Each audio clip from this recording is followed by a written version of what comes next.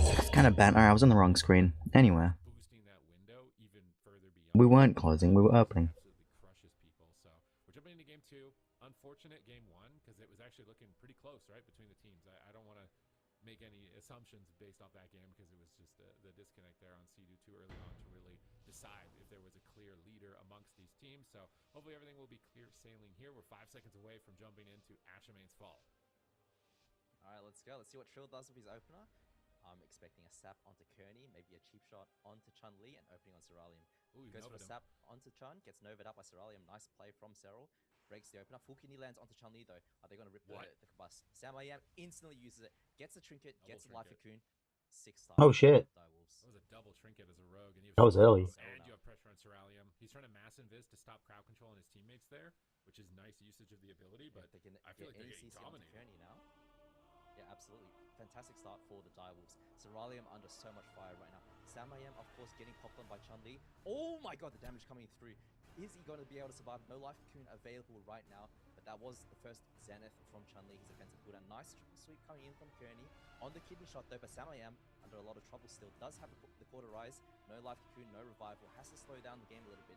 Sheeps, Chun-Li, and big damage onto Ceralium. They need to buy time until the next. I mean, that leg sweep was MVP Serral from Kearney just a few moments before this. Stunning the kidney shot, but he's into the gouge. Trill is disarmed at the moment. Ceralium's going to Dragon's Breath and polymorph him around the corner. Can see to get there. He does. He dispels it. Trill's rolling the bones, trying to get that. Chun has the trinket. If he gets a smoke bomb here, it could be game over. Ceralium ready to get the Dragon's Breath to prevent that. Cedar's moving in a bit more aggressively. We see the cheap shot there engaging. Here it is. There, Ring of Frost. Nice. But he sheeps it. There it is. He sheeps the Ring of Frost. That was so well done from Ceralium here. And I feel like he's the player that we've got a lot of questions for. He was so dominant when he was on the Welcome to the Jungle roster back in Battle for Azeroth throughout Shadowlands. But he took some time off, and then finding a roster has been really tough for him. He's been on a bunch of different teams. Can he return to form here?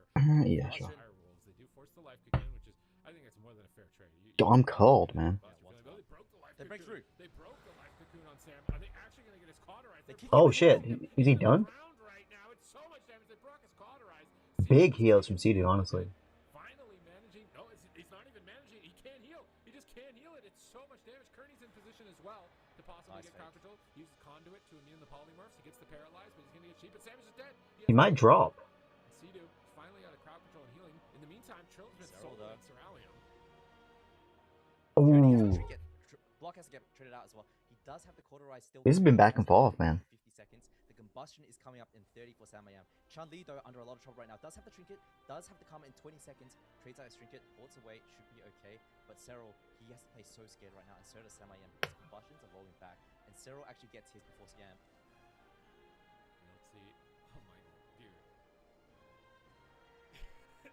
What Sam even was happened? dead I the didn't whole even see game. that. It He felt got soloed by Trill. He got soloed by Trill. That's why I was saying, like, we're just watching Sam getting just throttled. He's just getting owned the entire game, dead in the dirt. Sidu Why do I have a can't pumpkin on my head? together. And then Trill's like, guys, don't worry. I did race world first. I can solo, like, carry the mythic raid. I'll just solo this game for you guys. Don't worry about it. And he just takes out Cerulean by himself. Like, watch this earlier on. Sam is just getting pushed around. He's just getting bodied. He's getting thrown against the ropes. He's getting the chair in the WWE. Like, he can't do anything. But Trill is just soloing Cerulean in the corner. And then he blinks in line of Sam. Maybe that was a mistake. Full sleep here. He gets sniped by his sleep across the map. And then they ultimately close it out on him, even with Cottar just paralyzed. And they just drop him. That was just Wow, it's a pumpkin. Sam was CS, didn't have combustion ready. Look at this again. It's ridiculous. I mean, the Outlaw Rogue, you look at the damage meter, it does so much damage in PS uptime. And the thing is, on the mage, it's so difficult to actually get away from the Outlaw Rogue. If he's playing the Blink stun, his mobility, of course, getting matched by the grappling hook 1-to-1 easily. But look at this damage onto Cyril from Trill. Samayam isn't even there. Nobody's there. Sidu and Sam are just scrambling to stay alive and try and get into Solo the match. support. I want to see the death log on the graph and how much percentage of damage was contributed to the win on Cerulean. If it's like 90% Trill. There's a crackle from Sidu for the 10% damage amp, but Trill showing why race the world first. His PV skills coming into play right now. He does so much damage on this Outlaw Rogue. And He deleted him. On these melee classes. He's never been, the big control guy that CCs the whole team and makes him sick play. He's always been about the consistent high DPS, just making it absolutely brutal for you to deal with. You look at the damage meter, the scoreboard here. Trill on the Outlaw Rogue does so much damage. Alright, well, Trill going to be the MVP here for this game because Sam and Sidu were struggling, and look at that damage contributed. He did 700,000 of the total damage to win the game on Sam, or win the game on Cerulean. He did a Scorch. And Sam did 1 Scorch. 80k execute Scorch though.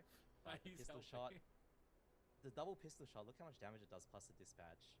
He absolutely rips through cloth. Yep. And it really does solo Cerulean. Blade Rush as well for 80k, that's what proc the court. And then just gets immediately dispatched. Look at 29k absolve, that was wild. Cerulean. Dalaran Sewers. Interesting pick. Small map. I feel like we don't see this actually that much on broadcast anymore.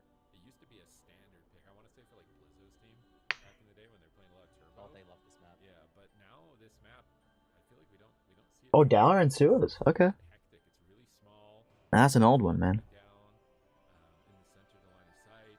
You just immediately into the action. I don't know. I wonder if they're going to change anything or not, given this map that they selected.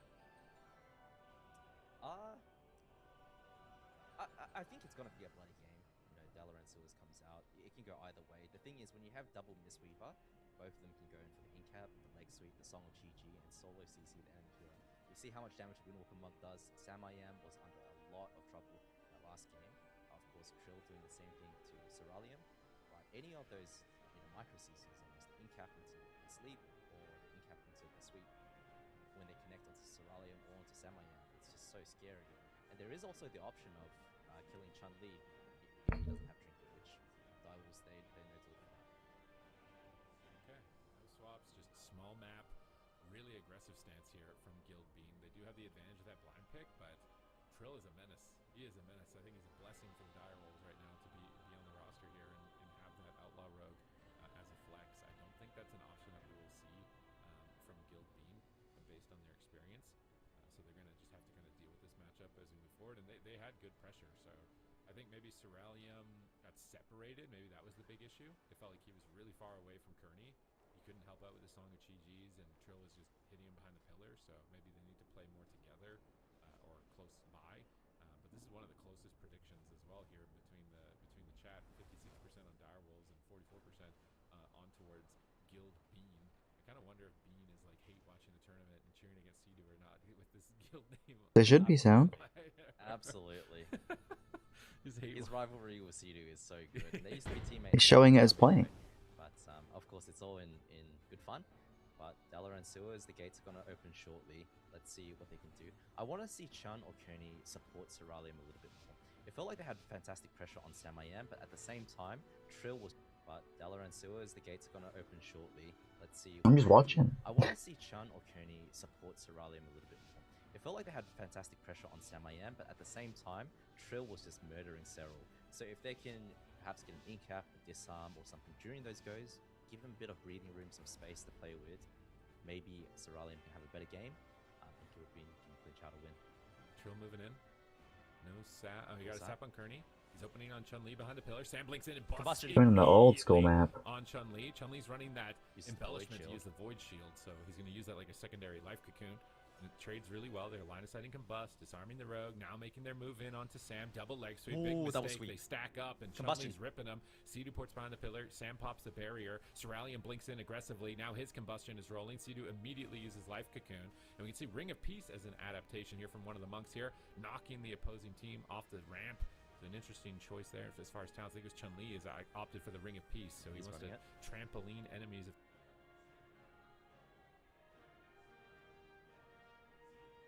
Oh yeah, what I did yesterday was I moved it back. That embellishment to use the Void Shield, so it wouldn't like buff a secondary life cocoon.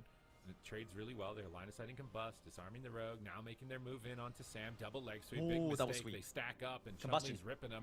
Sidu ports behind the pillar. Sam pops the barrier. Cerulean blinks in aggressively. Now his combustion is rolling. Sidu immediately uses life cocoon. And we can see Ring of Peace as an adaptation here from one of the monks here, knocking the opposing team off the ramp. An interesting choice there as far as talents. I think it was Chun-Li is opted for the Ring of Peace, so he wants to trampoline enemies if they stack on those boxes, which is the tactic they want to use Dalaran Sewers for. But Mage is just constantly under pressure on both sides. Kearney pre-cocoons the blind. Sidu pre-conduits, anticipating crowd control as well. So both Mistweavers making some cheeky plays. Chun-Li getting low, trying to roll back to his team. We can see them on the gold team here.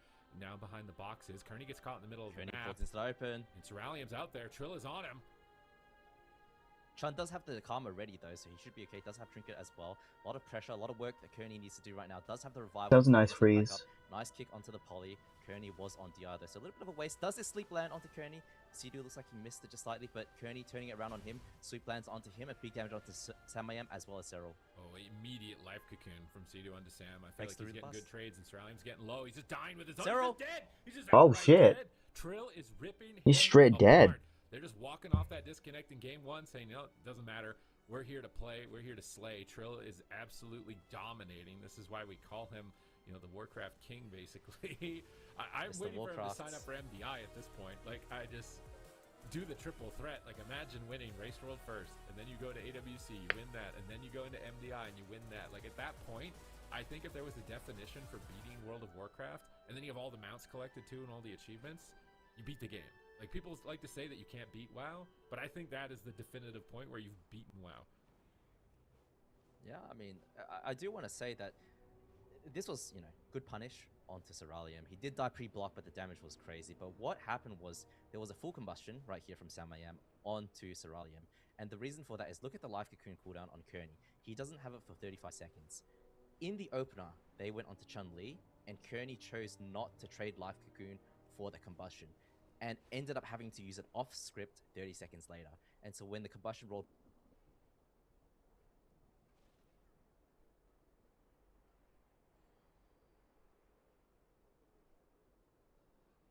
later, and so when the combustion rolled back from Samayam, he didn't have it. And Cerulean took too much damage. Trill, of course, contributing a ton. You look at the damage meter, that's absolutely insane. He just couldn't heal the damage. You had to trade a block there. Okay. Any little slip up, you know, sometimes these games, they go 10 minutes, but it's because the players are playing perfectly, which is not easy to do. It looks easy when you're watching it, but then if you step into arena yourself, you realize that it's actually very hard to get the game to go that long. One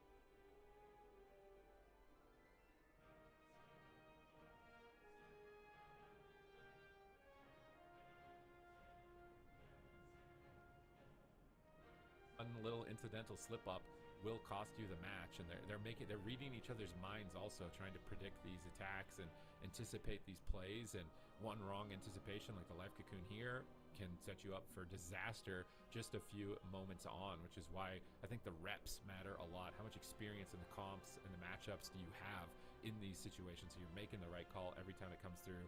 I love Sidu here as well. He's getting that cheeky crackle, getting the rushing wind kick in, and getting the paralyze. He's balancing offense and defense really well there in that moment from Sidu. And then Trill is just packing huge amounts of damage. Like, what is that 4.2? He's like the opposing team combined by himself right here in less than 2 minutes. He's just parsing on his opponents. He's just getting orange parses.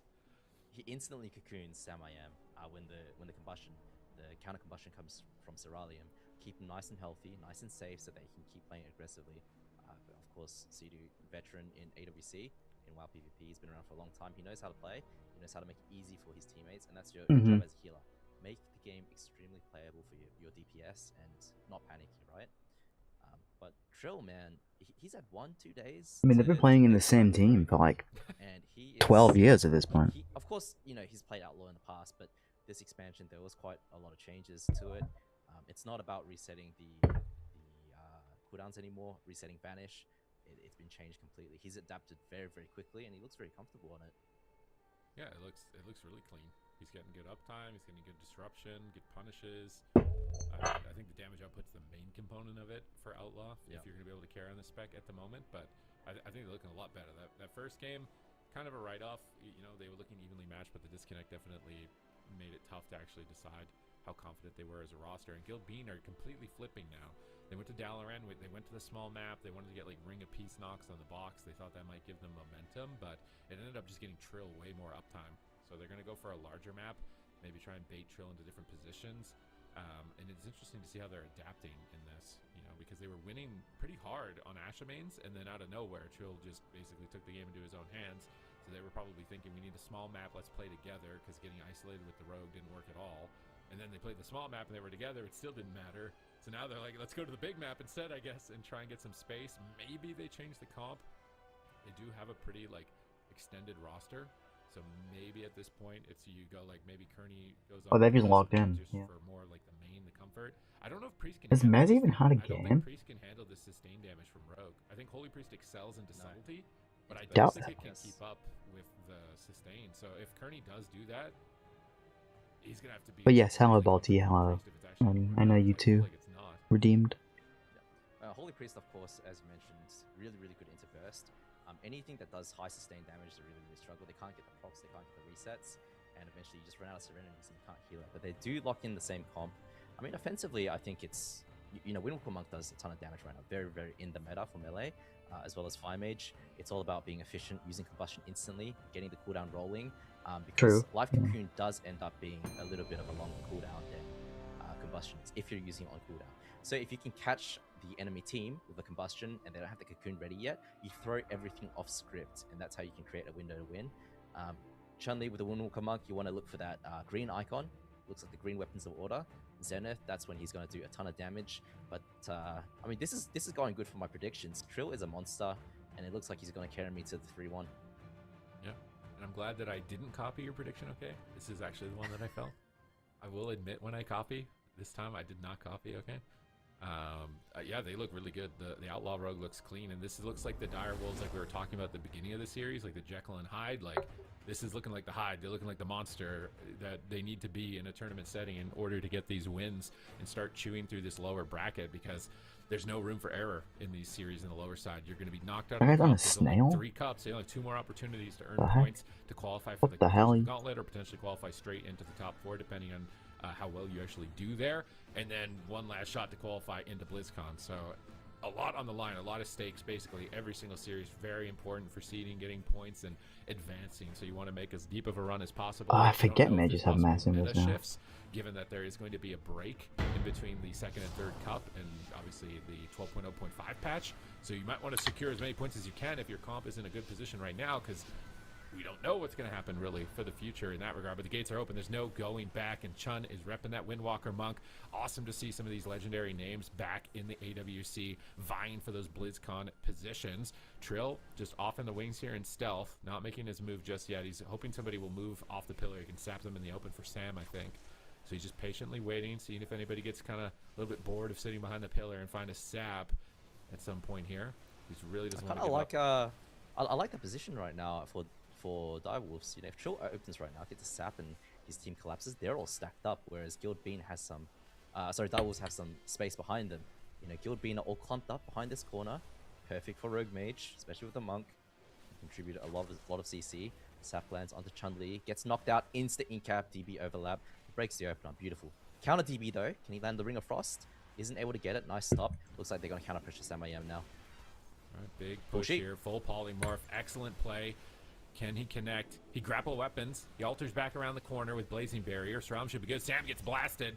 An immediate life cocoon comes out from Sidu, and Chun-Li gets swapped over to immediate revival from Kearney. Neither side is pulling any punches. They've already busted through the life cocoon. Sam. They are crushing him in game number 4. Finally, some control on Chun-Li as Sam is able to polymorph him, and Sidu is desperately trying to pick him up. Going for some Manatee now with those polymorphs secured to make sure his mana is in a healthy spot. Big pressure on Cerealium. Both these Mistweavers are struggling. Mistweaver, debatably the strongest healer at the moment, is struggling to keep up with this pressure. Sidu into a paralyzed, Kearney into the blind. But Sam and Trill are both low. Chun-Li is trying to connect Kearney into the ring. Cerealium in trouble, has the altar. He's probably going to have to pop it at any moment. He's not going to go too far. Trill is all over him, gunning for the win right now. And Kearney gets kidneyed on his trinket. They're swapping on Kearney. Kearney on the trinket.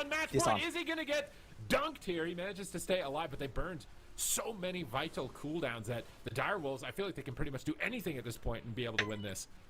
And the problem is, Samayam under a lot of fire right now. The second Zenith coming from Chun-Li. But the thing is, Samayam has combustion in 3 seconds. Kearney just used the life cocoon. There's a 50-second window there where they can absolutely rip into Cerealium. Here it is. Here's the combustion. Samayam, are you going to pop it? There it is. Oh my god, Kearney! Bye-bye. That was like a double kill. They just... He left before he was going to die. I thought he was on the mage at the start, but they just instantly turned on to Kearney. And man, this combustion does so much damage right now. Every single offensive cooldown you pop, it does so much damage. And again, similar to last round, Kearney not trading the life cocoon on the combustion ends up biting him later. Nice punish though, of course, by Direwolves, but the sustained damage on the rogue, like mages for a lot of specs, like they're really tanky and they're hard to take out. But the outlaw rogue just looks so good. And then the tricks, it synergizes perfectly with Fire Mage. You just buff the mage's damage during combustion, which puts it way over the top. And then you've got this sustain engine that keeps Cerealium low. It keeps Kearney low. And then you just have a buffet for Sam. Oh my god. He can just pop bust and hit whatever he wants. And just, I'll take a little bit of Kearney here, and I'll take a little bit of Cerealium, and I'll take a little bit of a nice double kill, and just walk away with this series, 3-1, disconnect. Mage is kind of insane right now. For our predictions, we're pretty happy maybe potentially that happened in game 1 just to get the perfect prediction there. We anticipated that there would be a PC issue, but yeah, Direwolves look really good. This is this is a really good roster, I feel like, right now. I mean, this is like this setup at the end here where Sidu comes in, lands a double sweep, both players are 70% health, just getting cleaved, right? It's like, who do you even hit at this point? You hit the mage, you get court block, and you still have leftover damage to kill the monk. Kearney, of course, I'm not too convinced. I do think that he isn't trading his defensive cooldowns out correctly. Gets punished for it, gets caught without his trinket for just a second here. Maybe if he had that up, he could have done something, but I'm really not a fan of the fact that he's not trading his life cocoon on the combustion. It throws everything off script, and then when the combustion does come through, you don't have an answer. This is just such a good comp. I feel like this is becoming the meta comp. If you have a rogue like Trill, I feel like that's the first thing that's like, you gotta have a rogue like Trill. Yeah, just get a rogue like Trill, forehead. Just get a rogue, man. Yeah, you can just pick up anybody, right? Like, yeah, for sure. You gotta go and trade chat, find any outlaw rogue, and you can replicate this, I think. Yeah, easy enough. No, it was cool to see him adapt that so quickly with Outlaw. Of course, we did see that for the first time yesterday. Can we just give like an overview, super tease, of why that spec was initially chosen and why we're seeing it again because of how strong it is? I mean, it's been buffed a lot, so it has high damage, high sustained damage. It does good damage to clothies, so everybody's adopted this mage meta, and mage is a cloth class, so it gets good uptime, does good damage to cloth, and it has the damage obviously to back it up in its kit, and doesn't rely as heavily on stunning its kill target as the subtlety counterpart. So it's just it's just the ultimate counter for, it's like the perfect thing to land on to deal with the fire mage, which is why I was talking about yesterday, is like, what caster could you really substitute out for the fire mage that would be able to deal with the outlaw rogue, or is it potentially a melee cleave maybe that could be able to deal with it? Because in this upper side we do have some melee cleaves, we have some enhancement shamans kind of waiting in the wings, so I want to see like that head to head. I want to see those comps going at each other and see if we see another shift in the meta. But yeah, if you've got a good outlaw rogue right now, a strong outlaw rogue, I wonder if Naj is watching that at all either too, and thinking like, maybe I need to be outlaw for some of these matchups. I think Naj is literally in Twitch chat right now. Yeah. What's that? He loves it. Tan? Dazed on Gator's back. He's licking his lips. He wants to play Fire Rogue Mage with Calvish and Cubsy. He saw yesterday how good Outlaw is, and Bro, I to be interrupted. honest, What do you mean? man, Outlaw. I thought Windwalker Monk damage was insane, but Outlaw Rogue looks like it's doing 20-30% more. Yeah, incredibly strong. So looking forward to seeing what other teams do adapt that spec. But we've got the lower bracket being filled out just a little bit more. Pre-hardcore and Dire Wolves are still going to be playing for at least another series. We are waiting on opponents from these two series up in the upper bracket. Gators back and Z-rated, and then we've got Welcome to the Jung versus F tier. So quite a lot of series left in the day. I cannot wait to get started, but we are going to be heading to a break before we go to that next up series, Gators back versus Z-rated in the upper bracket. So stick around, we're gonna head to a break. We'll be right back with that game.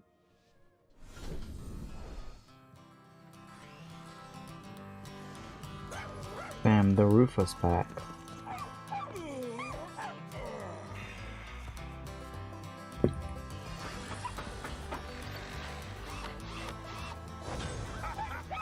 Not bad at all.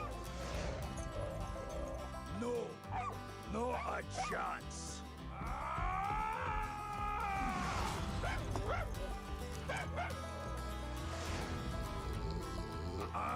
Nope. Off with you. Top-notch craftsmanship guaranteed.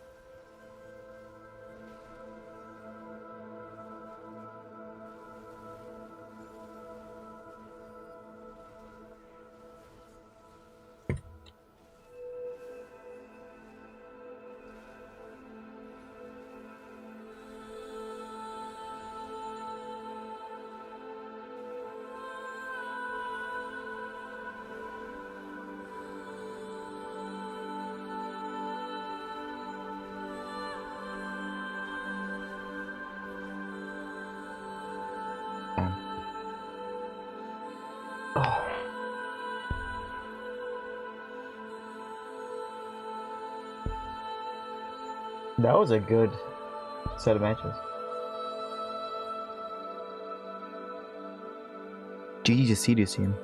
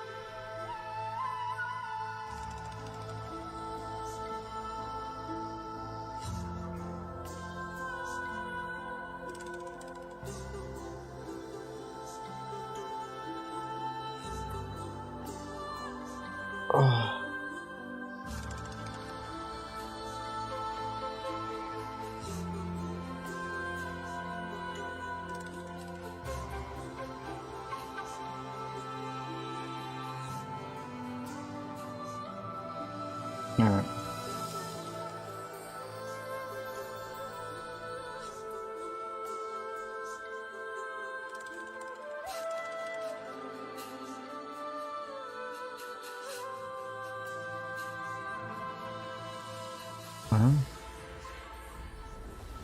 Hello, everybody, and welcome back. We are in our third series of the day. We've got Gators back versus Z-Rated. We are in the upper bracket. Zico, are you excited for the series? That was a... Oh, I couldn't be more excited. I'm getting the good.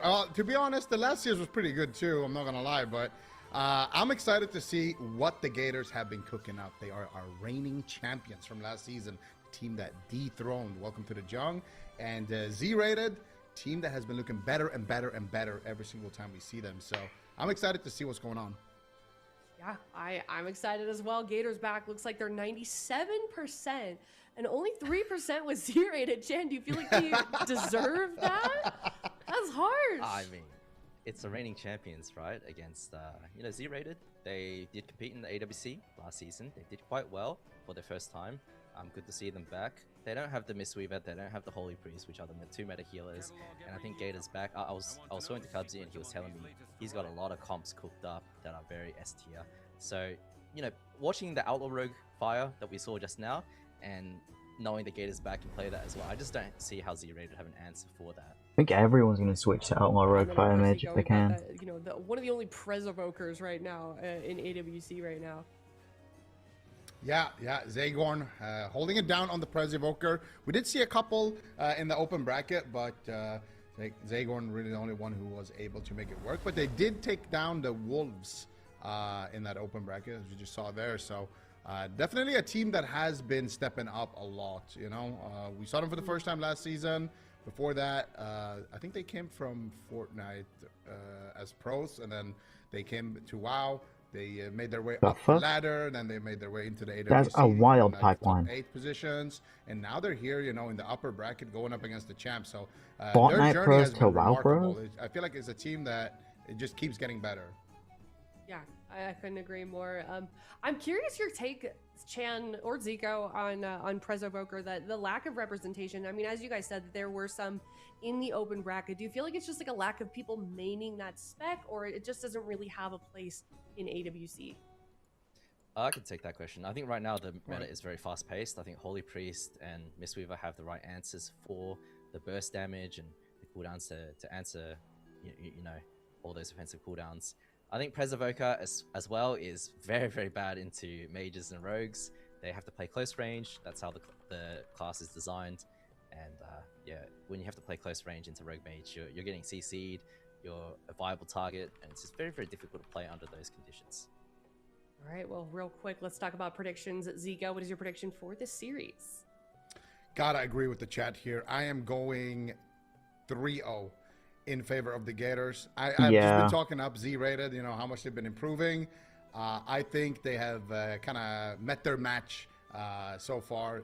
Just too much experience on the Gators, and they have just fantastic. I'm inclined to agree with him. How can you go against these guys right now? All right, Chan, you're giggling already. What is your prediction?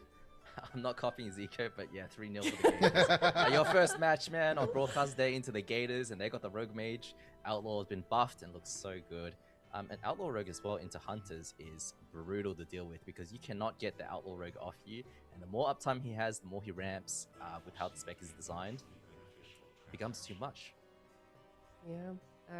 I'm also not copying you guys. I do kind of feel like Z-Rated is going to have a tough time with this. Like you guys have been saying, they've been improving every season. It's so fun to watch them play. I feel like they're always kind of doing interesting meta, and they kind of are in their own lane. But I do feel like it's Gators back that's going to come out on top with this one. I'm also going to give it a 3-0.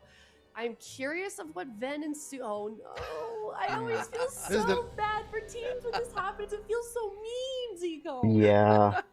I mean, it's just going to be even sweeter if they can actually get the win. Then they proved everybody wrong, including 94% of the chat votes. But I feel like I got to say it. This is the last time I'm going first, guys. It's looking a little sketchy here. Like, what's going on here? Like, everyone is all of a sudden feeling the 3-0. Like, can we get Rookie maybe to submit his predictions before me at least, just to make sure, there's no funny business going on there? There's no escaping it. Sorry, we're all trying to take you down, Zigo. Even chat is on our side now. Some people are betraying this though. It looks like they're getting to a 14%, but yeah, I mean, Z-rated, obviously the underdog in this situation, and I hope they don't feel like the underdog, Chan, because I feel like AWC really is, especially if you look at like kind of what we saw last season, like it really could be anyone's game. Like there's no reason they couldn't win. What do you want to see them do if they want to take on this very strong team of Metacomp and arena veterans? Well, you saw in the clip that they actually pressured Samayem and Trill, and then they switched onto the Sea-Doo in a Hodge and ended up killing him. I don't know. I think that if they play aggressively, if they play confidently, it is a new expansion. The meta is not set in stone yet. People have figured out some things, but Z-rated playing some, less meta comps. Perhaps the Gators don't have as much practice against them. The Ret, BM Hunter, Prez is coming out, and BM Hunter does so much damage. Open on Zozo though. Yeah, Zozo already taking a decent amount of damage, but he's gonna actually get aggressive here immediately. Oh, now immediate aggression. Trinket there in that. Actually, no, it's just his racial. They got Calvish trinket there though, but still not exactly what they wanted. Big pressure coming in onto Daze though. Daze has to trinket there. Beautifully done there. Getting a lot of pressure here, but here's the blind onto Zagorn, who is going to be the target. Can they get the follow-up CC? They do get the full polymorph as well. Zozo in big trouble. Here's the Ray. They could just close it out immediately. No, they get the overlap. Big overlap there. Getting the bubble there as well from Zozo. Yeah, it looks like the sheep actually broke onto Zagorn. Could have saved him. You did use the TD onto Zozo, but Jay was now under a lot of fire. The next time to get CC on Zagorn. Blessing of Sank not available for 15 seconds. Calvish immediately to the pillar, realizes that, but Cubsy still has every defensive cooldown. Calvish, though, gets the live cocoon finally. Let's see what they can do now.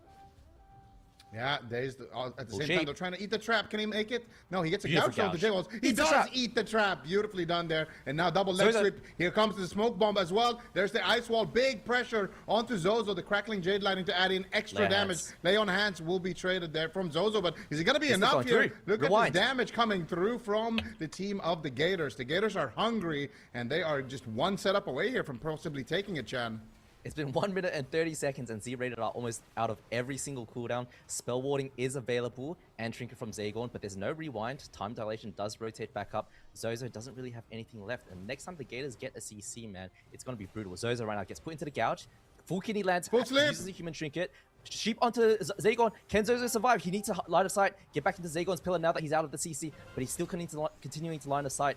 Fortunately, is able to survive this DR round. But the Gators, they're just relentless with this pressure. Daze right now, full Hodge, no trinket.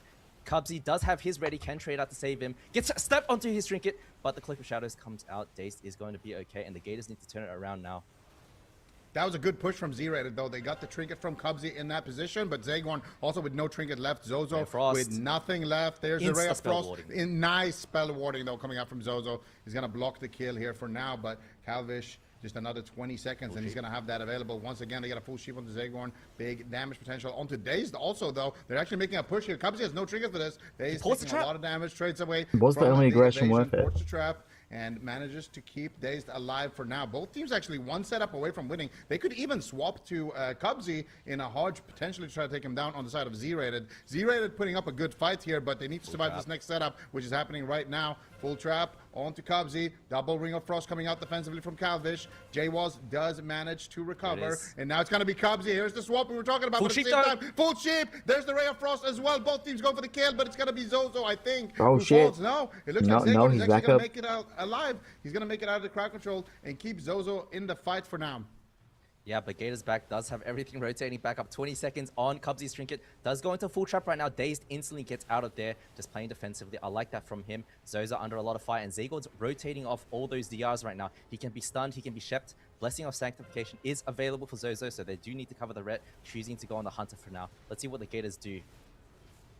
Full sheep onto Zagorn. They get the Glacial, but that's going to be the trinket there from Zagorn. But Zagorn's got no mana left here. He's been dealing with this damage coming out from the Gators for too long. Zozo now, Ray of Frost is coming out. Zozo is taking so much damage. They got a nice counterspell there onto Zagorn, but there's the full sleep onto Cubsy. They need to make something happen here offensively. Can they do it? But at the same time, J-Walls is taking a tremendous amount of damage. Ice Wall being casted here from Calvish, but doesn't manage to get it.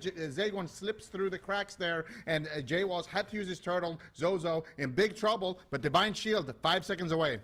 Yeah, the Song of Shiji going to land with a Zagon. Full kidney shot onto JWise. It does have the trinket available. Communion comes through, so Zagon's going to regen some of his mana, but JWise dying through the Communion. Full trap lands onto Cubsy. But Z-Raider are the ones dying, and JWise, he's trying to chase after Calvish while he's dying himself. Look at him. Calvish hiding behind the pillar. Should be okay. Does have 2 blocks ready. Is going to be okay. Daze gets a life cocoon. JWise, though, under so much trouble because Zagon is at 5% mana now.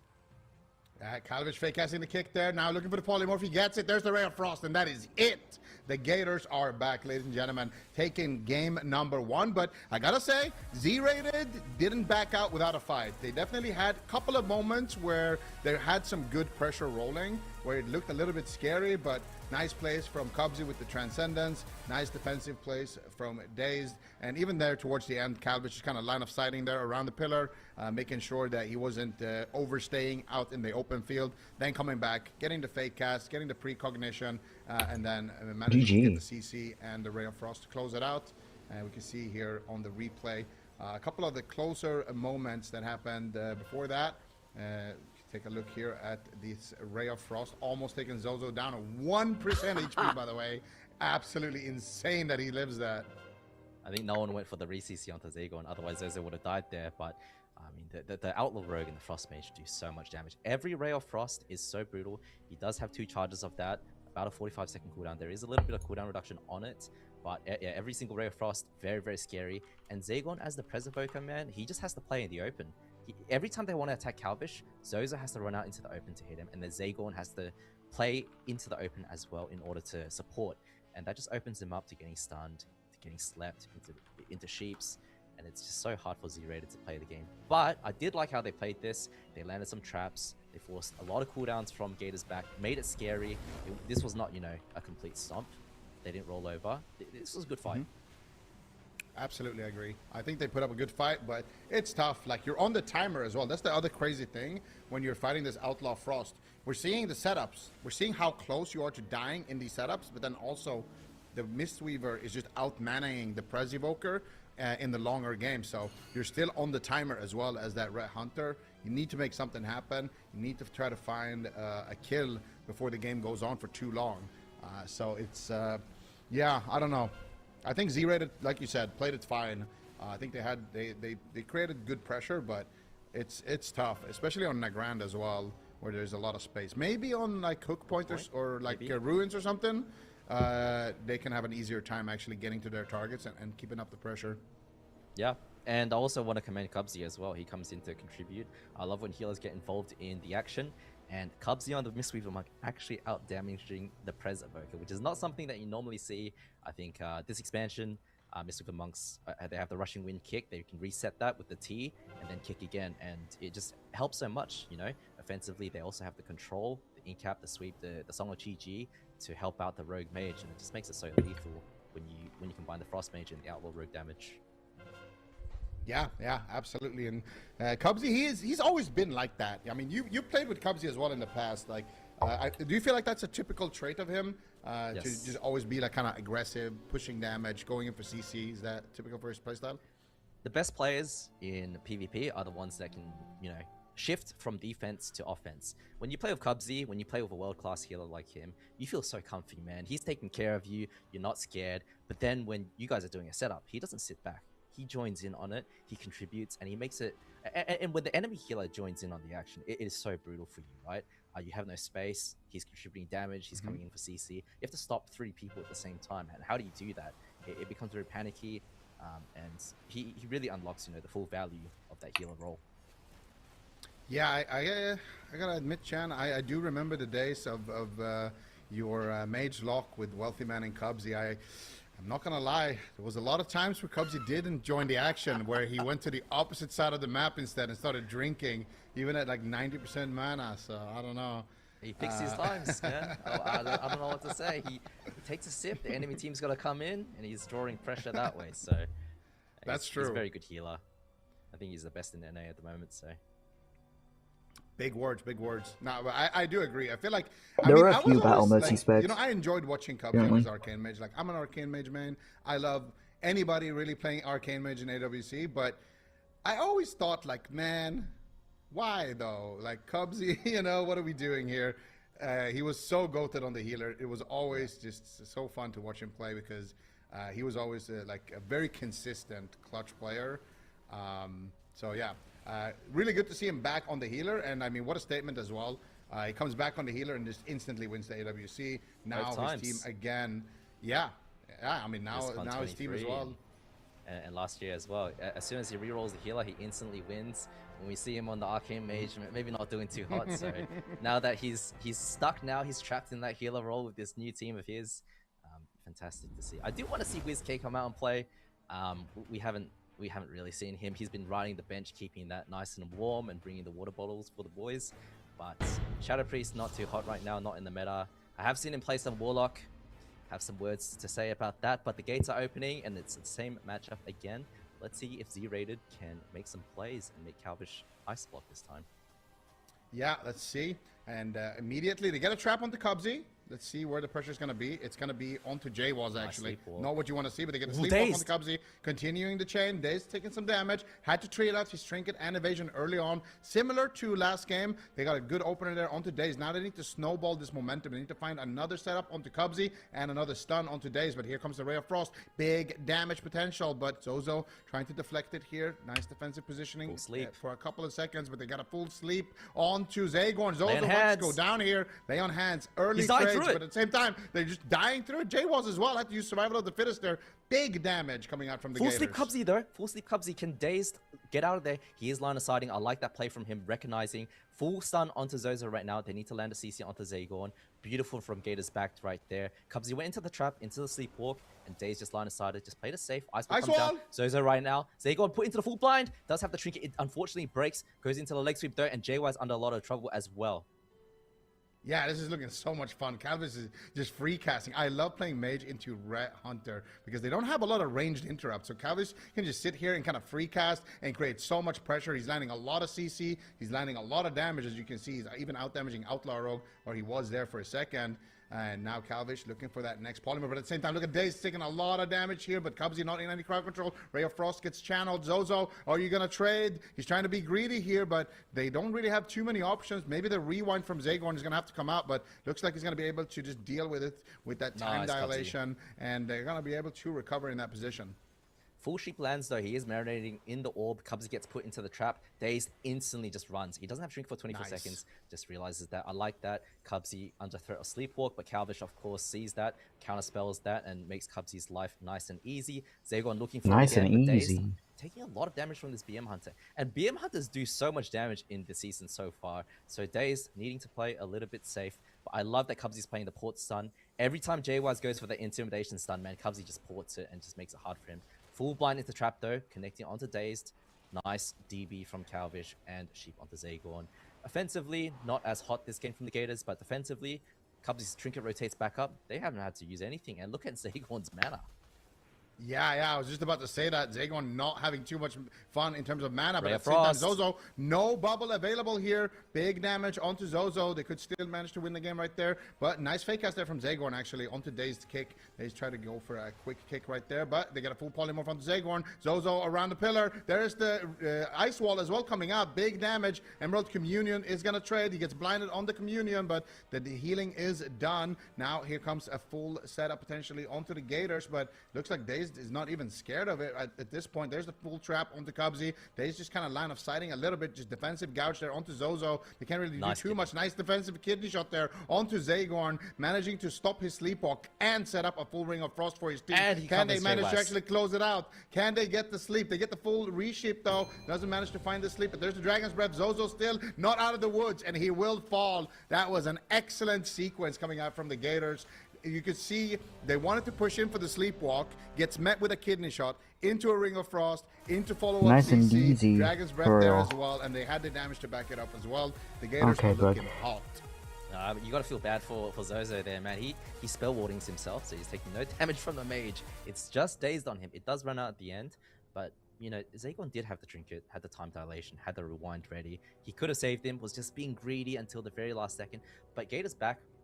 I like their adaptation this game. So last game, they couldn't get any pressure going on Calvish, right? So what Z-Rated did was they went on to Dazed, and Dazed realized that from the start, the first setup on him, where he had the trinket, and every single time that Cubsy was threatened with CC, you know what Dazed did? grappling hook, get out of there, and then counter go Yep. when they pushed in, exposing the enemy team, taking advantage of the positional advantage. And then Cubsy at the end as well, you know what he does? He sleeps JWaz when there's the full Roth onto Zagorn, making sure that there's no peels, the Hunter can't contribute, and Zozo's in a 3v1 situation. Beautiful play from the Gators. He also added in a little crackling Jade Lightning there towards the end, just to make sure that he was helping out with the damage as well, putting up the debuff there to help his teammates do more damage. You can see it there. Yeah, there's that sleep on J-Waz, and they get the resheep, and then Kalish pushes in that for the Dragon's Breath here at the very last second, managing to hit Zozo with it as well. And they get the flurry combo, they get the crackle, and they get the extra damage there. The crackle actually is the reason why they got that kill, I think, as well. So 10% increased really damage. nice. So PvP talent from Mr. Weaver Monk. When they're soothing a teammate, it increases healing. But when they crackle an enemy, it puts this debuff on them that makes them take more damage. So Cubsy, again, getting involved in the kill, doing the cross CC, doing the crackle. Excellent play from the Gators. And man, these guys are looking super good. Yep, the Gators are back. You know, they're looking really strong. But at the same time, Z-rated. I don't know what do you think should change here on the side of Z-rated for them to maybe turn things around? Because I like the first game in terms of how they played it. I don't think they played it badly at all. But it just seemed a little bit difficult on the ground. But now we've seen it play out on Ruins as well, which is a much Hydrate, I will, map for ball, thank you. to avoid the setup zone. But we still saw Daze use that hook to get out of the danger, and they are gonna change the setup. I like this actually. This now this is looking Oh Windwalker man, Monk, hook point. The BM Hunter does a lot of damage, so does the Windwalker Monk, but you know what that means is that the Windwalker Monk and the Red Paladin are both going to be running out into the open. They're going to be stacked, and what that means is that Calvish is going to have a ton of funnel damage. He's going to get the Frozen Orb out, everyone's going to be stacked up. It's going to be so easy to CC Zagorn and just hit anything, and the Windwalker Monk is so squishy if he doesn't have Trinket or Karma available to him. So BM Hunter, fantastic target as well, but this is going to be a very, very brutal game. But I kind of like the Z-rated are trying to switch it up. The BM Hunter wasn't looking too hot in that last game. They kind of got stomped. They did have some pressure on Daze early on, but I'm not convinced that... I'm just not convinced that the comps that they have available to them are an answer to Rogue Mage Mistweaver at the moment. I think Preservoker just... You're losing on all fronts. You're not winning the mana, you're not winning cooldowns. How do you find the win con? Yeah, not winning on setups either, but I think the Windwalker could be what they need. We'll see. At least on this map, they have, I think, an option. They could take down the Rogue in a leg sweep. They could even swap to the healer, maybe burst him down. Like, they have a lot of crazy burst damage. They just need to try to force a situation. They need to force a mistake from the Gators, I feel like. If they can force a situation where they panic, they just overlap trinkets on Daze and Cubsy, I think that something like that could be a good win condition. Yeah, it's really hard though because Cubsy's playing that port stone as well, so if he positions correctly, and I know he will, it's going to be so hard for Zizzy and Zozo to connect onto them. Instant Ray of Frost damage onto Zizzy. Look at this kidney shot, the damage, man. Absolutely crazy. Zagorn rescues him in. Time dilation trades out. They're trying to look for Cubsy. They're going onto Daze right now. As you said, leg sweep does come down. Does have evasion out. Should be okay. Cubsy put into the Hodge. Can he follow it up with a sleepwalk or anything? Doesn't look like it's possible. And now It's Gators' back's turn to do a setup.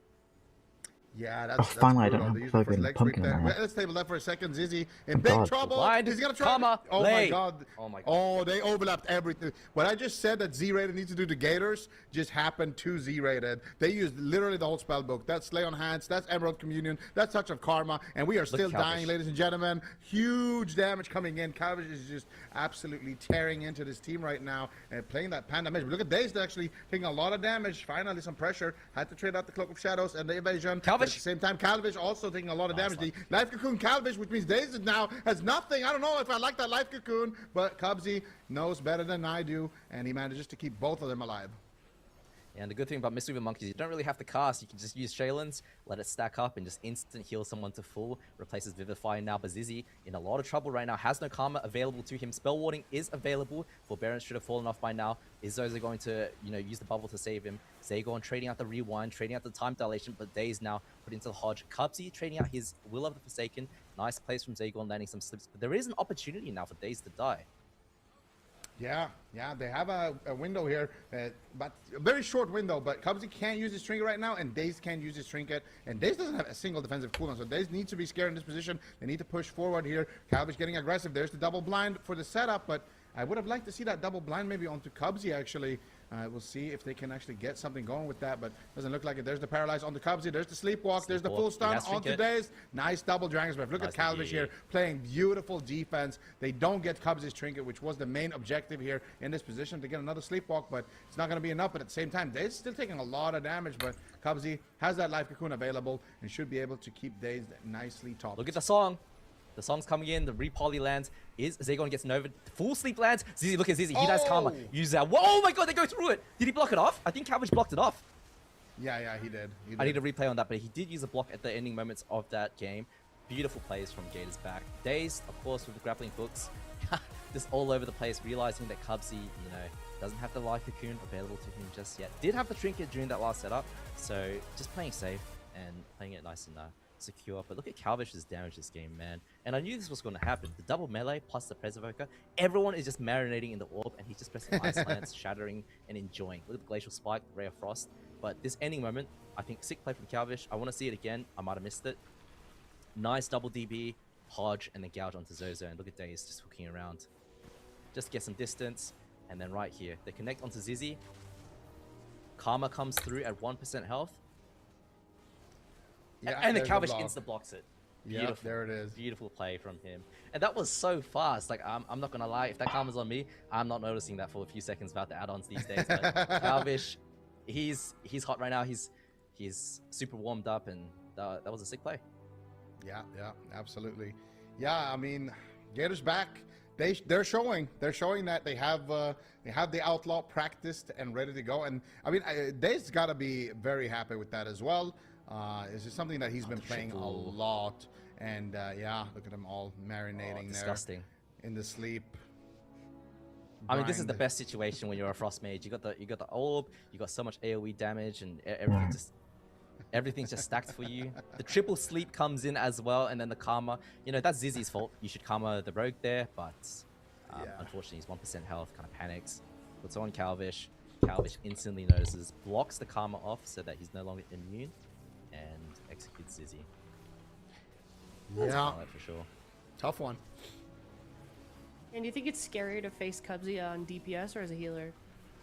As a healer, for sure. I think I think healing, I wouldn't say that it's harder necessarily, but I think there are very few world-class healers, but there are a lot of world-class DPS players across the world. So it's just, I think it's a waste of his talent to be on DPS. His play on healer is always excellent. And he actually used to be a DPS player before healing. Back in MoP, he used to be a warrior and a Shadow Priest, so he understands both perspectives, and I said this earlier, right? When the healer gets involved in the action, that's when, they're very, very good. And he understands that because he's played DPS, he's played healer at such a high level. But he comes in for the Todd at the end as well. Yep, certainly does. All right, well, that's going to be a 3-0 for Gators back, and Z-rated. Unfortunate loss for them. And I think we all did predict a 3-0, but I don't think any of us actually wanted to see a 3-0. I think we see a lot of potential in this team across the board, Zico. I don't want to speak for you, but I do feel like this is a team that, like we were saying before we head into the series, we keep continuing to improve. Do we feel like we saw that in that matchup despite that loss? I think in game number 1, they played really well. I think they played to their comp's win conditions, but I feel like their comp maybe isn't the best in the meta, at least not against the Gators. And also, they're going up against the reigning champs. And let's not forget, this was an upper bracket game. They're not out of the tournament. They still have a chance to come back in that lower bracket. They're going to be going up against pre-hardcore a little bit later today. So we still got some more games to play. And yeah, our next matchup is going to be a hyped one as well. Welcome to the Jung and F tier. Definitely. Welcome to the Jung versus F tier. That is going to be the next up series in the upper bracket. I think everyone's definitely anticipating that series, which will be coming after this break. But before we do get to that break, we've got a new mini game for us that production has been cooking up. I'm kind of excited about this. So as you guys know, The housing feature has been launched alongside Midnight. You guys have also been sending Thank in you your for the housing raid, I builds appreciate with it. that Welcome in. hashtag Front Door Friday. And we are also going to do our own housing game here on the AWC. So production has put together a house What that is is meant to be for a player, a specific player that is competing in AWC, and we are supposed to guess which player that is. Does that make sense? Yeah, okay. Yeah, Huh, I like that's this. a wild Wait, ass I game. like Me this. too. I know. So I'm there's excited. clues. There's clues, Yes. and based on the clues, we should guess which player lives there. Okay. Exactly. So it could be, to do with the class that they play, or just some fun facts about them. But let's take a look at what they created for this one. Okay, so this is just one room. We're using the daylight skyline room, which I believe unlocks at like level 6 or something. Thank like you that, for 5 or shouting the 6? map, but I appreciate it. Okay, this is nicely done. Okay, I'm just looking at the quality of This the is- look at- this room. is That skyline room, which I believe unlocks at like level 6 or something like that, 5 or 6. Okay, this is nicely done. Okay, I'm just looking at the quality of This the is- look at- room this is that a they nice Yo, this house is actually wild, It's though. really good. I really like the Looks like a the spa, vegetation. like a resort. Yeah. Does. Ooh, okay. Oh, thank you, Let's Sarah, see. for the raid. I appreciate little it. Welcome I in. feel like it's a shaman room, no? It's giving shaman. Some It's troll giving stuff. like troll. Yeah. Look at the totem on the house. Yeah. It's given shaman for Making sure. a movie up there. Oh, who was in the original making That's a movie? clue. Oh, that's. It could, oh, I think I know who it is. I think I know who it is. Maro Valet. Is it Jamie? Well, he wasn't in making movie. My guess would be Absturge. My guess would actually be Absturge. Oh. I see the move, like Welcome making a in. How are you movie guys? thing. I see the shaman vibe. You got the water is like the water totem. I see the fire, like the little fire things, like for the fire totems, and then like just a harmonic, like it's giving shaman, Okay. and then that big totem on the building. This has gotta be a shaman player. Yeah, it's unfortunate that World of Warcraft doesn't have a Mariah Carey cutout poster, but That would give it away. Though. yeah, that might be too obvious. Hello, hello. I'm gonna do Z-Pie. Z-Pie. I don't know. Who was? Huh? I'm trying to remember. We need some who more The clues. rest of Yeah, the- is I there more know. clues? Okay, this is it. Okay, I'm gonna so- go with Absturge. I think this is Absturge? Absturge. This is where Absturge would live. Yeah. Yeah. This is that where might he's I be don't chilling. want to say something messed up, man. Say it. There's no trophies in here, and Absurs has never won an AWC, I think, right? Absurge? No, he hasn't. That's horrible. That's why he lives in a little shed like this. Oh my god, that's so bad. Also, shout out Absurge. He is one of our co-streamers for the AWC. If you want to check out another POV, so he's probably need to watching go. this right now. Like, what the heck, guys? Sorry, Carl. Okay. Are we missing a clue somewhere? I feel like we are. I feel like we've got to be. There's trolls. There's There's a some little movie cauldrons. thing. There's cauldrons. Oh, Demon Hunters are so There's, annoying to like, play against. A drum. What is that? I've been having a good day, yeah. What is that thing on the left? Like, is that Little like? picture. I'm glad you had a yeah, good the little stream. egg chair, If is you need that- to is raid that- and run, is that is okay. Significant. What's the comfy. like thing of wine? It's like a. Oh, it's a cat. Yeah, what is that it a wine cat thing? tree? Okay, I do feel like it's Absurge. Any Absurge has like 4 cats. He's got a lot of cats. What is that cauldron? What is that cauldron? This is hard. Yeah, this is tough. This is really hard.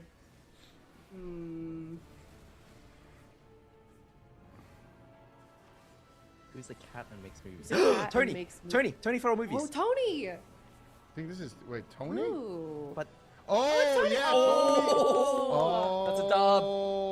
Wow. That's a dub. Nicely done. Yeah, shout out Tony, everyone's favorite feral druid. He does have Oh, a cat that's also. smart. He is a cat and he has a cat. Tony's cat is so cute. Have you guys seen it? The big fluffy orange thing. Oh, did we get another one? That's a good game. Oh, that was good. fun. That was Oh, we good. don't get another one. All right, well, that was really fun. We would love to do more of those. But Tony or Absurge, if you thought it was anybody else, thank you guys so much for playing along. And we're going to head to a break. When we come back, it is Welcome to the Jung versus F tier. Big series. Tab in for this one. We'll be right back.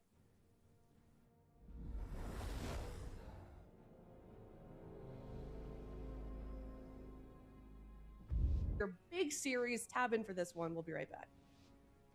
For real.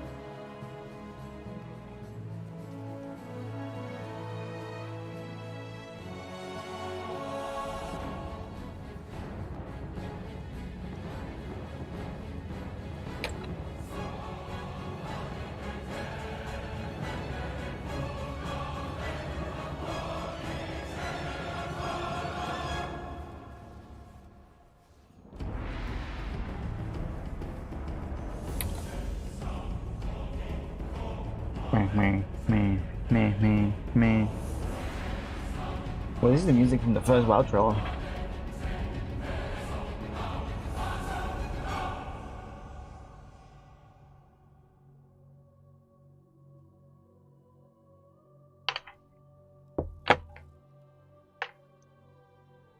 Shit makes me want to load up Classic.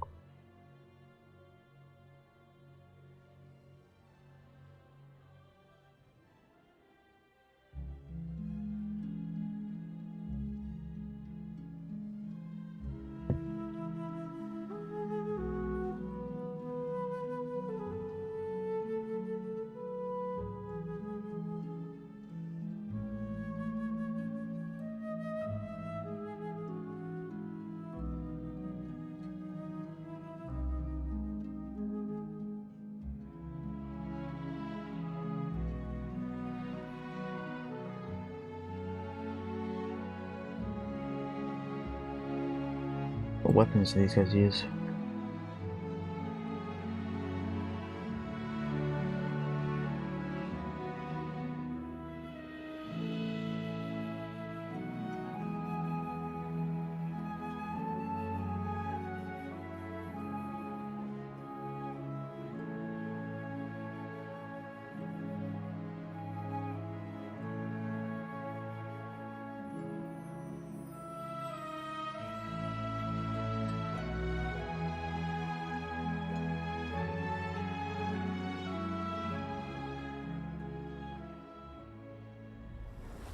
Welcome back, everyone. We're in the upper bracket. We've got a crazy series on our hands about to start off. We have got Welcome to the Jung versus F tier Benruki.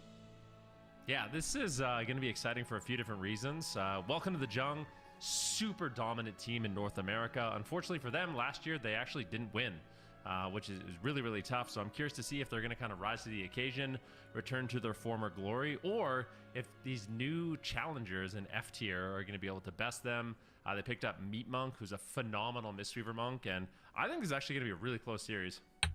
Yeah, I think so as well. At least I hope it will be, Zico. I feel like, you know, kind of like Ven already said, maybe we didn't get to see like the full potential of F tier. Welcome to the Jung, obviously, like such a consistent team. Do you feel like F tier can rise to the occasion? I think that they could rise to the occasion. I feel like Meat Monk has kind of ascended to the next tier of healers, I would say. Like, I feel like Meat Monk, he wasn't, you know, he wasn't on that same tier, like as the top tier of healers. But I feel like he's been putting in a lot of work over the last, like, 2 years. And he's gotten significantly better and better and better and better to the point where he is on a really solid roster that, you know, has made it to the finals before. And I think if Saul is in there, you know, he's got great communication. Got a lot of things going for them, but at the same time, welcome to the Jung is welcome to the Jung. So We are welcome to the Jung, and it looks like chat knows that as well. Only 6% in favor of F tier. I mean, Ven, welcome to the Jung. I feel like when they first came onto the scene, they just immediately started off being so consistent. I don't feel How long am I they've gonna ever stream faltered until at all. the What is it about this roster the event that ends? makes them so strong? They're machines. They're just World of Warcraft machines. Like, you know, none of them stream. They're just dialed in to winning at all times. They're a very interesting roster to me because it seems like every week they come with a new composition. Like, they just prepare one composition, and it looks incredibly good. In the open bracket, we saw them play Warrior, Enhancement Shaman, Mistweaver Monk, I do believe. So it looks like they have some cleave options available. We know they have Nick also to play the mage Yeah, and the you various didn't. casters. So Young's a lots of big flexibility here, but I wouldn't be surprised to see them just pick one composition and run it the entire way through. Mm-hmm. And on the side of F tier, Zico, I mean, what do you want to see from them? What do you think is a good counter for what Welcome to the Jung could potentially bring to the table?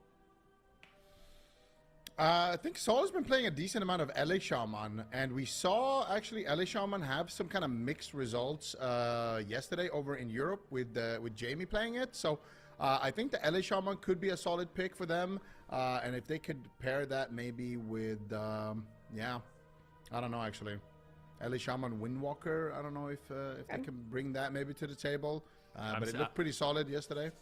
I can't wait to see your predictions, Zico. I know I was watching You already upstairs know. and you were saying that I copied you in your bold prediction of, you know, Gators 3-0. Do you guys want to do it at the same time, or are you gonna make Zico go first, Ben? I'll go first. Okay. I'll go first. Okay, let's hear it. Okay. You ready?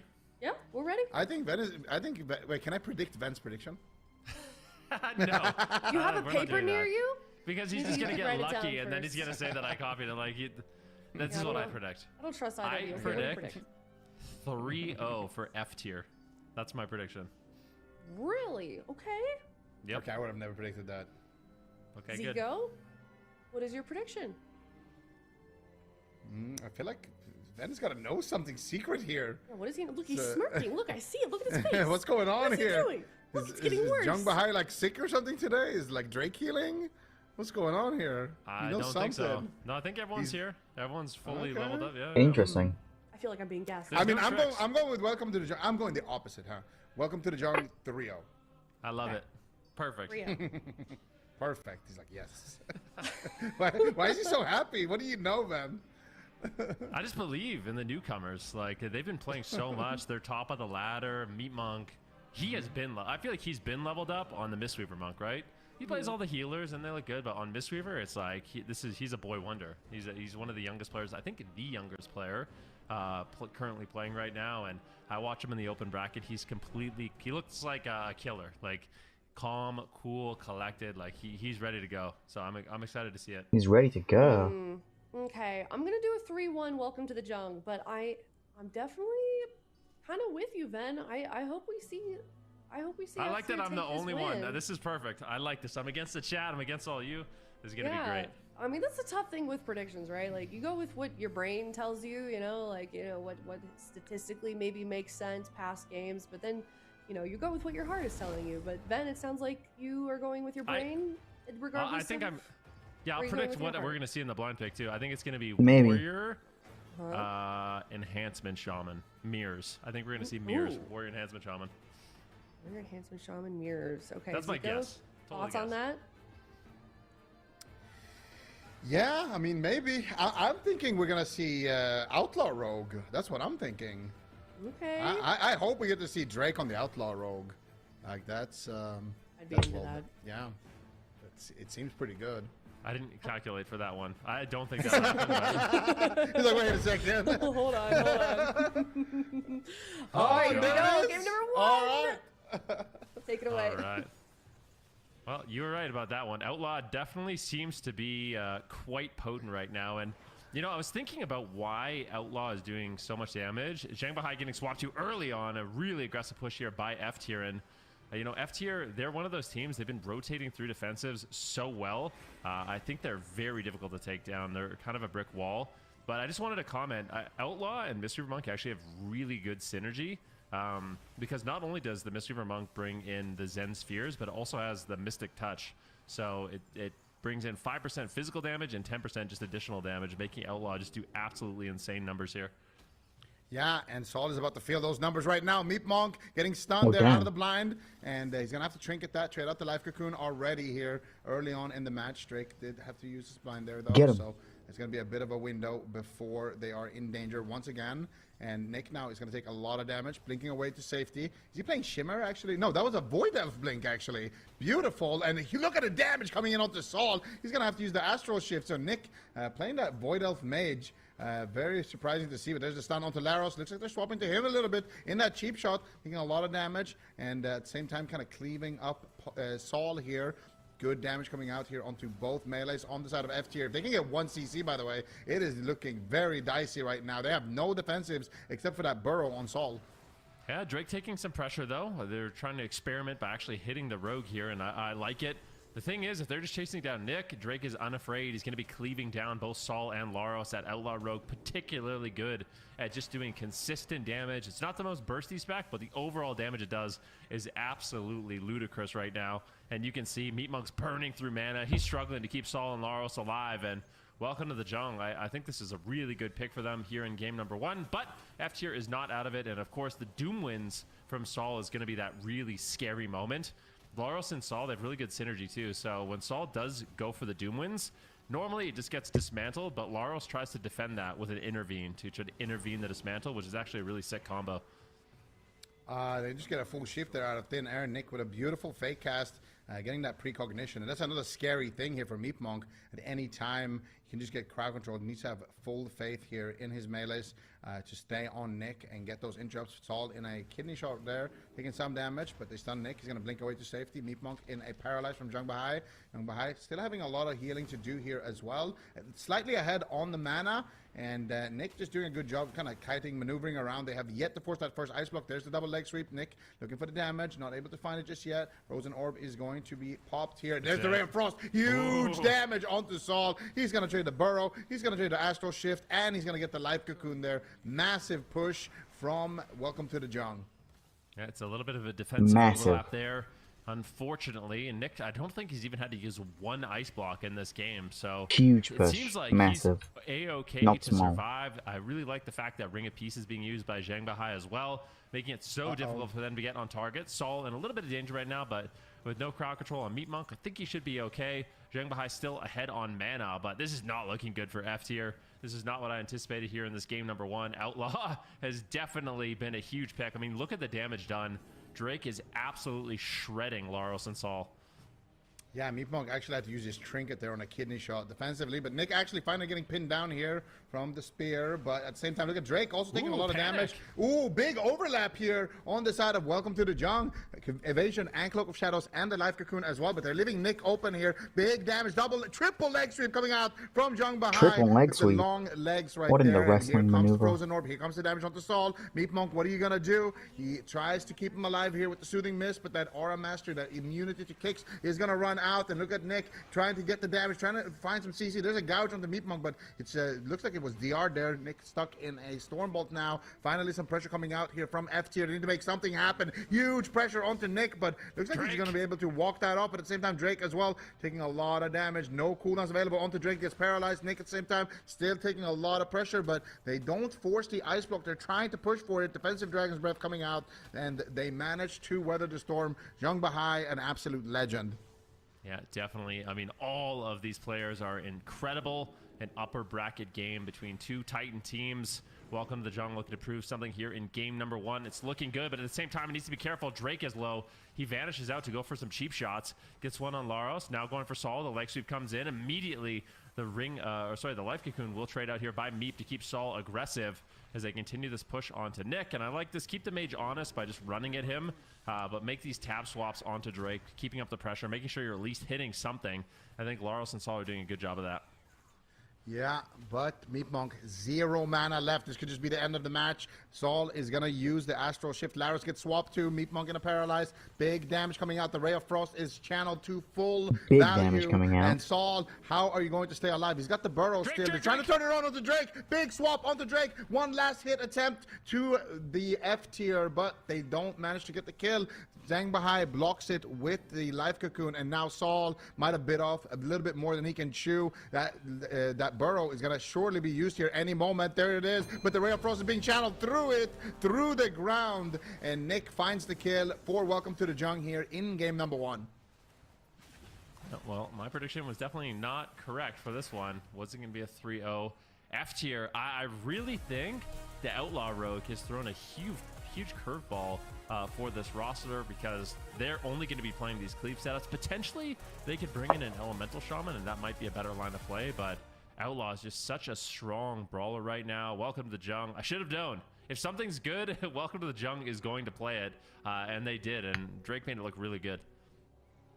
Yeah, there's not going to be any cleave matchups here when Frost Mage and Outlaw Rogue are as good as they seem to be. You know, that's why I predicted for the Wolves too. I just expected Trill to see that Outlaw Rogue and immediately pick it. And you can see a lot of these rogues are starting to adapt to the meta here. And they got buffed on Tuesday, so this is like, you know, I think it got a 15% damage buff. And I actually, you know what's interesting? I feel like Outlaw wasn't even that bad. Just nobody even tried it. Subtlety Rogue was just so strong that everyone kind of just stuck with that. But now all these rogues are like, okay, we got slight subtlety nerfs, and Outlaw got buffs. Let's try it. We see Waz play like my eyes are all kinds of build fucking. that it's kind of difficult to test for, right? Without the tournament realm, nobody wants to commit their gearing to Outlaw, but now that you can just see, okay, you know, stacking versatility seems to be like this really, really high damage mode. It makes you super durable. It seems insane. I feel like there's a lot of rogues right now that are going to be trying Outlaw, you know, after this tournament. Yep, I think so too. I mean, it's nice when you see Waz do it and have such a good result over in Europe. And yeah, I think there's a lot of rogues left in the tournament too. And for the rogues who didn't actually invest into Outlaw, I don't know if that's going to come back to kind of bite them, because it feels like, yeah, it feels stronger even in the mirrors, you know. I feel like even in the mirror, if you play Outlaw, like this is how I think about the rogue mage meta currently. It feels like fire is better than frost in the mirror, and it feels like having an Outlaw rogue that is spamming just farming a fire mage. I would rather have that on my team than a sub-rogue who's trying to be Neilio. The consistent damage is really nice, right? Like, I think especially when it comes to attacking a mage, like, you know, we played a decent amount of mage in Arena, and Subtlety Rogue, it kind of relies on stuns and setups to kill you, right? Yep. Like, you just blink them.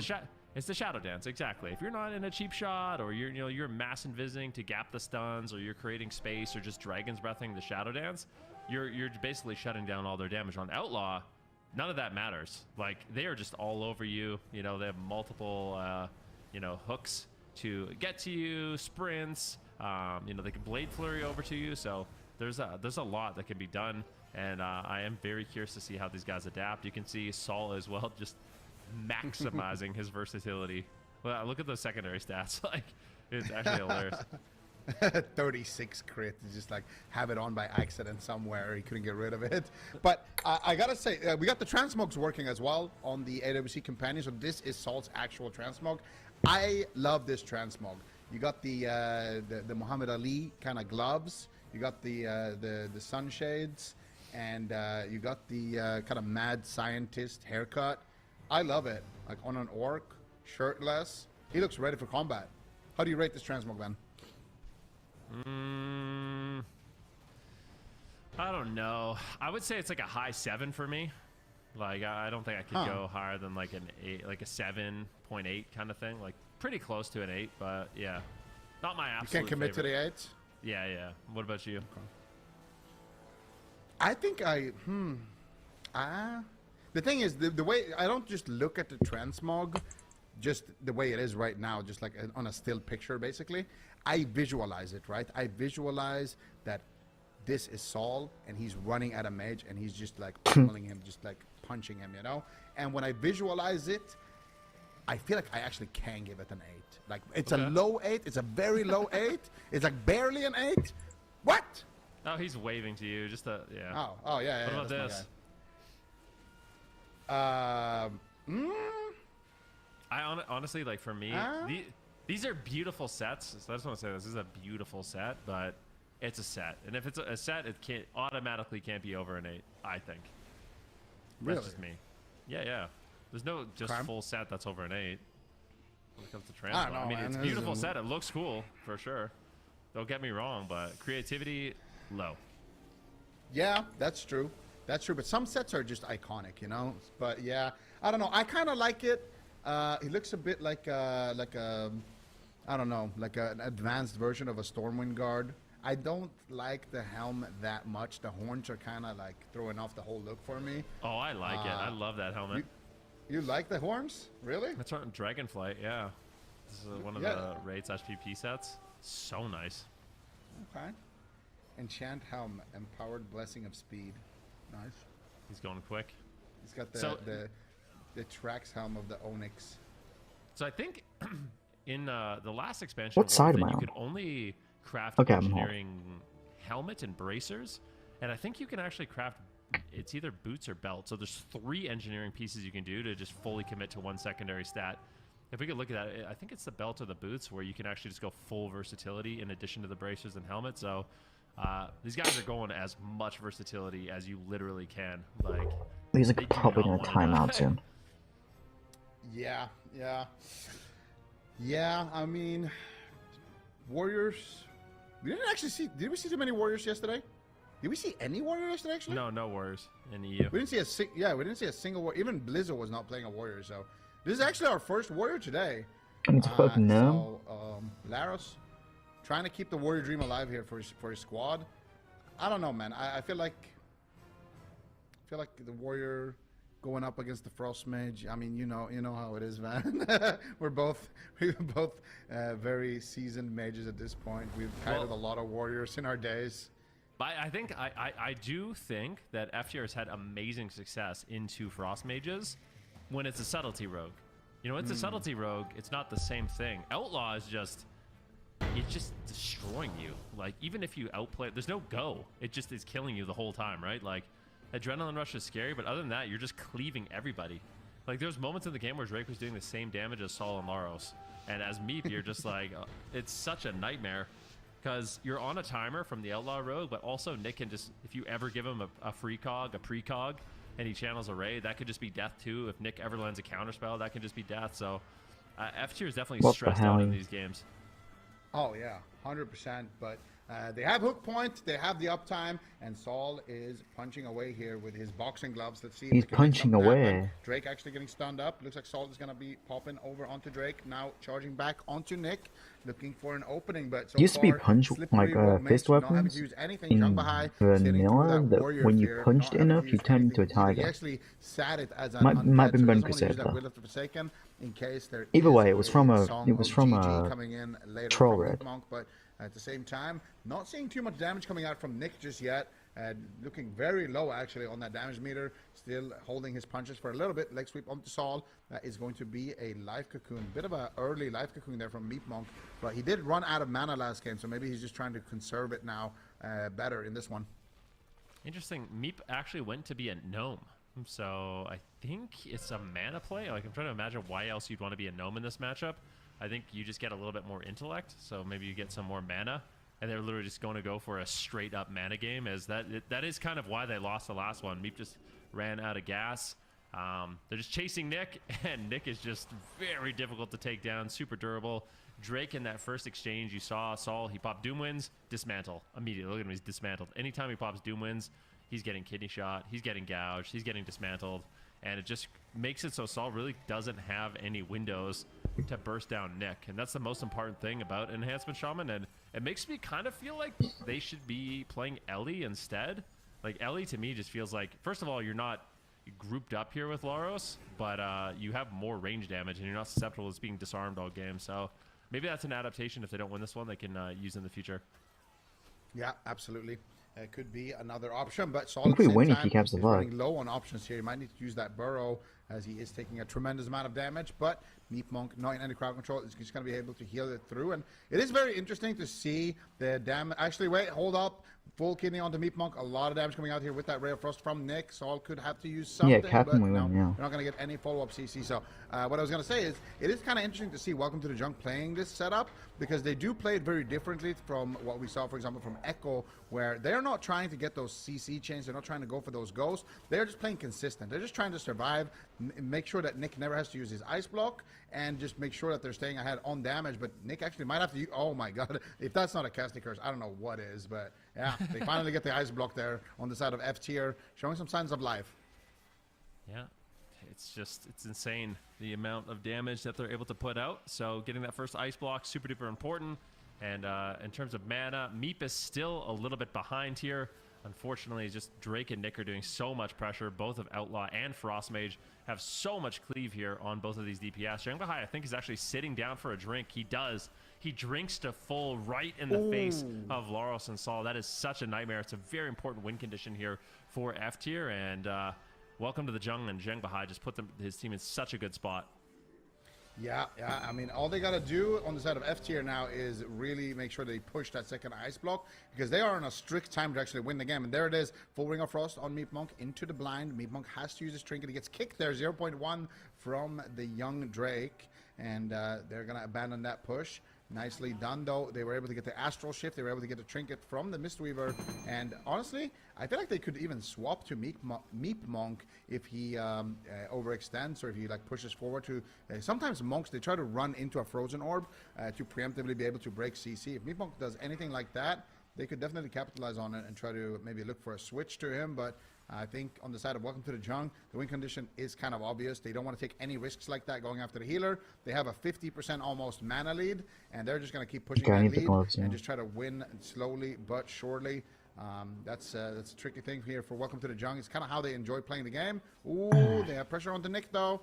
Does manage to fake as the kick and get his water rally out, and manages to recover. But Welcome to the Jung is kind of a team that they like to just play for the long game win condition. They definitely can like be super aggro and do CC chains, but if they can win just playing it consistently, that is how they prefer to win. Yeah, Nick right now going for a Glacial Spike, still just kiting around. Meep down to 50% mana. Zhangbahai way ahead. The small map though, and keep in mind, if Saul is not getting dismantled, he can absolutely destroy Welcome to the Jung. So you really have to respect the Bloodlust Doom wins from Saul. He is an enhancement shaman after all, but if he does get controlled, then it becomes really, really difficult.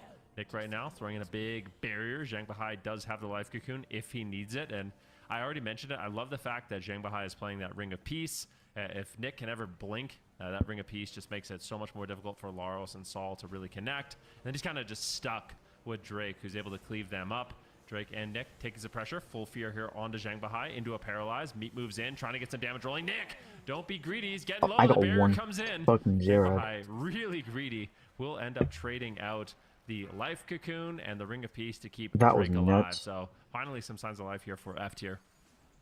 Yeah, but at the same time, look at the damage done here. Like, look at Drake. He is 4 million ahead of everyone else on that damage meter. He is doing 1.5 players worth of damage at this point, and that's their win condition. Just let Drake do his thing here, and so far it's looking real good. There's the cap totem though, but this could be a big push onto Nick actually. They don't have the life cocoon. Zhangbahai doesn't have any answers here for Nick, trying to just keep him alive, but he gets caught up in a DR leg sweep. Song of GG gets casted by Meep Monk, but Meep Monk not able to get that one. Nicely done there by Nick and Drake, making sure that they can't get that CC chain onto Zhangbahai. But that's a short window of another like 30 or so seconds where they could potentially push for that ice block from Nick.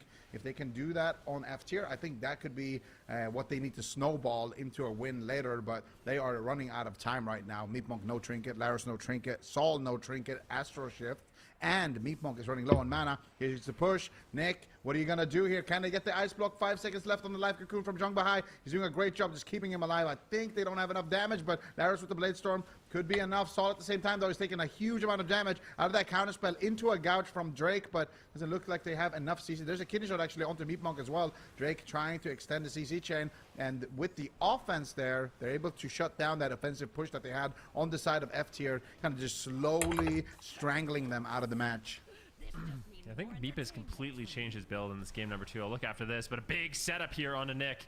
He's trying to blink away, but he's got caught in the spear. Laros able to bring him back, but Life Cocoon will trade. Meep Monk gets counterspelled. Greatly done there by Nick. They end up getting the Life Cocoon off the back of that counterspell, and he's been sniping them the entire game. Meep Monk playing a more caster-oriented version of Mystery right now, playing extremely passive in the game, and you can see it in his damage done. He's just completely relying on his team. He wants to just win the long game. This is kind of a dampened strat that Saul, Laros, and Meep Monk have, and I think it's okay. Like, dampening is getting higher and higher. Meep Monk now moves in, gets the paralyze here onto Zhangbahai. Does he have anything to follow it up? A leg sweep. He throws a Song of GG around the pillar. No one's going to be falling for that one. No one hits it. Unfortunately, it does miss, but still just using this pillar to line of sight, making it really difficult, almost impossible for Nick to land a polymorph. Like, by the fact he's playing Blink and with Meep's positioning, I don't think Nick can really ever land a polymorph on Meep, and they end up getting another ice block. Okay. Ooh, shattering throw as well coming out there on the ice block. Nice so sweep. Much pressure coming out. Nice leg sweep pushing out the Zhangbahai's trinket right there. What are they going to do here on Welcome to the Jung? Nick dropping low, but at the same time, Zhangbahai is losing on mana. Meep Monk has somehow gotten more mana, but here comes a big push onto Saul. Ray of Frost is going to connect, but Meep Monk is doing a great job just keeping him alive out of crowd control. And Welcome to the Jung is not looking as confident. Despite that early drink they got from Zhangbahai, Meep Monk has done such a great job keeping his mana up that he's managed to equalize it despite having to deal with more damage also on the enemy team. Drake gets swapped to as well in the shockwave. Double leg sweep coming out from Zhangbahai. Drake dropping very low. Defensive hook is going to connect, but Laros is all over him. He could take him down, Drake, with another hook, but Saul is there. A third hook from Drake. This guy is looking like Spider-Man right now, but he manages to survive. But Nick gets pinned down. He gets left behind, and they could to do it. They have so much pressure here on F tier. Things are looking really good for them in this game number 2. Lars caught up in a kidney shot. Drake trying to get some momentum here. Ray of Frost is going to channel onto Lars, but Nick, what are you going to do? He just can't recover. Always under 50% HP. Finally, Zhang Bahai is going to recover him, but it's going to cost all of his mana. They need to do something on the side of Welcome to the Jung, or this game might just be over. Nick dropping dangerously low once again. Zhang Bahai looking for a drink. Can they trade the Icebox for a drink? I don't even think they can. Drake has to use the evasion. He drops very low. Zhang Bahai got a little sip there, but is it going to be enough? Is it going to cost them the match that they went for that drink? 50% dampening. Almost 10 minutes have elapsed here, and Meat Monk, his mana's looking good. He trades the Life Cocoon. Nick going for a Ray of Frost. This could be lethal. It gets shut down. Beautiful Storm Bolt there by Laros, who just continues this push onto Nick. Nick in desperation trying to get away. His Water Elemental's dead. He fakes out the interrupt. Can he go for another Ray of Frost? Drake. Portal to the other side of the map. Drake is low as well, using the Ring of Peace. Going to be using that grapple weapon, but I think it is going to be Nick, the main focus point in this game. They get the Life Cocoon. Zhang Bahai almost completely tapped on mana. Drake has nothing left, and F tier is looking like they're going to be able to do it. Drake goes for the kidney shot, but Saul and Laros are still all over him. Can he hook away once again? He's trying to kite. Nick desperately trying to peel and keep him alive, but I don't think it's going to be enough. Drake falls, and F tier with the adaptation. Beautifully done there. Actually, I want to see if Meep was playing more of a melee build in game number 1. I think he was, yeah. So just completely switches his build, plays way more passive, way more mana efficient, and ends up winning the game in Deep Damp. What a great game. Man, I want to know how Meep Monk was able to keep his mana so high despite Zhang Bahai getting drinks, despite Zhang Bahai having higher overall damage on his side. It's just Meep Monk. He's just able to win on mana. He's just able to get his mana back, and his build with the casting Mistweaver seemed a lot more effective here in game number 2. But it also could be the map as well. You know, it's a lot harder to make something happen as a Frost Mage on this map. But welcome to the Jung. They wanted to play passive. They wanted to just kite it out and win on mana. But Meep Monk, the mana battery, the Energizer Bunny, just never ran out, and then all of a sudden, the longer the game went on, F tier were the ones who got the pressure. F tier were the ones who forced Zhang Bahai in this position right here, where he has to go and drink, and they have to trade out defensive cooldowns for a drink, and it's not even like a big drink. It's just like, you know, 1 or 2 ticks, and then he has to come back, and his entire team is on low HP, so that mana that he recovered, he's gonna have to immediately spend it anyway. So yeah, F tier, just 1 adaptation, keeping the same composition, and the first warrior win that we get to see in Midnight belongs to Laros. There it is. Now FC, welcome to the Jung. Are they still going to be feeling confident? I feel like on a bigger map, you could still probably feel confident, but it's like I said, if you're Nick and you're playing Blink, I mean, you know it. Like, if you're playing Blink, it's a very reactive ability, and if Meep isn't, you know, in the middle of the map throwing in wind kicks, it's going to be extremely difficult to actually land any polymorphs on him. So you're basically chasing down both Saul and Laros, who are, you know, brick walls. Meep in the backline, able to maintain his mana with some adaptation to his talents. And maybe this all of a sudden put the matchup in their favor. We'll have to wait and see. Yeah. And yeah, I don't know. Do you think we should see a strategy adaptation from Welcome to the Jung? Do you think they should play more for CC, play more for like setting up and just kind of more winning in ghost type of win condition? Or do you think what they're doing works and they just need to maybe change some talents and play on a larger map? That is a very good question. I feel like the larger map will maybe allow Zhang Bahai to drink more, and also it's going to allow Nick to drag both Saul and Laros further away, forcing Meat Monk into the open. Stretch. So what I would personally like to see is Zhang Bahai taking maybe some more risks to actually go for like Paralyzed Song of Chi-Ji on the Meep and pressure him that way, because I do feel like Welcome to the Jungle is playing this extremely passively. They're basically just relying on attacking, surviving, and then just winning like that. Okay. And I think there's a little bit of room for setups. Like, I think they can take some risks. They can make some effort to push, especially if Zhang Bahai is going to be playing, you know, the Undead. It's going to allow him a little bit more freedom breaking out of crowd control. And yeah, if Laros and Saul are overextending, he's not going to really be able to help in that regard. So I'd like to see Welcome to the Jungle just play a the little rogue more is just aggressive dead. and Okay. keep F tier on their toes. Yeah, that happens. Yeah, we'll see. I kind of want to see the same thing, honestly. I feel like they can afford to be a little bit more aggressive, but I feel like also their game number 1 looks so convincing that, okay, we can just sit back and attack and auto-win. We have just more damage and more burst, so eventually it's a kind of safe option where you don't really take any risk. And if you can win by... If you're the team that wins in a long game, then you don't actually need to be the team that takes risks. But with this game number 2, how it played out, I feel like maybe something like that could be on the cards here. Welcome to the Jung, taking their time to lock in their composition here. Surely they stick with the same thing. You were talking about some mirror matchup shenanigans that you were expecting? Well, Welcome to the Jung played this comp in the open bracket. They played this exact comp with Nick on Warrior and Prev on Shaman. So they're no strangers to the composition. I feel like they're just trying to take a more efficient route. You know, if you don't have to mirror and you can play something that's more of like a counter, that's probably a better thing to do. Because I would say F tier probably even has the advantage in the mirror match. These guys are experts at this comp, right? Like Saul and Laros have been playing together for, I don't even know, 5-6 years nonstop, all day, every day. Like going into a mirror match with them, that's like, that's a tough one. 100%. And Meat Monk too. I mean, Meat Monk has been a Monk main for a really long time. I mean, we've seen Zhang Bahai flexing, but in my opinion, like in his blood, he's a shaman. You know what I mean? Like we've seen him perform like as pretty much as good as you can on Resto Shaman, on Druid, on the Priest, on Monk as well, even Holy Paladin. We've seen him on every single healer, and he looks really, really good. But I feel like it's always an advantage to somebody who one-tricks a spec.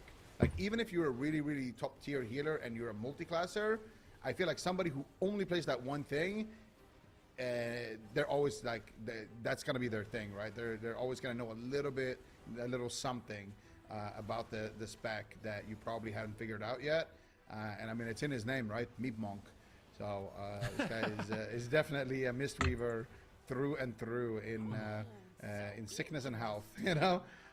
And yeah, Saul and Laros, of course, on their mains too. Like they're fighting triple mains, so I think it's smart to stick with the Rogue Mage here on Welcome to the Jung and just kind of use the large map. 1-to-1. What they can do. Meat Monk, he's playing a Gnome. So if you're like, why is he playing Gnome? Wouldn't Undead just be better? Well, the reason why he's playing a Gnome is for maximum mana. And if you actually look, he's not even using precog. He's basically doing everything he can with his enchants and gems to get as much mana as possible. And I think, let me just take a look here at Manatee. Is Manatee percent based? I think it might be. I want to just take a look at this. I think Manatee might actually be percent based, so if you have more int, it actually gives you more mana. I think that's kind of the idea between this. No, it's a flat amount of mana, but you just have more mana. It's easy to replace the PvP gear I have on here that are on both sides. If he can even ever drink, that's going to be bigger. So he switched Conduit as well, so he's going to have the short cooldown on the Life Cocoon. He's going to be able to just sit back and channel through the Pillar. He just has to play away from Nick, who's basically never going to be able to land a Polymorph on him. And that's why I think I just want to see Zhang Bahai maybe take a little bit more risks with pushing in and trying to punish this. Yeah, okay.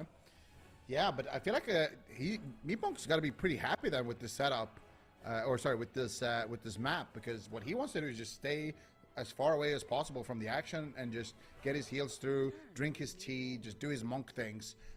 But at the same time, if dampening gets too high, the one thing that I can see happening is a situation where Zhang Bahai is also super far back and constantly going for drinks. And at some point, dampening is going to be really high, and you have two metas on your side who's going to have to go out in the open against the Frost Mage. So I feel like it's like the Price is Right, you know? You got to go for a big all-in push, but you can't do it too late. You can't go too deep into dampening, but you also can't go too early into dampening. You got to go high enough without going over.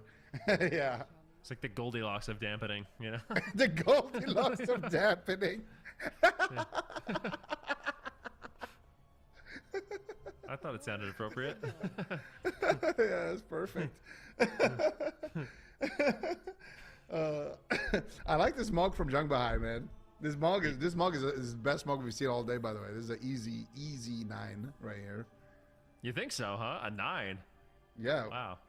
Is that a set? if it's a set, then it's a 6. But if it's not a set, it's a 9. I think it is a set. Yeah. I think it's never a mind set, then. yeah. Oh, never mind. I want to say Transmog it is. mid. Say it is Sinister Mass. Isn't it? I think this is from Shadowlands. Is it from Shadowlands? I think it is.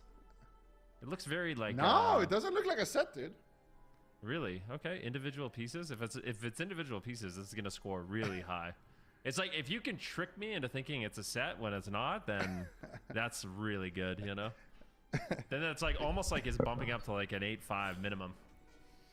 Yeah, I'm thinking this is a 9. I'm thinking this is a 9. I even like the Grease Monkey's shift stick right there. That thing is looking nice with the red like electricity thing. It matches the shoulders, you know. I feel like Jung Bahai, like if I'm going against Jung Bahai, I'm going against a Mistweaver. Even if I don't know it's Jung Bahai and I see a Mistweaver that looks like this, I'd be like, damn. I wouldn't even be that mad if I lost. Like at least we lost to people with you know some sense of fashion. You know what I'm saying? I think I'd still be pretty mad with just an Outlaw Rogue and a Frostmage running away from me all game. Like, I wouldn't be happy about it, but you are right. It does look good. Okay. At least he'd be looking good while beating me. I will be right back from a little bit chat. I need to do something. Yeah. I'm going to All right. So I like the little wave we get too. put the, All right, Nick on the Frostmage. What are we thinking about this? This is mid, no? the PvP stream on the What is that? I do like ATS that. and what is Yeah. that? Is that a On helm my Be Right from- Back from screen. Black Temple? I think it is, ATS, yeah. great staff of the Guardian. but I'll be right back. That's like The Caliban season evidence. 3 Yeah. priest. Yeah. Looks like Yep. the season 3 priest helm. I don't know. Like, I'm not impressed. He's got the Kirin Tor vibe, and then he's got like the schizo helmet. I don't know. It looks a little sketchy, that helm. Okay. Yeah, this isn't my favorite. I don't think it looks bad, but not necessarily my favorite. Drake, this is Drake's classic. He plays this on pretty much all the classes he plays on his Windwalker Monk. This is just like, you know what I like about Drake? This is his like consistent transmog. When he can play a leather class, he pretty much always looks like this. And I like it. I think those are still to date some of the best Gladiator tabards that have ever existed from Wrath of the Lich King. Agreed. I like it. I like the Crown of Flame. And you know what? I like that he's not going with the Warglaves of Azeroth as well. He's going with a Warglaive because, you know, it's a Warglaive. It's badass, but he's going with his own version of it, you know? So I like that, I respect that. Yeah, I like that. He has a certain look, you know?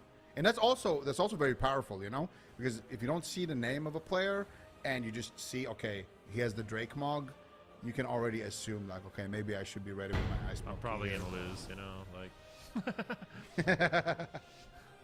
All right, F tier, welcome to the jungle. The good thing is we're both wrong on our predictions. There's no 3-0s, and I feel like that's nice. We get to spend more time watching the games together, you know? Yeah. No, I like that.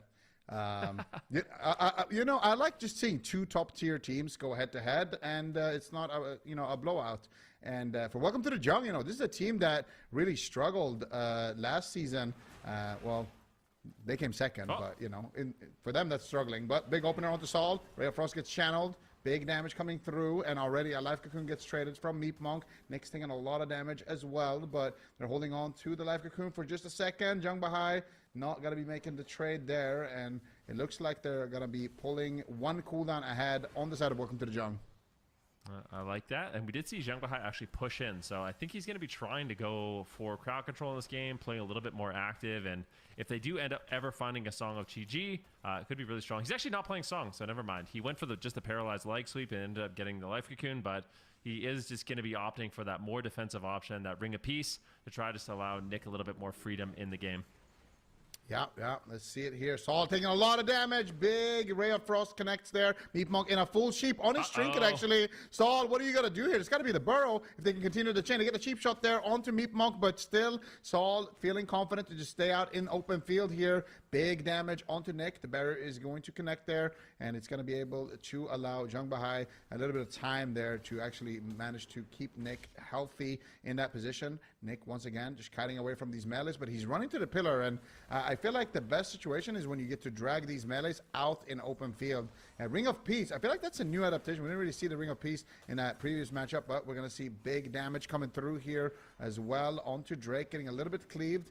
Good pressure. Both teams being a lot more aggressive in the matchup, but at the same time, Jung Bahai's mana is already starting to hurt. Yeah, and I think if Sol and Laros can be a little bit more on top of just shutting down Zhang Bahai and his drinks, that could be hugely beneficial in this match. Meep, you can see, still 100% topped on mana.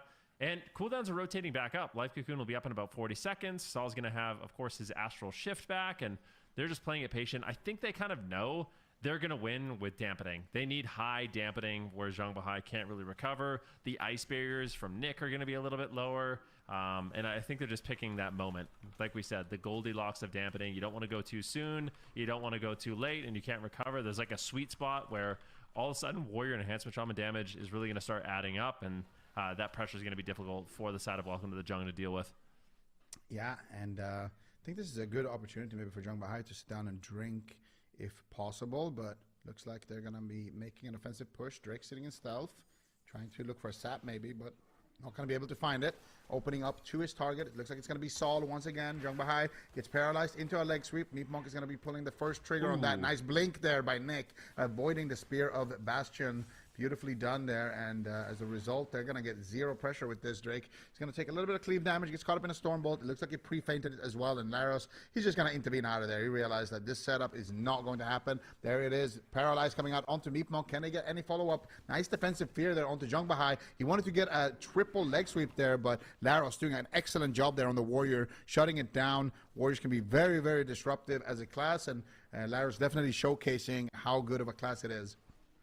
Yeah, Sol stalled a long time, and his burrow now is almost off cooldown. So F tier, they've got literally every cooldown, and there's a lot that Welcome to the Jungle has to rotate through. So I like the fact that F tier, they're not overly concerned about running out of mana, and when they are needing to play safe, they just actually reset at the pillar, forcing Drake and Nick to actually push in, because Drake and Nick, they don't want to do anything overly aggressive, right? They don't want to have to push into the pillar. They basically just want Sol and Laros to chase them to the ends of the earth. And I like that F tier isn't entirely falling for that. And making Welcome to the Jungle actually make some tough decisions. Yeah, I think we're going to definitely go to dampening here. I think at some point they're going to just drag them out in the open field. Oh, big damage here onto Nick, forcing out the Life Cocoon from Zhang Bahai. Did not have to trinket though for it, so still looking pretty healthy. But as I say that, Nick takes another chunk of damage. Laros reconnecting to his target. Sol waddling over. Double leg sweep is going to connect. Ray of Frost being channeled here onto Sol, but late interrupt coming through, and there's the spear pinning down Nick. Nick could be in some trouble here. There is no Life Cocoon available, but Zhang Bahai is going to be able to power through it for now. Meep Monk looking like he wants to get aggressive here. Zhang Bahai actually will of the Forsaken there on the fear, and Meep Monk takes the opportunity to paralyze him, looking for the Song of GG, not able to find it. Nick has that counterspell, but has blinked away at the same time. Zhang Bahai responding with a paralyze, and then repositioning behind that pillar as well. Mana Tea being used here by both healers. Zhang Bahai with a slight mana lead, but we saw Meep Monk pull ahead in mana last time. Meep Monk pushing in a little bit, looking to get aggressive maybe with his team, but it's going to be Sol met with a kidney shot and a frozen orb. Nick almost getting a polymorph there, but gets shut down by the Stormbolt there from Laros. Laros doing an excellent job keeping his healer out of CC, but still they get a Life Cocoon with that. They actually used the Ray of Frost through the Life Cocoon here. They're just cracking through it, trying to take him down, but it's going to be Drake. He might just die. Oh my goodness, Drake trinketing and managing to survive with that trinket, but that's a huge cooldown that they now got off Drake. Yeah, second Ray of Frost used there by Nick, and it seems like Sol is going to be okay. Drake throws a kidney shot out onto Meep. Double leg sweep on Laros and Sol. Great backup there. The Outlaw Rogue doesn't have access to the most stuns. It's one of the things, used to be able to stun a ton, not so much anymore. It's just more damage, more of a brawler in this expansion from what I've seen. Nick now still on the run. Meep in the backline, channeling out the Soothing Mist, being very efficient with his mana. And this is the part in dampening where Sol and Laros are really going to start putting out some pressure. I love the setups onto Drake. They opt not to go onto Drake in that stun, but just making the occasional swap onto Drake, I think, can be absolutely lethal. And he was the one that fell in that last game. So definitely something to look out for in this match. Yeah, Zhang Bahai sending through a Stormbolt into a Warrior Fear right there. Does not have the Widow Forsaken for this one, as he had to use it on the last one. Laros, though, stuck in a Nova, not able to connect to his target. Nick has to blink there, though, towards Laros. Laros going to get some uptime here onto Nick. If Sol can reconnect as well, it could be some trouble here onto Nick, but a nice fake cast from Nick. Going to give him that precognition. Gets a little bit of distance for a second there, but he's going to be able to blink out of that stun. They swap to Drake. Big damage. Nice defensive Dragon's Breath there by Nick. They force the Life Cocoon onto Nick, and then they immediately swap to Drake. forcing out Jung Bahai's trinket there in that exchange. Full blind onto Meep Monk, now looking to take down Laros. Laros had to use his trinket there as well. Saul now in a little bit of trouble as well, getting cleaved down here with Laros by Drake, but Nick and Drake both taking a lot of damage. Jung Bahai sitting down for a drink there, just trying to get a greedy little sip, and do manage to get away with it too by the looks of it. Yeah, but look at Drake and Nick. They're both just starting to take a lot of pressure here. Zhang Bahai struggling to kind of top them off. Finally willed, but dampening is up to 36%. Nick into his, I think, second ice block, maybe first ice block of the game, but very unlikely he'll get a third in this position. So if they can get one more out of the way, that's going to be great. That will be, you know, some big healing traded out by Zhang Bahai at the same time. Saul down to about 50% health. Meep is falling behind on mana, so I don't know how much mana tea he has available, but if he can ever sneak away for a drink, which seems really unlikely, it would be hugely beneficial for his team. But it seems like, yeah, the mana tea is basically burned out. Zhang Bahai and him are relatively even, and this is still anyone's game. Yeah, Nick now gets caught up in a leg sweep. Meek Monk doing a great job there. Bastion is going to peer. The spear is going to pin Nick down, but huge damage coming out, and he is going to have to use the life cocoon there from Jung Bahai, and Jung Bahai also had to use his will there again, so the next Warrior Fear could be trouble here for Welcome to the Jung. 41% dampening, big damage here onto Drake as well. He's getting cleaved down. He has the evasion though and the trinket, so he should be fine for now, but at the same time, they have to polymorph Laros. This is not what they want to do. They want to cleave them down, but big Ray of Frost is going to connect onto Saul, but still has that burrow as well. Both teams have defensives. They get a full CS. There's the burrow as well onto Saul, and Saul might just go down at the pressure of that CS. They're pushing in here on the side of Welcome to the Jung, looking for the kill. Full kidney shot onto Saul, but nice defensive peels coming in here from the side of F tier. Looks like they are going to recover here at the pillar. What are they going to do here? Jung Bahai pushes in, gets caught up in a leg sweep. They're trying to turn it around. Beautifully done there, but Laros charging out with half HP actually. Gets caught up in a cheap shot, has to trinket out, and he might just die right now. He could regret it. Full leg sweep on Meek Monk. He's going to trinket that, and Drake has a full blind van. I am so scared for Laros here. There's the full blind onto Meek Monk, and there's the full Ray of Frost. I think that is going to be it. Do they have enough damage to take him down? And they do. And Welcome to the Jung is going to take game number 2. Oh my god, that was so close though, really back and forth, but Welcome to the Jung. Nick managed to just land a beautiful counterspell, which forced an absolute panic, and that's the scary thing about being Meep. If you're playing this caster build, you're opening up your tree a lot more often in the match. It seems like Saul and Meep still want to go for it, but there's almost no way they win this. Nick has Ice Block back in 15 seconds. I guess they don't want to give up early. You can use this time to kind of just talk about strategy, but yeah, I don't think that there's any way F tier comes back in this one against Welcome to the Jung, barring like somebody DCing or something like that. So that counterspell was beautiful, and I feel like Welcome to the Jung, they just capitalized on that momentum so well. Yeah, they immediately just snowballed it, and that was Jung Bahai as well. He immediately realizing, okay, we have good pressure here. I'm just gonna push in. He pushes in. He gets the leg sweep out of that counterspell on Meep Monk, forces out the trinket, and then they just have that full blind as a win condition. Get the Ray of Frost as well before he can kind of get around the corner. So that was also well sniped by Nick, and they're able to snowball that into a win. Nicely done. We take a look here at these final moments. Let's see where the counterspell lands. It's very back and forth. This is where Laros kind of goes into the middle of the map, but I don't entirely blame him, because it's like you can't let Nick just sit back, because if he does channel a Ray of Frost, you're probably just going to lose at this point in dampening, but inevitably he does manage to snipe it. You can see the Ray connecting right now. Wind Shear comes in a little bit late there from Saul, but yeah, ultimately interrupts it, but the damage had been done at that point. Dampening's too high. Meat Monk was getting absolutely swarmed, and Welcome to the Jung is able to capitalize. Yep. Beautiful stuff here. See Laros on his final moments there, trinketing out. There's the leg sweep I was talking about. Trinket comes out from Meep Monk. Drake just pushing in, gets the blind, and at this point, Saul in a Dragon's Breath Sheep. Trinkets out, but it's too late. The Ray of Frost is doing what it does. The Wind Shear comes back off cooldown, gets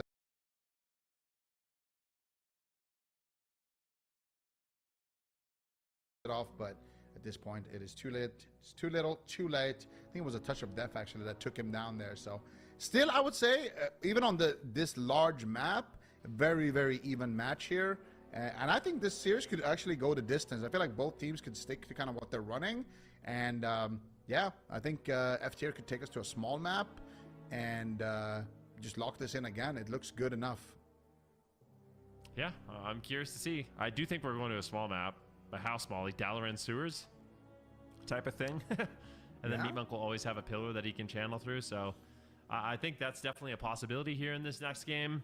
But I feel like either side can win on any map.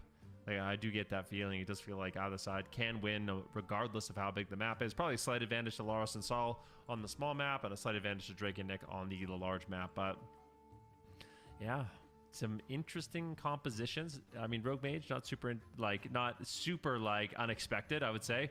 They are going to Ruins of Lordaeron, so there'll be lots of line of sight opportunities here for Meat. Yeah. Meat. I feel like this is a good map though to get aggressive. It's not a lot of not like you said, not a lot of room to hide on if you are welcome to the Jung. And I think also Jung Bahai has been able to sneak away for drinks in pretty much all of these games, and I think that is something that is very unlikely on Ruins of Lordaeron, because I think on a map like this, F tier are not going to be looking to kind of run back to the pillar and hide the way they do on Tolvir. They're going to be looking to get aggressive the entire time and kind of just stay in their face. So we'll see if that map change is going to be enough here for F tier. What I want to see from Welcome to the Jung is the offensive style Rogue Mage on this map. I want to see them actually look for those setups. Look for those sheeps. I mean, you saw, like, okay, sure, it's in deep dampening, but one counterspell, you can immediately snowball that into a win. And we've seen that from them before, where they are so good at these, like, little micro CC chains, you know? That's basically what they got most of their success with, you know, when they play, like, Feral Shadow Priest and things like that. The Outlaw Rogue Shadow Priest, all those comps that they've ran in the past has been kind of, okay, we get an interrupt, we get a gouge, we get a kidney shot, and then, like, all of a sudden we're taking somebody down, you know? So that's what I want to see from Welcome to the Jung. I feel like Welcome to the Jung, this is kind of like their playstyle a little bit, where they just bring you to the deep waters of... I think this is something that Drake is particularly good at, is he's just all about the counter goes. Like, when you try to get something going, that's when he's going to stun you. That's when he's going to dismantle you. That's when he's going to gouge you. And they're just going to slowly wear you down with how good they are. They're just very efficient at doing damage, also shutting down goes, trading defensive cooldowns, and then they can flip a switch, right? As soon as they do land that counter spell, as soon as dampening is high enough, that's when they decide, okay, this is when we're going to win the game. And I feel like more so than any other team, Welcome to the Jung is kind of just masters of, like, tempo in a match. They just know how to flip that switch. But at the beginning of the game, they're typically playing super defensive like we're seeing here. Yeah, I feel like it's maybe a strategy for mana as well, because it is, you know, very okay, hello, I'm back. in terms of mana to kind of push in like that. But we're going to see an early stab here on Howdy, Saul chat. with the reset, but Drake does not want to open. His team was not in position, but Nick actually fake casting early, getting some good pressure here. Double Frozen Orb coming out, Nick blinking out. So Nick had precognition there when the Spear of Bastion dropped, and he just blinks out of the spear while he still has that immunity. But actually, they pin him down now. So he blinked out of something else, but Nick not feeling too much of that pressure. Easy Life Cocoon being traded out here from Meep Monk as well. Good pressure so far from Welcome to the Jung. Yep, both Mistweavers just making efficient trades at the beginning of the game. Full kitty shot now onto Meep, shutting him down. Laros is going to be throwing in an intimidating shout onto Drake, and this is just all a pressure-based matchup, and this is a very, very small arena, so Meep making a push here, going for a Song of Chi-Ji. Zhang Bahai will actually immune it, so he trades out the Restoral just to immune that Song of Chi-Ji, and I feel like if you're Meep, you're happy. You just went for a Song, and Zhang Bahai trades out a 2-minute cooldown to stop it. Like, that's definitely a good exchange there for Meep. Yeah, he had the Willis of second too, but I guess he wants to maybe save it for that next Warrior Fear, but full blind onto Meep. Meep is going to have to trinket that one, realizing it's a very dangerous situation. Gets actually paralyzed. Nick looking for the polymorph, but nice interrupt there from Saul. He's going to shut down Nick.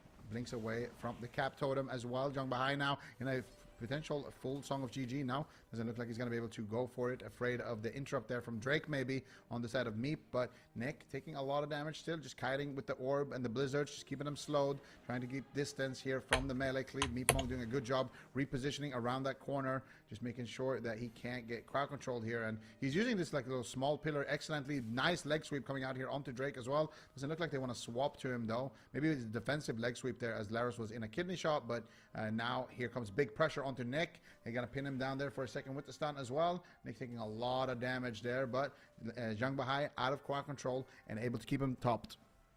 Yeah, Meep just weaving around this pillar, doing an excellent job, trading out the manatees. Crackle comes in. Crackle will put up that very precious Zen Sphere that makes Nick take extra damage here. He needs to be careful. Whoa. Goes into the ice blocks. There's a large burst. That was not Bloodlust, and that was not Doomwind. So Saul could actually just completely delete someone here. Drake has 0 cooldowns. They could make a swap onto the Rogue, and that's exactly what they're going to do. Drake is on the run. He's down to 10% health. There's not much healing here for Zhang Bahai. He gets caught in a paralysis. Drake is just harpooning around the map, avoiding these two melee, and that's the thing. It's very difficult to chase down an Outlaw Rogue, so you do have to kind of take them down in swaps or when they've overextended themselves, because that mobility is just sky high for that spec. Yeah, really, really good evasive maneuvers there from Drake, but definitely a scary situation. I feel like F tier has great offense in this match, and it is starting to show here. Mana slightly ahead for Meep Monk here, leading by about 10%. You can see a shockwave connecting there onto Nick and Drake, taking a decent amount of damage. Nick is going to blink away, use the mass invis, gets a Dragon's Breath onto Laros. Fake casts the kick here, and here comes the Ray of Frost with that precognition, making the most of it, but thank you for the follow, I appreciate it. Meep Monk, meanwhile, pushing in here with Celestial Conduit, looking maybe for a Paralyze on to Zhang Bahai. Doesn't manage to get it. It's going to be Zhang Bahai who finds the first Paralyze. Defensive Fear there onto Nick, though, which means that Zhang Bahai is going to be able to just will this Song of CG. Nice spear. He gets full Song of CG, and a spear swap onto Drake. Big damage coming in here. The current matchup that's happening is Welcome to the Jung and F tier. Allows Zhang Bahai to just trade out his will there in that position. Yep. Not looking too bad. Meep still ahead on mana, which you will expect. Zhang Bahai is going to have to sneak away and find a drink, but this map, like you mentioned, Zico, is going to be basically impossible for him to do that, or at least very difficult. I think it'll come down to Saul and Laros kind of making mistakes to allow that to happen, but the pressure on Welcome to the Jung is high. We're only 4 minutes. It's 2-1 to Jung. Zhang Bahai down to about 50% mana already, as Laros and Saul continue to make the push. Huge damage. Oh, and shit. They get Nick's ice block. He does have another one rotating back up, but Drake now is on the run. A panic situation here for the side of Welcome to the Jung, but they do recover. But man, Saul and Laros, they have their burst so nailed in. Like they know how to do it really, really effectively in this match. Meep Monk going for a double Song of Chi-Ji, and now Nick is all alone. Great play by Meep. Yeah, and Nick is feeling the pressure from that play. Zhang Bahai had to trade out his trinket in that exchange. Meep Monk making some excellent plays here on the Meatweaver. And oh yeah, my Nick God, is down. Nick is just dead. Huge damage coming through. Yep. Like you said, they got that damage rotation. They got that synergy. Man's just when gone. they coordinate their damage, just perfectly timed. And they're going to feel it on the side of Welcome to the Jung here. Nick is going to get absolutely evaporated out of Ruins of Lordaeron, and we're gonna go to game number 5.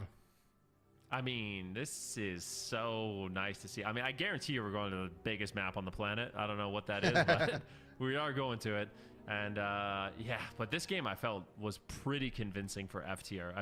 I think they're getting more comfortable in the match, and on this small map, it just seems like they have a really big advantage. This final burst here on a Nick is absolutely wild. We'll see it here in a moment, but you can see he has 2 seconds.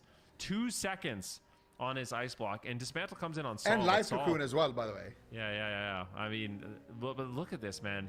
Saul, he gets dismantled pretty quick on this go, but it's just not quick enough. Saul just does a billion damage. You just don't read him. I think it was Saul. And now Nick, I was looking at his build. Actually, no, his build is fine. I was going to say there is a talent that allows you to get your hypothermia off cooldown, but it was just the ice block that was actually on CD for just 2 seconds. So look at Saul. So sad. Look at the Zhang Bahai as well. Comes in just a little late. Look at Zhang Bahai there as well. 4 seconds on his Life Cocoon, and then there's like 3 seconds on the ice block. It's just both big defensive CDs that would have saved you are just seconds away. I mean, yeah, Unlucky. F-tier's got to be happy about that, though. They're probably celebrating. I mean, this is as intense as it gets, right? Because we talked about it. There's only 3 cups. There's 3 cups to make it, into the gauntlet/finals, and it's a lot of pressure. Stay in the upper bracket for as long as possible. Especially, I feel like if you're F tier, if you can beat this team in the first cup, that is a huge, momentum pickup for you. Kind of a new roster coming together. You're bringing in Meep. Welcome to the Jung. They are absolute titans of this region. So being able to take them down with their main composition, I feel like is just such a huge victory for them. Absolutely. I think F tier, they're feeling pretty good about this, but I don't know. That last game looked really convincing. I don't know what changed on F tier, but it felt like they did just twice the amount of damage, you know? But at the same time, maybe it's just map diff, you know? The map shrunk by 10 times. The map shrunk by 10 times and their damage increased by 10 times. Yeah, I guess it checks out, but... So, I don't know. The Maldraxxus Coliseum, I feel like Meep Monk also, though. I don't think it's only the map. I feel like Meep Monk was making some crazy plays, actually. I think he's getting more confident. There's a lot of misplays, to be honest. Yeah, maybe he was, like, nervous in the first game or something, because I swear in that last game... He was pushing in. He was getting double songs of GG. He was getting he was always getting the first punch on Zhongbahai, and he was making offensive plays with his team. And I feel like that was a big contributing factor in that last map. Yep, agreed, totally. So we'll see if he has that same level of confidence when the map gets a little bit bigger. Maldraxxus Coliseum, it's large. Well, let's just not. Oh, they're on the biggest map. Any other way? Like, this is a huge map. Interesting. It should be a big benefit here for Welcome to the Jung, but I would not count F tier out. We're tied up. Oh, one of the biggest game, at going down to the lower bracket. Winner will be maybe the moving Mechagon on Arena to play thing is against bigger. Gators back, which is another story. That's a story for a later time. But let's just take this one match at a time. Yeah, let's see it. I mean, both teams are locked in. 66% of the chat thought Welcome to the Jung was going to walk away here. Yeah, a lot of people thought Jung were going to free up. See if you guys are right, or if Van is right, because Van is the only one who predicted in favor of F tier here. This is your chance, Van, to climb up on that prediction board. So, been trying to be a little bolder with my predictions, you know. Yeah, I mean, I like it. I was nervous when I saw your prediction 3-0. I was like, this guy knows something. I just believe in this team. I've been watching them play. I watched them in the open bracket. The vibes feel good. Like, they're extremely skilled, and I think the composition that they run is actually pretty good right now. So I'm feeling it. All about the F tier hype train right now. So we'll see if they can take down this team. It's a close series. It's going to be a close match. It's Welcome to the Jung's map pick, which makes it a little bit scary, but we'll see if they can rise up. All right, game number 5 between F tier and Welcome to the Jung. Who is going to be knocked down to the lower bracket, and who is going to secure their spot in Championship Sunday? It is game number 5 here on Maldraxxus. I'm still feeling confident in my prediction. Ben, how are you feeling? Yeah, I feel great. I mean, either way, I feel like a winner for just watching the match, you know, and being able to hang out with you. But I do feel like F tier is going to take this. I don't know why. I'm just getting that vibe. Sol and Laros, their damage is looking dialed in. They're taking advantage of these opportunities. Meep's playing a little bit more aggressively. He's trying to showcase Mistweaver dominance, and I'm still feeling good about it. All right, we'll see if you're right. The gates are finally open. Somebody is going down to that lower bracket. Meep Monk. I just think it's wild that they're even playing Warrior, to be honest. Potential good opener here, but Drake also finding a sap onto Sol. Gets the resap. No, Nick is going to get in combat here onto Sol, and an immediate spear is going to drop there onto Nick. Big damage potential here from the side of F tier, but looks like they won't be getting too much work done with that. And Nick already dragging them all the way to the starting room. This is the first team that we've seen play Warrior the whole time. Charging in, looking for the confident place here, gets the paralyzed into the song of GG. Baycasting the counterspell of Nick, and doesn't manage to find the song of GG, but still a nice attempt there from Meep Monk, just pushing in and challenging the mage like that. It's exactly what he needs to do. The Void Elf Ratio coming through here from Nick, Baycasting the Wind Shear, and gets himself a nice Glacial Spike, forcing out that early Life Cocoon. Here comes the Ray of Frost with the second precognition. Nick is doing a great job Baycasting here, and they got a full blind onto Meep Monk. Can they get the full sheep follow-up? Doesn't look like it. Hitting shot onto Laros. Celestial Conduit coming out from Meep Monk. Young behind now in a full sleep. Nice, beautifully sniped there by Meep Monk, but no damage here. Nick is doing a great job just keeping his distance. I love these aggressive Meep Monk plays, just in the middle of the map, not afraid whatsoever. Nick potentially goes for a polymorph, gets immediately shut down on that one. As Sol takes a little bit of damage. Nick just going to be blinking away, gets the Tiger's Lust as well from Zhongbahai. So really good teamwork, just trying to keep Sol and Laros away. Meep in the back line, maybe wants to go for a drink. No, just channeling out a Mana Tea. Moves in, gets a paralysis into a potential Song of GG. Does he fake out the interrupt? I think he might have. He faked out the interrupt. The song. Oh no, he didn't. He get counterspelled. But the Life Cocoon trade, that was a really weird exchange there. of cooldowns being used. Nick gets the counterspell. Meep does get the life cocoon. Saul's getting a little bit low on health, but it is going to be Nick in the spear. The champion spear, taking quite a bit of burst. Full Ray of Frost gets channeled, and Saul will just continue to make a push. He is unafraid, and now it's going to be Nick in trouble. Yeah, let's see, Nick, what are you going to do here? But Saul also a little bit behind Meep Monk. Do they have any CDs up for him? Nice Manatee coming out there from Meep Monk as well. He has his ice block. Mana on Meep Monk somehow, despite the fact that Drake and Nick are at the top of the damage board. Saul is taking a tremendous amount of damage here, waddling towards his target here in Ghost Wolf. He's about to connect here onto Nick. Big damage potential. Can they pin him down, though, is the question. Doesn't look like it just yet.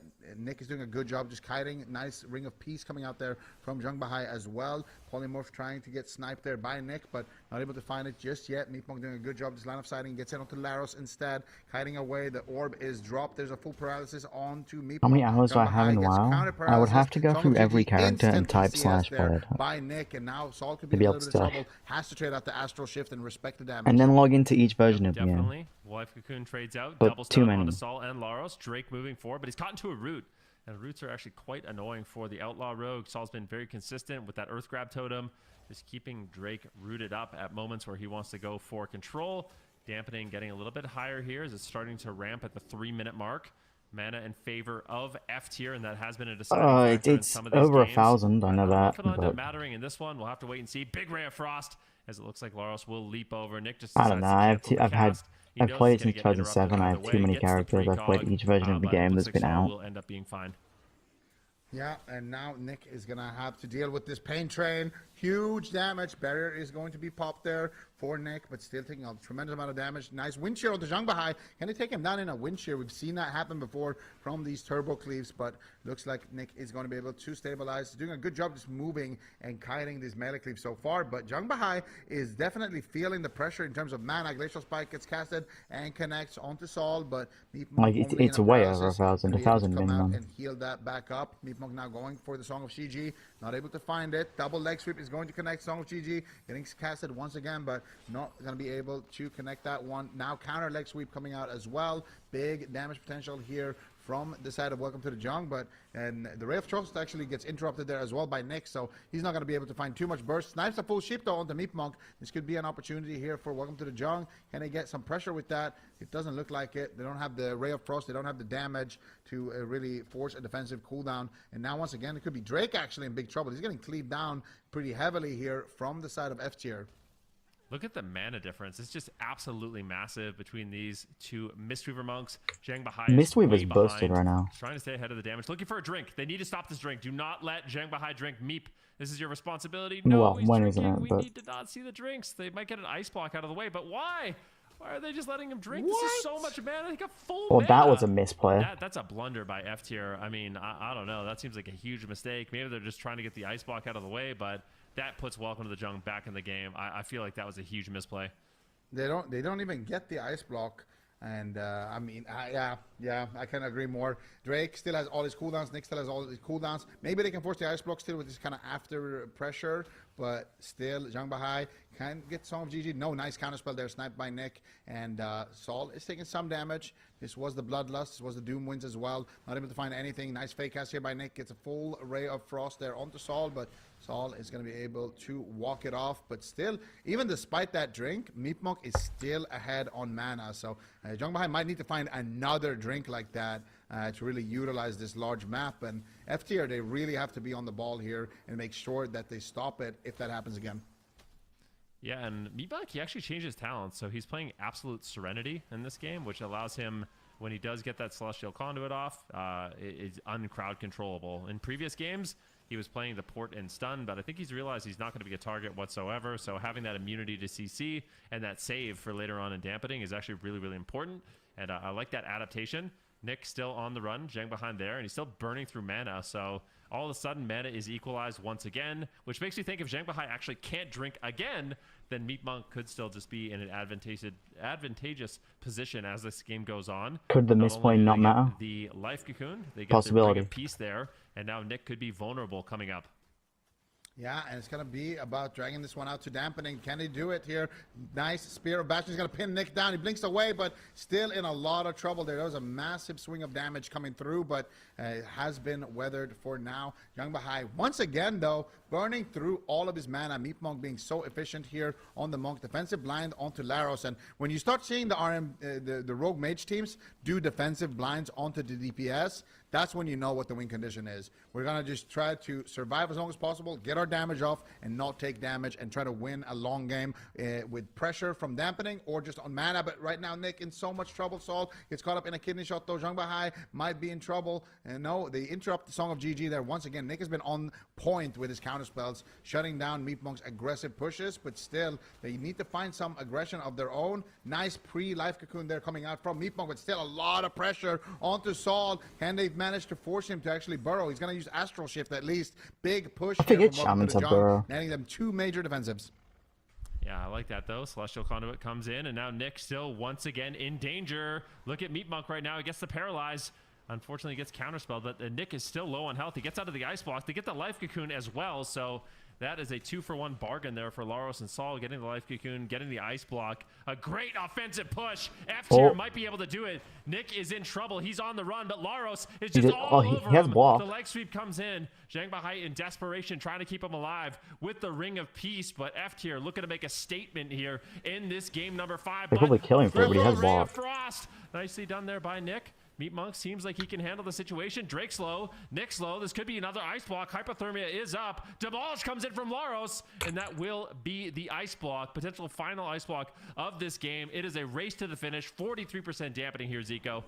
Yeah, I don't think they have too much time left. F-tier has pushed through every single cooldown, and they are looking to knock down Welcome to the Jung to the lower bracket. Can they do it? They just need a little bit more uptime. Jung Bahai has no cooldowns left. That Revival is coming back up in just a second, and that is the last line of defense that they have for the foreseeable future. Can they take him down? Nick right now, fake cast the interrupt. He gets the Ray of Frost. Huge damage onto Saul. Saul, what are you going to do? Here's the Bloodlust. Here's the Doom Winds, but he gets kidney shot on it. Big pressure coming out dismantle there on the trinket of Saul there as well. Big plays coming out from Drake. Has the evasion active as well. He could be a target later on, but right now another Ray of Frost, but it's on a D-Arch stun, so Saul comes out, gets the wind shear, but Nick now in big trouble. Life Cocoon actually gets overlapped there. I don't think Nick needed it just yet. They need pressure on the side of Welcome to the Jung. F-tier pushing for the win after this Life Cocoon. They could take him down, but at the same time Saul is taking so much damage. He burrows underneath the ground, but he wants to stay on top of his target. He's going to knock Nick up. If they can actually get something going here, this could be it, but Laros in a kidney shot as well, taking a lot of damage. Saul gets the Life Cocoon. They managed to truck through it immediately, and now Nick with no blink. If they can just connect to him, they can take him down. They swap to Drake, but it looks like Drake is just going to be able to trinket out, and there's so much pressure onto Saul. F-tier could fall right now. They got nothing. Meat Monk is in a full counterspell, but Saul defiantly stays alive. I can't believe they're still alive. Saul, how are you going to survive? He's going to drop. He needs to get on target if he can. He's in Ghost Wolf right now. Tick, Nick tick, could tick. fall. They just get on He's time. dead. Saul gets dropped right in the nick of time. That was the Doom Winds as he went down. F-tier, I think, is going to try to potentially tap out. They might just go for it. I mean, dampening's pretty high, but Zhang Bahai's drinking. What a close game that was. Welcome to the Jung just would not die, but this really is as close as it gets. I think F-tier, even though they lost this is still like quite a statement from this roster. Oh, yeah. I mean, that's as close as it possibly can get. Huge performance from F-tier. They almost had him, but Nick just too slippery there towards the end. And Zhang Bahai, with his last little bit of mana, managed to actually keep him in the fight. It makes you wonder, though, if they didn't get that drink, would they have just won with mana? I feel like they would have. I feel like that drink was a huge blunder from F-tier, but in an otherwise like really well played series. I think that was just don't let Zhang Bahai drink, and you had that one, F-tier. You know, but still a really nice performance. The one thing I will say about this matchup that makes me a little bit scared for F-tier is there's a lot of teams that can run this. Like the lower bracket, you know, you've got some teams. The upper bracket, you've got some teams. Like if they can't figure this composition out, I feel like they might just be toast. Because okay, now I need to log into all my characters, and I'll be able to tell you how much I've played on retail at least. Can still run, you know, with Liquid and with Trill and Direwolves. So yeah, it's gonna be interesting to see how this continues. Because I installed an add-on that will show me. Can run this, but I feel like Welcome to the Jungle also played it really well defensively. Did a good job just staying alive. I mean, it's in these like final moments really where you know, they just managed to get that snowball. And this was that drink as well that happened earlier on in the match. Jung Bahai managed to get basically like half his mana. I would say that drink was about 50% mana. And look at when the game ends here, look at Jung Bahai's mana. Like, he is completely tapped. I think it's time for a Red Bull. He has like maybe 2-3 spells left that he can press, you know, before his character is just CC'd.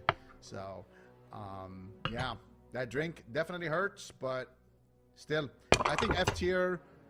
I think it's gonna take a really, really strong Rogue Mage team to actually beat F tier, because this Enhanced Warrior is looking really deadly.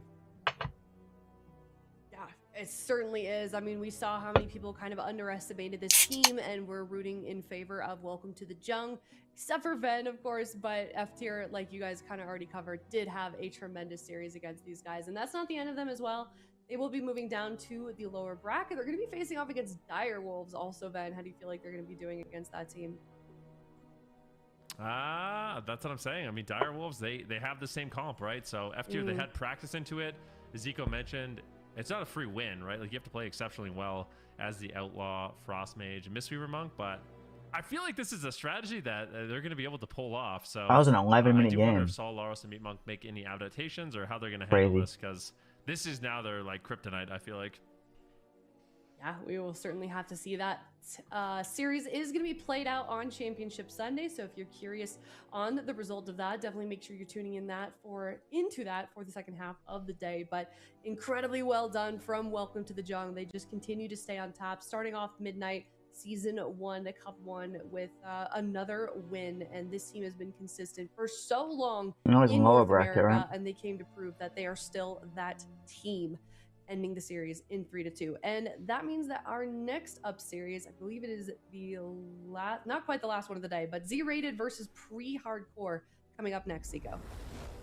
Yeah.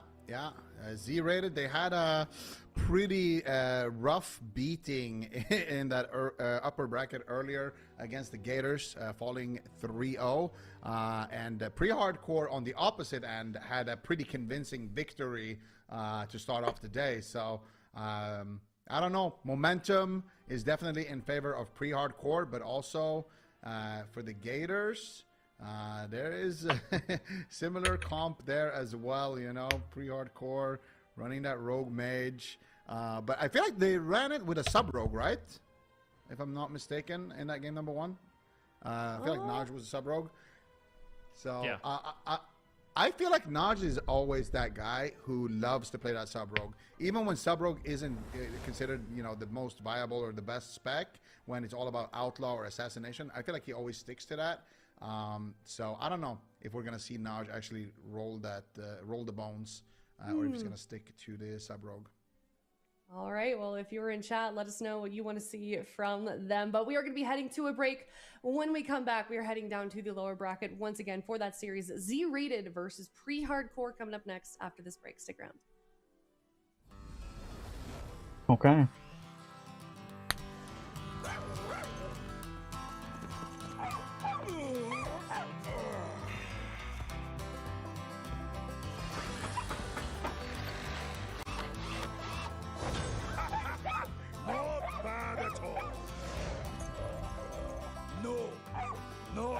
Chance.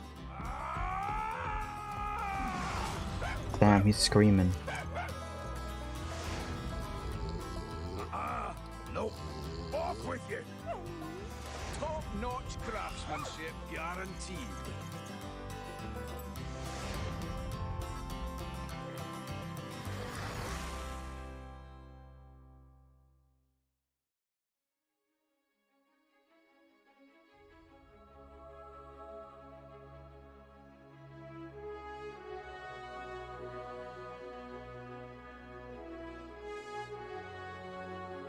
Okay, so I've logged into a character that I have 413 hours played on, apparently. Do I really? What the fuck? Okay.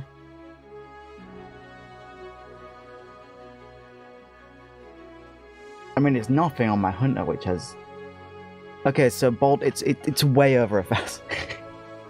my hunter itself has 1,700.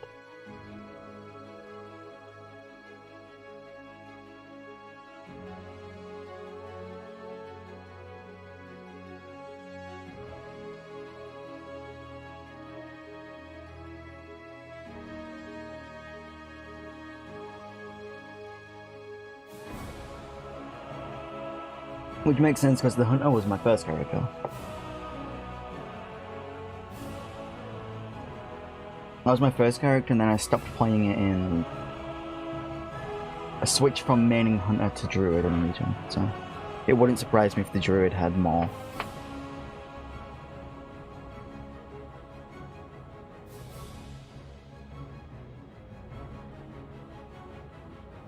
Is that the estimate you want to go for?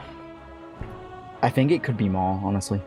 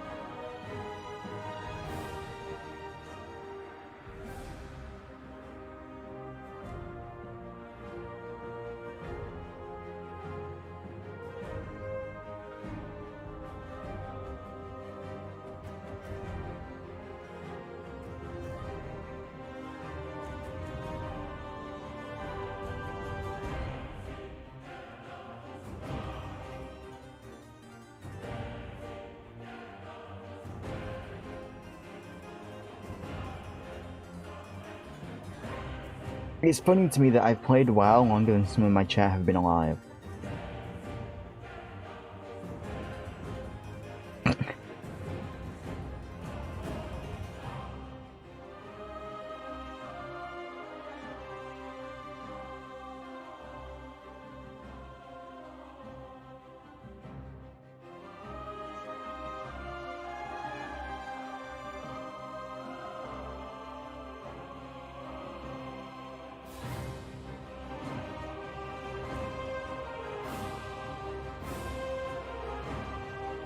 I was too.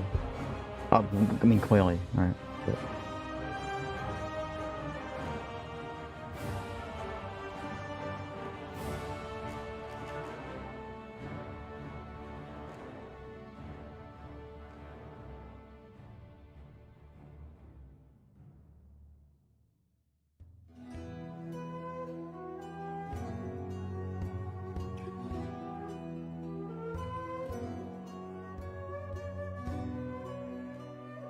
But we know some people who won't.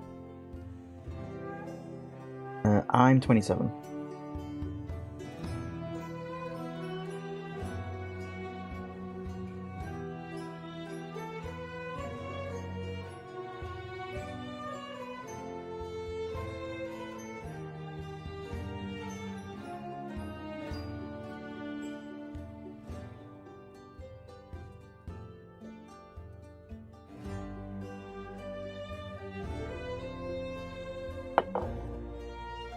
I started playing the game with my dad when I was 9.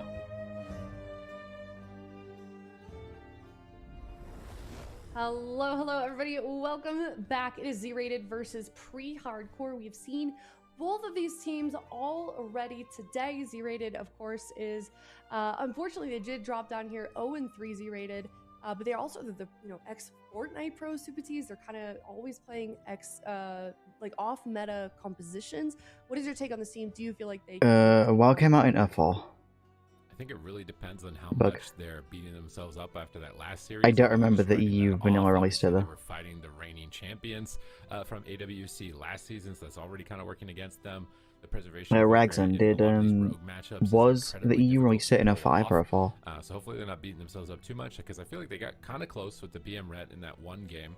So the fact that they were getting kind of close there, and they also don't need to deal with a Mistweaver likely here from pre-hardcore. That's what I Mason is thought. probably only going to be playing a priest. I think that actually helps them out a bit with their matchup on their hunter.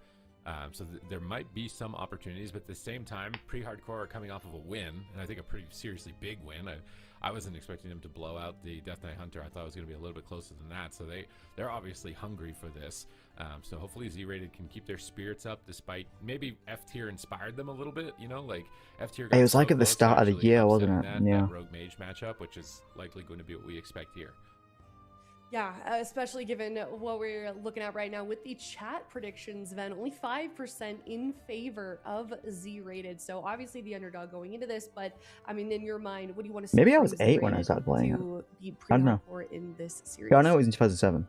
The power of teamwork and friendship. So it's what they need at this point, Sure. right? They've been sticking together for such a long time. They've been trying to level up. This is their opportunity. I mean, for pre-hardcore, the one downside for their team is they're kind of locked in. Like, I feel like Naj will only play sub. Hansel might play fire, but very likely only going to be playing Frost. And then Mason will only be playing the Holy Priest. So you've got this one variant of RMP. It's not going to be the Hydra variant that, you know, Chan was talking about earlier, where you can bring in the Mistweaver Monk, where you could switch over to Outlaw. Like, I don't think pre-hardcore is going to do that. And I think that's an advantage for Z-Rated, because one of the things is Outlaw is kind of the new kid on the block. It got buffed on Tuesday. Nobody was playing it on the ladder. It's a bit of an this thing that's underrepresented. I think we're going to start seeing a lot more. But for Z-Rated, they actually have a lot of practice into subtlety rogues, so I wouldn't count them out of this one. All right, well, given that, what is your prediction for the series, Ben? 3-1 for Z-Rated. You're just betting against the obvious option to try and catch up to Zico now. No, I really think they're going to win. I feel like he's been a guy, you know, rooting for the... I'm not just rooting for the underdogs, all right?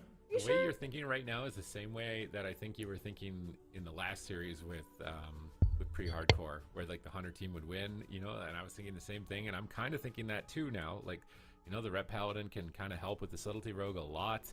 I think the Beastmaster Hunter will have an easier time into the Priest than the Mistweaver for traps, because he has to deal with the port traps. But can they go all the way? Because I feel like Hansel and Naj they're looking so good. They've had such good games in the open bracket. They're actually looking so strong. Go with your heart, Super Tees. Like, if you think the Rogue Mage is going to win, just say it. That's what Zico's going to do. Like, yeah, but we have to not do what Zico's going to do if we're going to pass I'm not playing that game. I'm just choosing what I want. I'm Z-rated, wins 3-2. We're in trouble. Oh, now you're flipping the script. Now No. I back you up. I feel like now when you and I choose the same thing, we always lose. Yeah, every time. But we got this. We got this. I feel like pre-hardcore wins this 3-2. Yeah, I mean, it's a safe bet going with Zico and Chan. Honestly, like, really is. Is better. What, in game and predictions now? Like, what is this? No, the thing is, like, I feel like, I don't know. I'm more willing to like take chances a little bit. I want to see the underdog get the upset. Now you do want to see it. the underdog. It's not that, but Let's it's be like clear. Like, what we underdog, want versus what we predict is very different. Also, sometimes I feel like then. I'm more of like a heart. Like, I'm going with my heart. Okay. More than the, like, you know, like Zico is just crunching numbers. Which team has the highest win percentage? You know, who's playing the most OP comp? I'm not like that, you know. So if you want to go with the obvious pick, go with the Rogue Mage probably. Okay.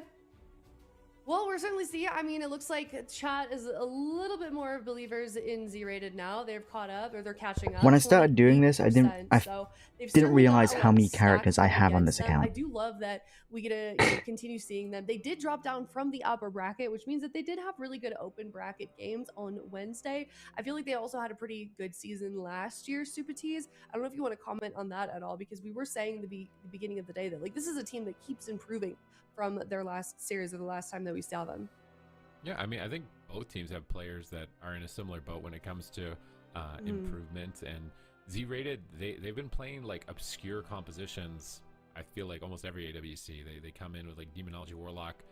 There is a character limit, but I can't remember what it is. They still put on a show, which I think is impressive, because a lot of players kind of feel like if you're not playing the top 0.1% composition, is it 50?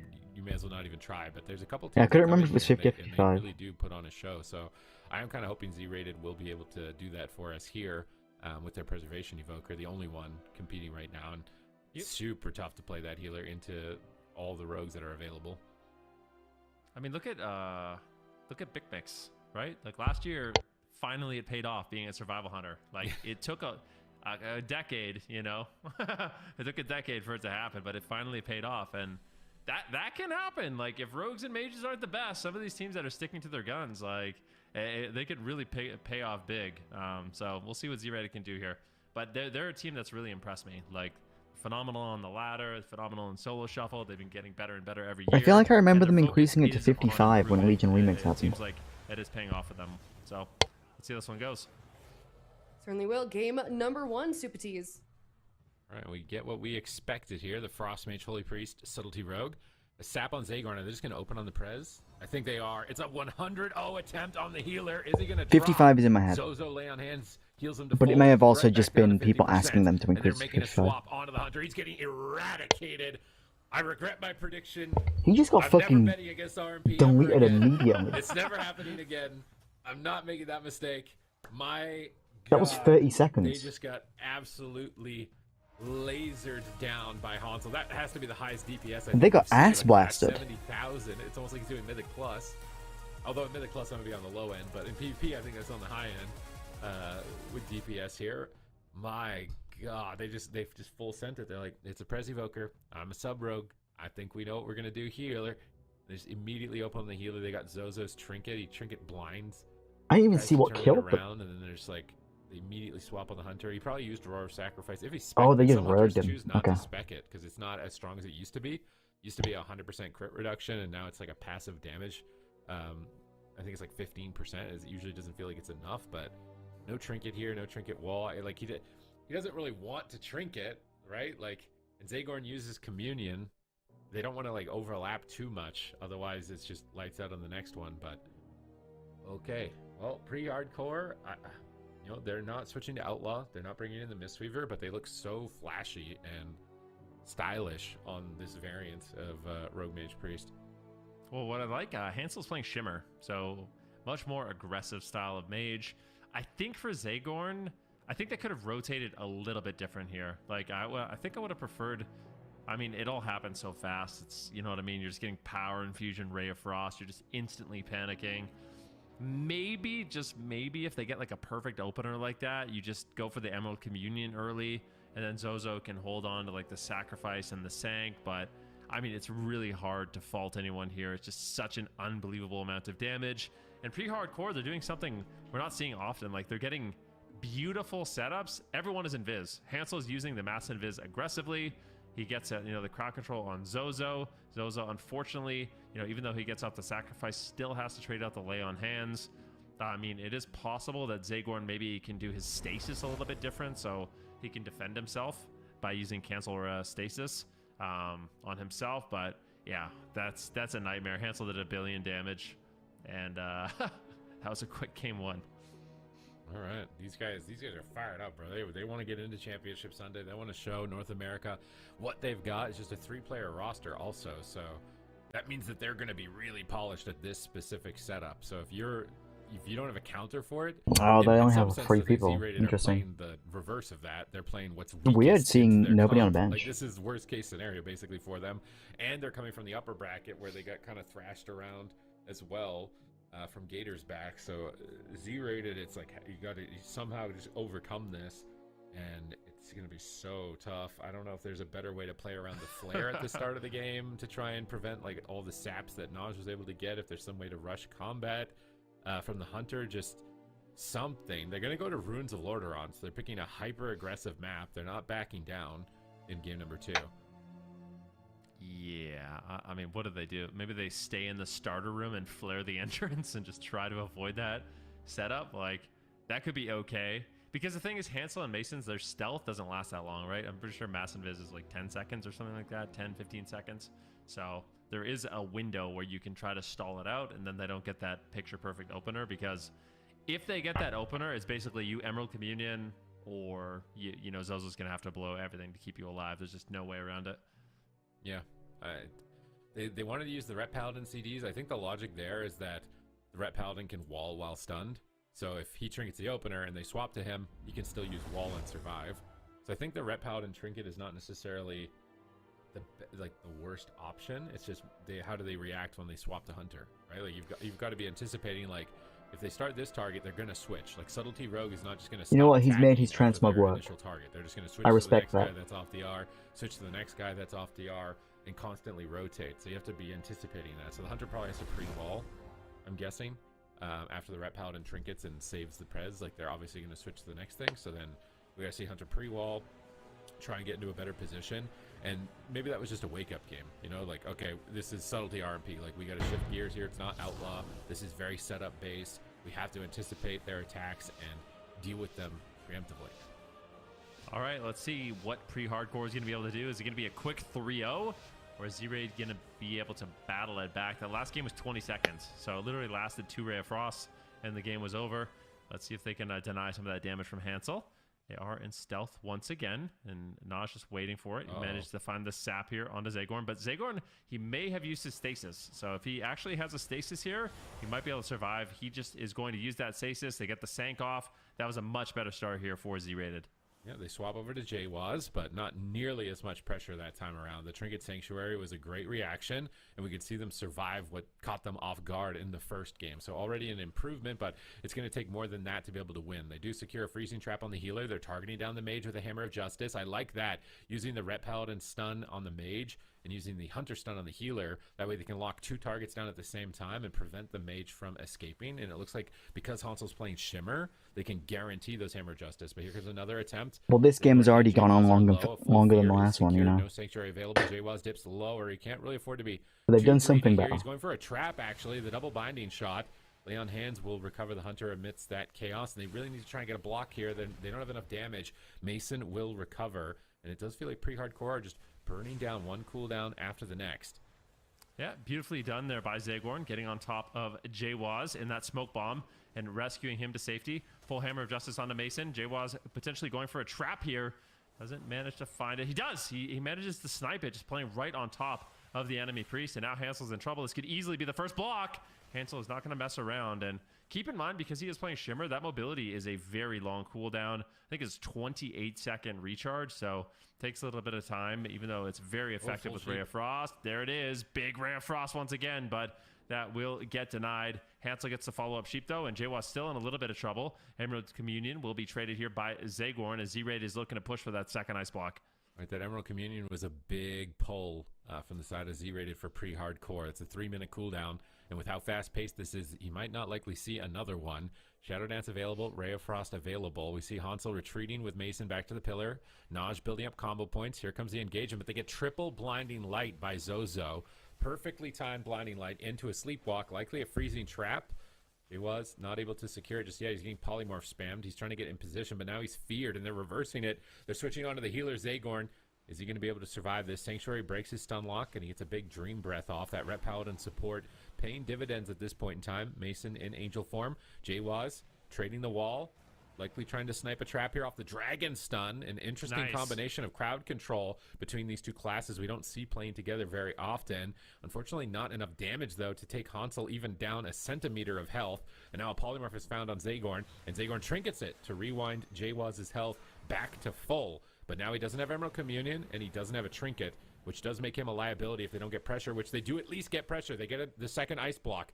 But Naj has a checkmate position here. They can absolutely close this out on Zagorn. He knows it, so he's activating Obsidian Scales before the attack is launched. And Naj has to wait for the Obsidian Scales. He's just poking Zagorn. He's waiting, biding his time, waiting for the Obsidian Scales, and then he's going to go for it. Can they save him? Full blind, Ret Paladin bubbles to assist, uses the spell warding. This is a great play by Zozo, but they mass dispel both. Both, yeah. Not enough to... They can't win, though, and Hansel has no blocks. Unfortunately, Mason does have a trinket, though, even if they get the freezing trap here. Can Z-Rated pull this off with basically nothing left for their healer or Ret Paladin? Yeah, this is really tough. Jwaz might have to go into a preemptive turtle. Goes for the Beast Mastery. Trying to play aggressive with that Bestial Wrath.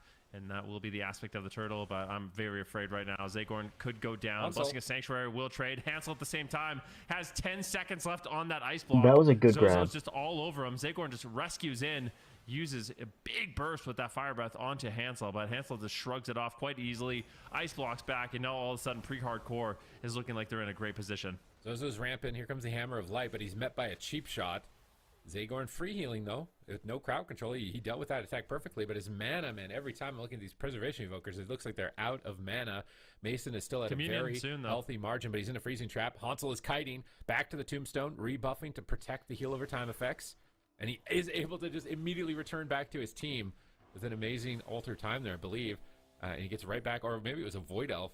Now a Ring of Frost hitting everybody. That isolates Zozo.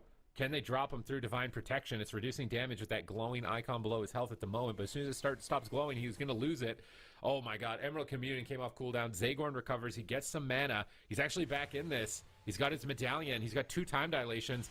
This might be it. Hammer of Justice is down on the mage. They need it. They get the block. He's blocking high. He doesn't want Mason to have to panic to recover him. He can sit through that ice block. Maybe they should switch Nausea a little bit more is the only thing I feel like from Z-Rated. I'd like to see a little bit more swaps of the Rogue. Dragon flies through the air. He tried to immune the blind, but he didn't hit it. Nausea's patient. Zagorn trinkets out of the blind to time dial, but a polymorph is lined up already from Hansel. But Beast of Wrath is up. He has to alter back. It's a race to the finish. Who is going to fall first, Zozo or Hansel? Another round of pets is launched, but Zozo's in so much trouble. He uses Sanctuary on the stun lock to break his healer free. He goes for a Hammer of Justice, but Mason trinkets immediately. Hansel breaks the crowd control. They have them against the ropes, and they are looking to close.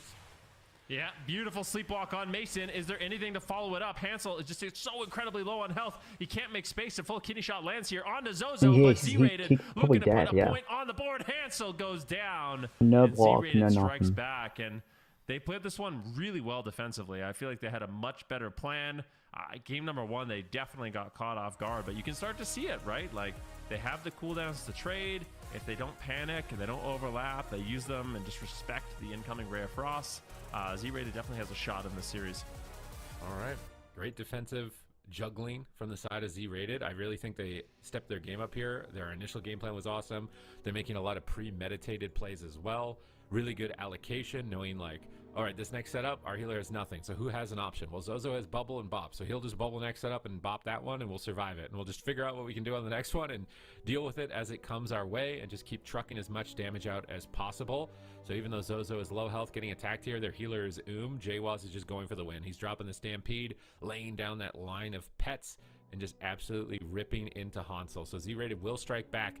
You know, there might be Z-Rated. We got F tier and Z-Rated in the lower bracket, both fighting these rogue mage menaces, the meta compositions. Who is going to win this day? Is it going to be the meta, or is it going to be the anti-meta in this lower bracket? That's where we're fighting to decide to see in the lower side. And right now the anti-meta has come back on Runes of Lordaeron, but with map selection in favor of Is this gonna go to a 5 fucking... It might be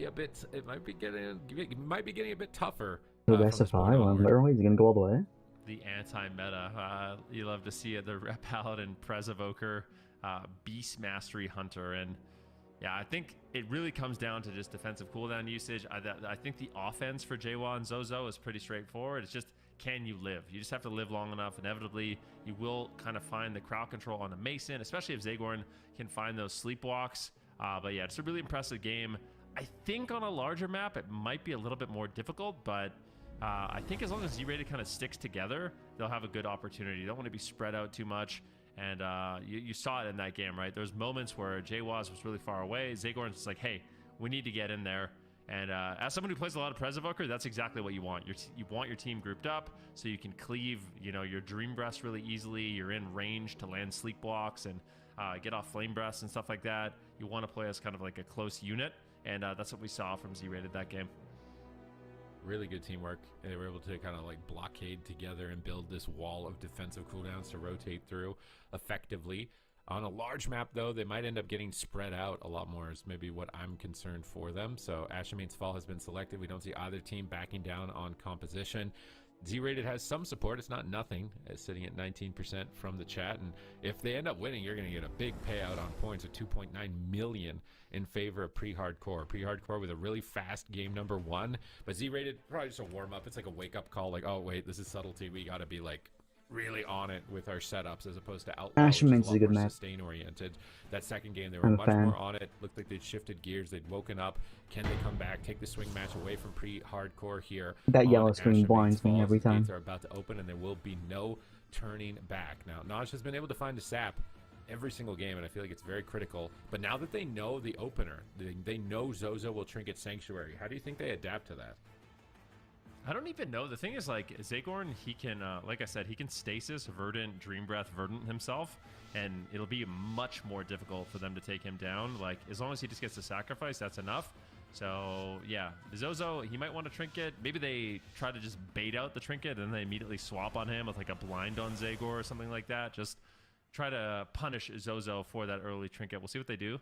Well, Sap they got on the Zagor, sap. but a stun! Beautiful. They stun that Naj out of stealth. Trap on Mason. JWAS doing incredible job turning around this pressure. The Hunter MVP in that situation, but now into a full stun. A blind onto Zagorn. Hansel's out of line of sight though, and I don't think Naj is going to be able to solo this. Really good opener from JWAS. Zagorn recovers the team. That was the Blades, but no Ray of Frost committed just yet. And we've seen how deadly that cooldown is for Hansel, but they are just standing on top of the mage. They're trying to put him into the dirt. They're getting prepared to trap Mason as soon as possible. We see the fly through the sky. Where's the stun? Mason pre-fades it, but he gets the blinding light instead into the freezing trap. And they're so... I love this playfulness from Z-Rated. You can't anticipate what they're going to trap off. You expect a stun, so you try and fade. They wait, they blind. But here comes that Ray of Frost. And it looks like they disrupted it at least for a moment. Hansel's getting out of the stampede. He does not want to stand in that line of animals. It's going to do a lot of damage towards him. But he is getting polymorphs with Ring on the Ret. And even though Hansel is facing a lot of pressure from this Beast Mastery Hunter Ret Paladin, he's getting great control on two players at the same time consistently here. We see Mason pre-fading, but doesn't find the Intim stun. JWAS secures the freezing trap. Hammer of Justice is down. Mason is forced to trinket. A major exchange. Z-Rated looking better and better in the series, but hold that thought as they do have been another getting setup better, on the but I Hunter. think He that just they looks might so just flimsy drop. every time They can catch drop him, at any and minute, Zozo is as there with shown. the Divine Shield. They overlap. That was JWA's In trinket the and first Zozo's fucking Divine game. Shield on the smoke bomb, which means now Ret Paladin is a possibility for a target, but they're looking to get aggressive. As soon as they trade that defense, it's gas pedal to the floor. Let's get on the mage. Yeah, so Zagorn actually made a big change in this game. He swapped off his Obsidian Metal, and he's playing the Time Stop instead. So I don't think we've seen too much value out of that Time Stop just yet, but he can use that to immune incoming crowd control on himself if Hansel's going to land an inevitable poly. And I'm curious to see if he can make some plays. They do get the ice block out of the way on Hansel. In the meantime, JWAS and Zozo keeping up the pressure, which is something you definitely love to see, punishing that mage. Oh, counterspell on Zagorn again. Hansel is just getting so much good control this game. If he can stabilize himself here, he's going to be a key playmaker for the team. But JWAS is moving in. Beast of Wrath is up. He's getting a lot of Dire Beast, but Naj is there to peel with a cheap shot. It's Shadow Blades. This is a lot of damage. Zagorn trades out the time dilation immediately to remedy that situation and manages to recover. Hansel grip back to the pillar. Zozo is charging in with freedom. Zagorn wants to support, but he's crippling poisoned at the moment, trying to hover in here on top of Hansel. It's a massive wave of damage. Another line of stampede that Hansel has to make the decision to cross or stay on this side. He decides to stay here. Full blind on the healer. Another setup on the Hunter. Ray of Frost, but JWAS pre-walled it. That was a nice predicted play from JWAS right there, anticipating the stun, and he was able to reduce damage. Now Zagorn is making a prediction that they're going to swap to him by using his Obsidian Scales, but they decide to double fear it. They're going into the Scales. They don't care about its damage reduction. They're trying to cut him down through it, but it doesn't look like they have Interesting enough damage. choice. And this preemptive wall activation from Z-Rated is buying them more time. Enough time to get an ice block. Now they swap to Naj. They get evasion. They get a sleepwalk. Z-Rated have leveled up their play. However, their defense is shaky as far as cooldowns at this point. Trinket comes up for JWAS in 12 seconds. If they get that set up before that window, it could be deadly. Zagorn knows it. He immunes by flying into the sky. They use the counter shot on the polymorph. They're shutting the mage out for a moment, but he novas him with the water elemental, clutches him into a polymorph.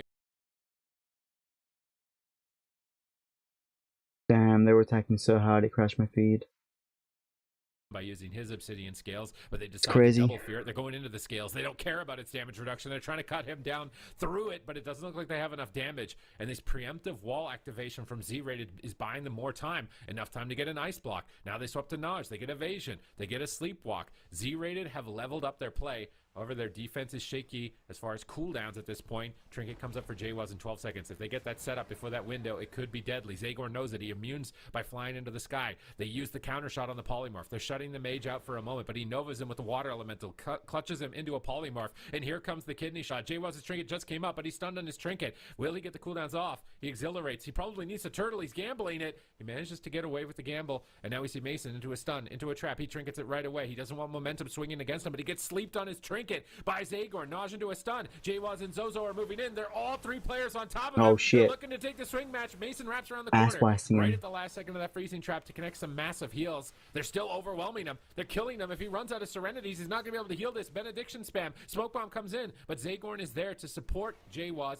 and survive this. And I think the next freezing trap wins the game. Can they land it? They do. And Hansel likely to crumble. He gets a triple Dragon's Breath. He's desperate. He goes for the Ray at 1% remaining health. Communion answers it. Zagorn survives. Hansel survives, but for how much longer? What a play by Hansel. I mean, in that situation, 99% of mages just choke and die. He just goes for the Ray of Frost after the triple Dragon's Breath. He stays alive. Beautifully done. Full polymorph now onto Zagorn, as it looks like pre-hardcore still looking to make a play. Hammer of Justice, though. Are they going to get a full trap? They sap up Zagorn. Can they take him down? He just decides to trinket. Turtle as well. They're all over the place. Z-rated is in trouble. Zagorn finally stabilizes them, but they trade out a ton of cooldowns there. All right, Zagorn, no trinket, could be a target. Kidney shot comes through onto the Ret Paladin, but Zozo has his Divine Shield coming up.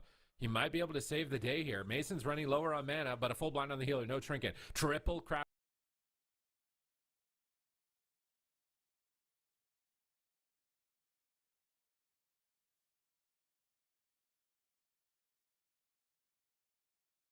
Out control engagement. Divine Shield just came up. He's going to trade the spell warding. Jwaz is immune to magic damage. They get the double blind. They're looking to push Hansel over, but he has a block available. He's silenced at the moment. Is he going to be greedy with it? Here Good night, night, ball team. He's lining up that stampede. Have a good sleep. That row of pets. Hansel blinks towards the end of it, but he's taking so much damage he has to block. It's overwhelming pressure. It's coming down to the wire. Such an important match for both teams to maintain the swing match for pre-hardcore. Another setup comes through. Zozo sanctuaries it. They swap onto Zagorn. Will he be able to survive? Deep breath available. It looks like they've survived. Another attack from Naj, and they're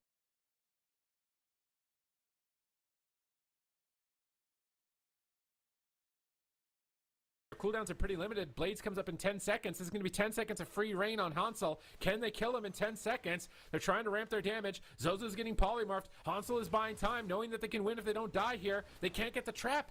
Mason doesn't get trapped off the stun, but here comes the win. Wake of Ashes. They have to win. Mason trinkets. Can they win the game right now? They get blocked by the Dragon's Breath. Jwaz survives another stun somehow, some way. Unbelievable. Zagorn uses the time stop, anticipating the fear.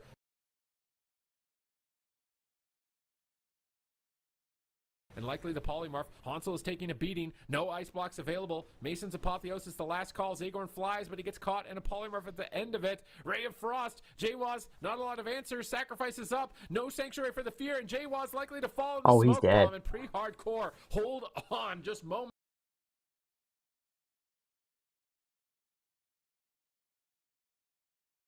Mason trinkets. Can they win the game right now? They get blocked by the Dragon's Breath. Jwaz survives another stun somehow, some way.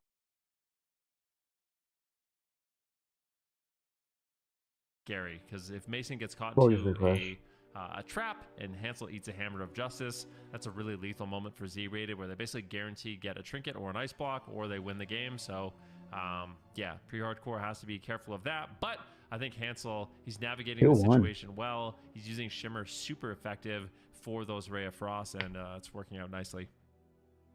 Okay, we've got it set up here. Z-rated. Are they going to make a change? They brought in the Windwalker last time. Do you think Windwalker is at all an option here, or is it just it's game over? If they what would you do? Like, would you get rid of the Hunter for the Windwalker, or what? I think you get rid of the Hunter. You don't have Trap anymore, which is kind of sad. Paralyzed though. It's red. Paralyzed, yeah, true. Really, it's not that, it's not that much lost. Yeah, you lose your ranged interrupt, which is a little bit scary. Yeah, you lose counter shot. Obviously packs quite a punch, but there's just something about the Beast Mastery Hunter. You land a trap, you press your Bestial Wrath, and the damage is going crazy. They're gonna. Zagorn goes Mistweaver. He abandoned it, bro. He was. We're hyping him up. The anti-meta.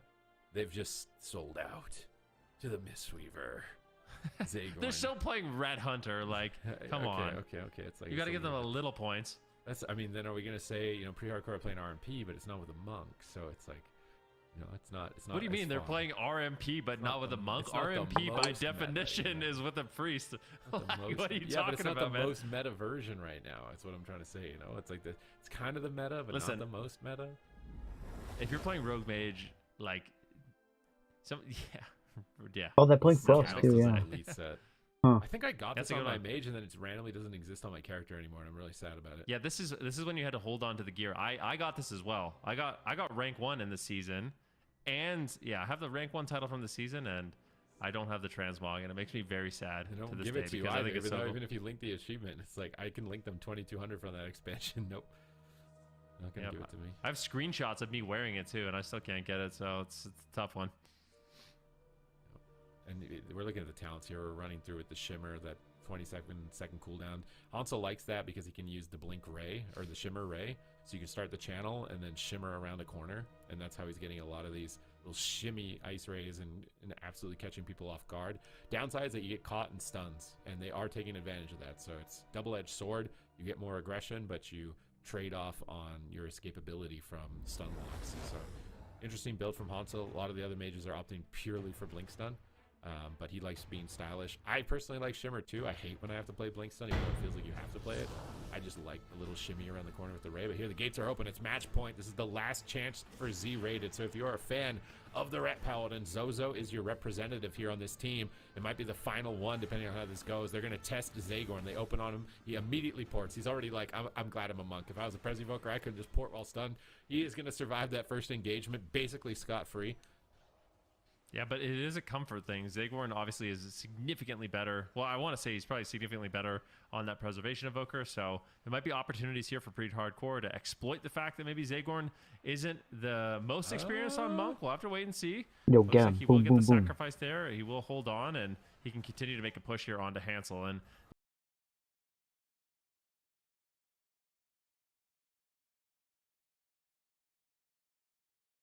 The channel and then shimmer around. Yo, the corner. my internet has So he's getting decided a it's lot of just these it just doesn't want to play shimmy it. ice rays and absolutely catching people off guard.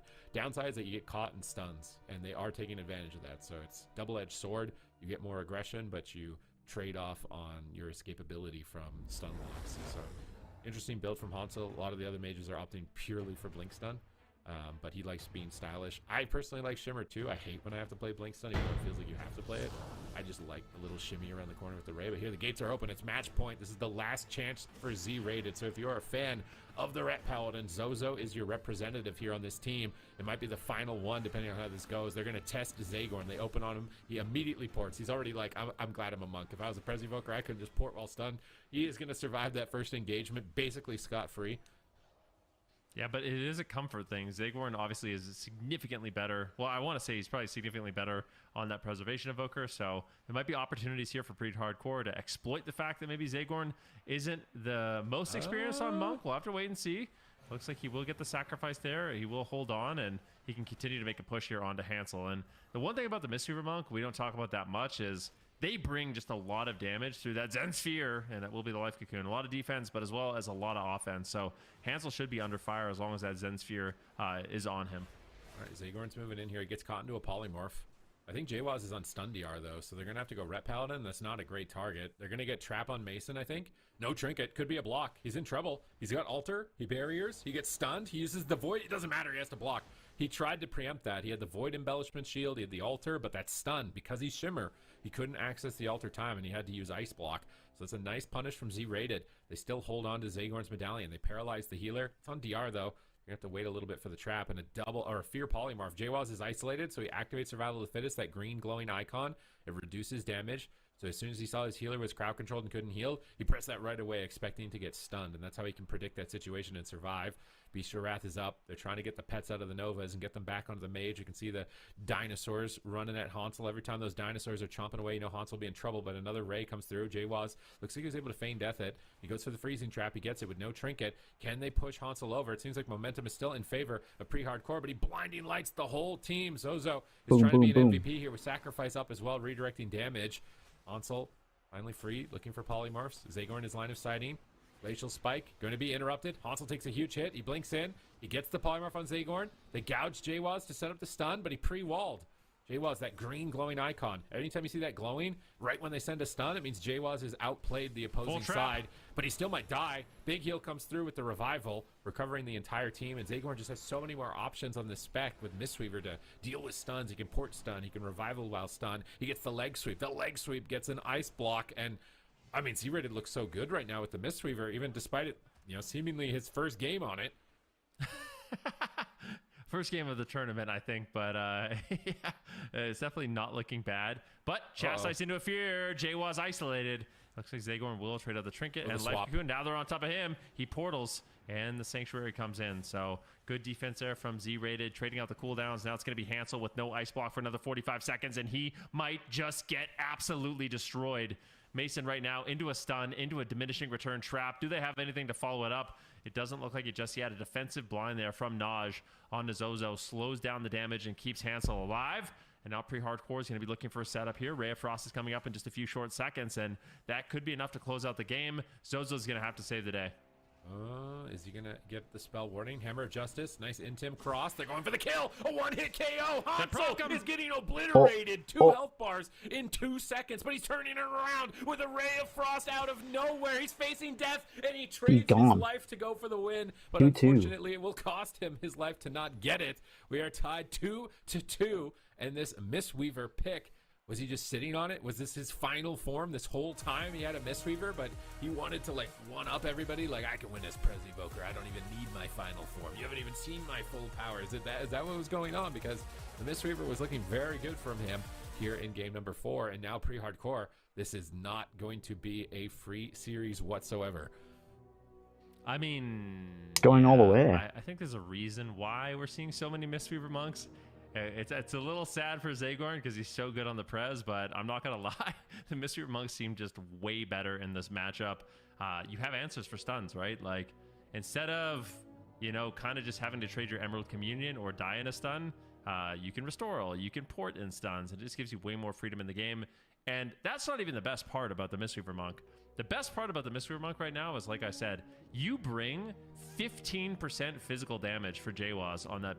15% damage. Like, that is a huge number. You bring 10% damage for Zozo. That Zen Sphere also reduces the damage that Hansel does. So it is a huge swing of momentum to have that in the game. And you could tell Hansel was really feeling the pressure on this one. And I think this game we saw Jaywas and Zozo do their highest damage overall. You think we need to see Blink stun? I don't know.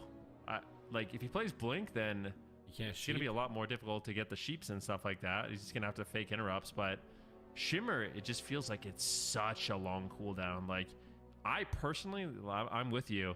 I would, like, if Shimmer was a little bit more of a lower cooldown, I would love to consistently play it. But when you just get, it's, you know what I mean? Like, instead of having to ice block here, you just blink. Like, I think it's the safer pick. Even the first ice block would have also just been a blink. Yeah, you just blink. And then out of the blink, you just Ice Nova and they're stuck, or you use your Ice Barrier and you're gonna live, or you Invisibility and you're gonna live. You know, it just gives you way more options. I think so this Shimmer, is one of those situations where you want to pick the safer route because, yeah, it's inevitable Mason's gonna get crowd controlled. Every single time that happens, you get stunned as Hansel. You're just burning through cooldowns so fast. All right, big map here, Maldraxxus Coliseum. That game 1 quick win, that quick kill might be what Pre-Hardcore need if they're going to be able to take this series. It's coming down to the wire. We still have one more series after this for North America. Every team, every matchup is so exciting and back and forth. It's been awesome to see these teams level up throughout the years and now really giving it a go with BlizzCon coming back. This is the best time to have it happen, basically. You do not want to miss out on this year's program. I think that this is going to be one for the highlight reels, to say the least, with how it's starting at this point. Z-Rated, the last Ret Paladin, the final Ret Paladin between both regions. Will he stay alive? Zozo, Jaywas, and Zagorn, as we are loaded into Maldraxxus Coliseum. Pre-Hardcore running that rogue mage priest, and they play flashy, they play aggressive, and they take risks. But those risks are not paying off right now. Will they continue to make those risky gambles, or will they opt to go more conservative? Do they double down, or do they change direction? That is the question. Let's see what they can do here. The gates are open. And this is like where I think Zagorn will be tested. He's going to have to keep track of his port because he can easily be dragged out from his port range. This is just an easy port here. And also a Trinket Sank. I actually don't like that Zozo Trinket Sank there. I think just a port would be more than enough, but he's opting to go for the super safe route. But Chastise now into a full fear on Zagorn. Now he doesn't have that Sank available, so a little bit of a defensive cooldown overlap. They get the Will of the Forsaken too, and the Life Cocoon, so I would say it's a bit disastrous, although Hansel almost just outright dies in the opening stages. And we're looking at JWAS and we're trying to debate the trinkets and the sanctuaries, and Hansel almost dies. Polymorph looks like it broke early there. They set up a cheap shot. They don't have stuns for JWAS. He's going to kite away here. Likely be able to escape, but a full blind on his healer. They're leaving his healer out in the open at the moment. Zagor needs to get back to his team, using the rushing wind kick on his way over, trying to fake a counterspell, going for Crackle to get his sphere up. Another rushing wind kick, trying to assist the team. They go in for the stun. Where's the trap from downtown? JWAS lands it, but he's gouged. Gouge breaks a bit early. JWAS is trying to get in line of Hansel, but look at Hansel has taken the opposing pillar. This is what I mean by risky plays. He's infiltrating. He takes the enemy's pillar, gets the polymorph, survives at the same time, sets up the double fear. JWAS trinkets. He's still in trouble. He turtles at critically low health, and Zagor now in a cheap shot. They drop the smoke bomb. They swap to him. He ports back behind the pillar. They're in hot pursuit. Hansel is already there. Hansel's gas pedal is already through the floor and into the road in this game. Yeah, really aggressive start here for Pre-Hardcore, and doing a really good job with his map. However, Hansel looks like he finally is getting caught here. Some damage incoming. The double Dragon's Breath. And JWAT doesn't really have much. It's a gouge. It's a cheap shot. Is there a smoke bomb? Doesn't look like it. Double Ring of Frost. Shot. And Zagorn is forced to trade out his Trinket Life Cocoon. It's a totally fun. I think that's a great trade there, but needs to be careful with no Trinket nor Restoral. Zagorn is now a great target that they can go after. All right, will they be able to find it? Zozo has options though to trade. It's not over right now for Z-Rated. They get a double blinding light. Where's Hansel? He ports back to his team, but it's a full trap. He blinks around the corner and gets a polymorph. They're setting up on Hansel, and he still goes for the win. He just goes for the win no matter what. He's risking it all in game number 5. Is the risk going to pay off? He barriers the attack here, the assault from Zozo. I mean, shotting cheese would, like, as much as I like cheese, that would be kind of awful. They might have to kill him without stunning. That could bait him to not use his port. He's trying to reposition, but they get I think the in that case, the maybe a thing is the risk is slowly too not much paying cheese. off. They keep whittling away at Hansel's cooldowns. And we can see JWAS repositioning with Zagorn across the map. Zozo's playing aggressive because he still has his Divine Shield, but there's the blind. No Trinket. Are they in position? Can Zozo get there? He gets chastised. It's match point. Hansel, can he deliver the win? Fear on to Zagorn. He wills out of it to connect some heals, but he's kidney shot on his will. Bubble comes from Zozo. He goes for the stun. He's trying to win the game on Hansel. Despite all of the pressure put towards his team right now, the entire tournament on the line. Hansel is getting blasted. They're just trying to win with raw pressure, and it's almost working. He has to ice block while Mason is free casting. They time the song. Mason deaths it and manages to avoid it. He keeps his team top, but suddenly Hansel has nothing. But the polymorph is secured before they can land anything. JWAS pre-walls, anticipating the stun at a critical moment. Zagorn has Trinket available again. He can Trinket Cocoon. They're actually in a position where they can win this, Ven. Z-Rated can pull this off. Yeah, they might be able to do a full hammer of justice here onto Mason. Nosh trying to eat the trap, but he doesn't, and Hansel is stuck, and he might get dropped, and he will. Z-Rated battle it back. GG. Zagorn proving that he's got the Mistweaver too, and this matchup looked a lot better, and they did it. They managed to take down the RMP and prove the haters wrong. Hey, I wasn't one of them, okay? I didn't say you were. I bet on Z-Rated. All right? I knew this whole time that Zagorn was going to play a monk. I just knew him. I talked to him ahead of time and knew that he was sandbagging on the preservation. He was just well, sitting insider trading then is what I'm hearing. You had insider trading. Yeah, insider information, huh? It's not insider information, okay? It's just an advantage, all right? I actually didn't know at all that he was going to do that. But now that he's done that, I'm like, maybe they can actually go maybe the distance in this turn. Maybe like a top 3, maybe possibly from Z-Rated here, because like this was, I feel like it was so good. The Mistweaver felt so much better. They had options to deal with the stuns. They kept their momentum. They had some just general strategies that they stayed consistent with. Naj tried to eat that trap. Oh my God, that is tragic. Can we watch that again on the replay? Naj is sweating. He knows he loses the game if he doesn't eat this trap. He's standing right on top of Mason, which freezing trap is launched at an area on the ground, so allies can soak that area and absorb the crowd control. So like Naj right here tried to eat the trap. JWAS snipes it and he lands it. And then Naj again in just a few seconds, he tries to eat. Look at him, he's standing on top of Mason. Naj is right there. He's like, I got you, bud. I'll eat this trap. You'll heal him. We'll win. And JWAS snipes him. Like what? There's not even a pixel of space. There's not even a pixel of space, and he gets the trap that wins the game. If he doesn't land that, Mason puts Guardian Spirit up and presses Serenity, and Hansel's full health. JWAS doing a good job with the traps, no doubt about that. He literally stands on top of them. A lot of hunters will just use like a macro to drop their trap on their feet so they can just run on top of the enemy healer. But here, I think JWAS, he steps to the left. If we look at this again in like slow-mo, he steps to the left of where they're grouped up, and then he throws the trap to the right. See, look at this. And he throws the trap on the edge to the right. and that's where it goes off. So Naj is just, I think, a little bit too far to the left, and Jaywa's managed to snipe that. Left. Yeah. JK to the right. Man, do you guys feel like Z-Rated should have played Mistweaver against Gators back in their series earlier today? I'm not gonna I'm not. Let's just be honest. If you can play Mistweaver, you should play it. That's just how I feel right now. Like, Yeah, just preservation hater. no. In fact, It's just not great right now. My favorite healer. I play it all the time, but Yeah, but he It also just- thinks Assassination Rogue is like really good. So sometimes I think there's potential. Hey man, I've been talking about Frosty K's. They got some wins in the tournament. Like, it's still my dream to see an Arcane Mage played, but I feel like mages 0%. Yeah, I know. I'm trying. Dreams are not going to happen this Look at time. this No one will banter play is with killing me. me between you two. No one will play with me. Oh no. You Not wanna- even I mean- Mythic Plus, bro. If you sign up for my group as Arcane again, no. Oh my gosh, that's so. All right, you know what you do, Ven? You just you queue as the meta, and then you just switch to Arcane. They'll never know. Last second, yeah. Yeah, just don't. they'll Countdown have- timers going down. you Exactly. turn Okay, it so on. I'm logging into my last Yeah, character yeah, on yeah, retail. yeah, I'm going to be able I to will tell be you doing how that. many hours Yep, I've played there on you go. retail. That's what I did when Frost was meta. All right, so pre-hardcore. I'm going to do the rest of my accounts, but I'm just well not done going to to tell them, you. I think I'm but going to actually put them in a video because I think is that the could end be of the line interesting. for them. Z-Rated going to be moving forward in the lower bracket, and they're going to be playing either F tier or Dire Wolves. We've got that lower bracket series. It's going to be the last series of the day. Also, we've seen both of these teams play already, so I'm curious. I'm curious how these two teams go. I feel like it's kind of strange. So, to Bug, see how them many move hours to do you think lower I've bracket, played and I across feel all of especially retail? F tier, but I think this is going to be a solid series nonetheless.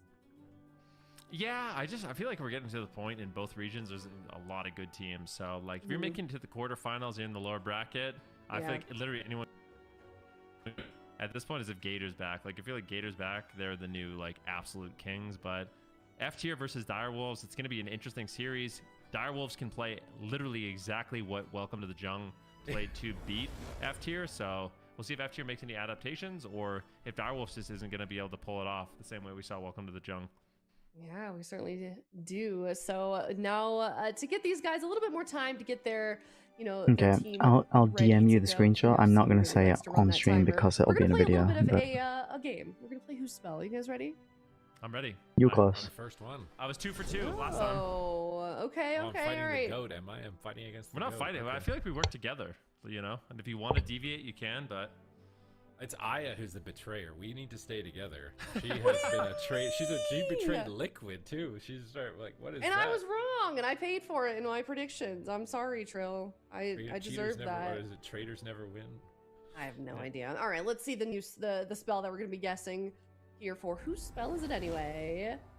all right. Oh, jeez, that's nothing. Okay, so that's definitely not a 3.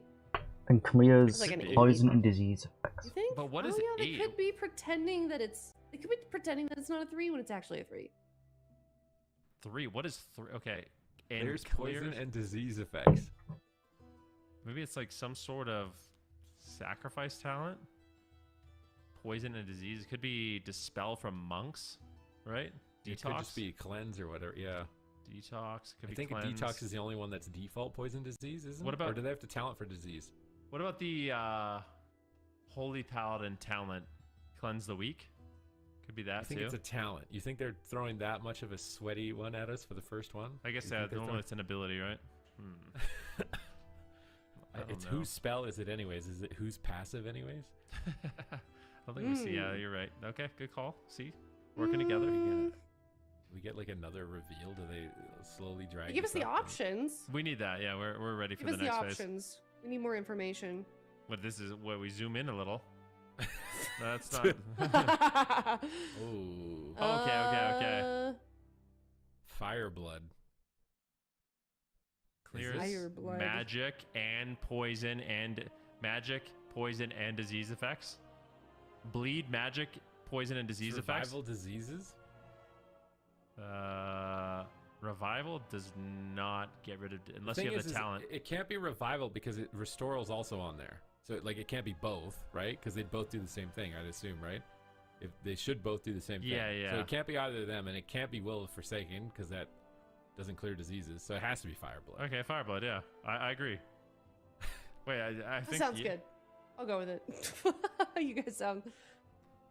Yeah, I feel Sure. like maybe it could be Restoral or Revival. Yeah, but it can't be both.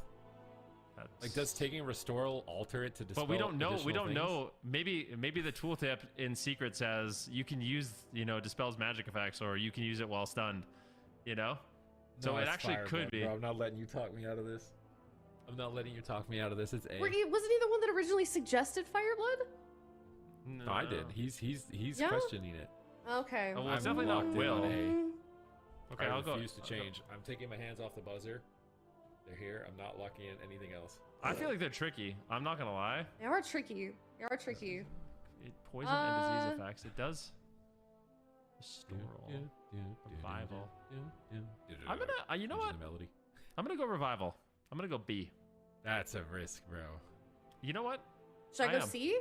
Because you know what? I I mean, Restoral. one of us will be right if hold you up. do that. I'll Hold go up. C. I actually Yeah. don't think it can be Revival and Restoral, because Restoral doesn't remove effects. You can just use it while stunned, I think. And Revival actually I does don't think remove it the can be effects. either of them because they're both the same ability. So if it's one of them, it would No, be that's the not other, true. and it They're can't not the be same both. ability. They're not the same ability.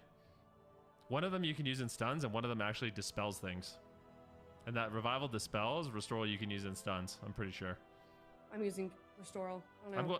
no, A, no. B, and C? You want to go It's B? One either of it- A or we B can't all be now. wrong. It's either A or B. I I'm don't think going I B. is wrong if she goes C. Yeah, C's wrong for sure, I think.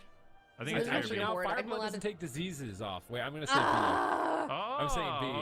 Okay. Fireblood doesn't Well, take diseases. hand That's why off you the play buzzer. Stone Form. Hand That's why off you the play buzzer, Stone huh? Form. That's why you locked in play B. Just lock Stone it in. Form. Just the lock it in. diseases. End It's B. end our suffering. All right, B. Then you're going B also? Yeah. All right, I'll go B too, whatever. All right, let's see the end. you, It's what? not B. It was No! Restoral. Interesting. Oh, my god. I'm never Revival- listening wait, to wait, you wait. again. I'm never Revival? listening to you. Wait, Oh my Revival God. removes magic and Restoral does poisons and diseases. Oops. Oopsies. You know what? They did You're the make it monk look like player, it man. wasn't What a is going 3. on? Look. I said they're making it look like it's not a 3 when it's actually a 3, and that's exactly what they did. Sneaky production. You should have kept your answer. I know.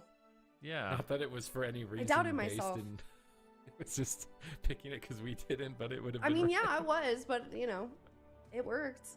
I forgot Um, that. Oh, I know this Oh one. god. I know this Do one you? for sure. Oh, yeah. Is it? D. They're all just green dragons. No, the one on the left is Jade Statue.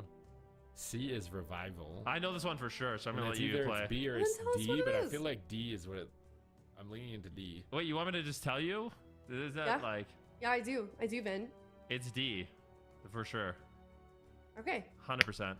Okay, Then? so do you know what they all are, though? Watch there be like a hidden icon that's been like micro-sized in like This- the logo somewhere, and it's the real one. Let me tell you that this is how. Okay, one is A is serpent statue, B is flying Okay. serpent kick, C is revival, and D is restoral. Okay, Vin Fuki. And let's see if I'm right. Alright. What if I'm wrong? That's Yeah, embarrassing. let's do it. But I think do I'm right. it. No, let's see it. Now I want to see. I've been a monk since You're right. as long as you can be. Oh, And there it is. Okay. All right. Nicely done. Thank you. I'll Thank give you. you a nice golf clap for that one. That is nice. Like differentiate the green dragons. I feel proud of myself. No, that's good. Yeah, I did that Insta. I logged D Insta. What is this? There was no. You don't. Did you? I didn't hear you. I literally just first. I was like, I that's don't D. think so. I don't You think you did. Check the VOD. I don't think you did either. Pull I up don't the know. VOD. Get the replay. Instant replay. Is somebody talking, Ben? I feel like. I'm gonna So start weird. playing the flute if this keeps going on. Okay. Remember out flute?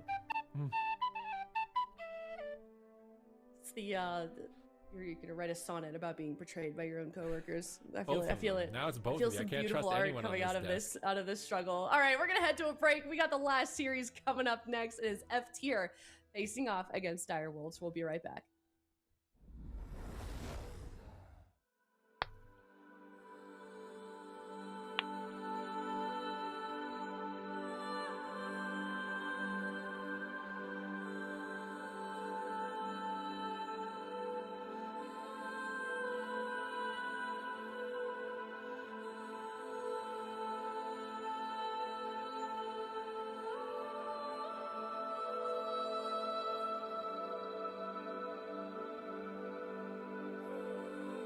Wow, there are people online on Season of Discovery. That's interesting.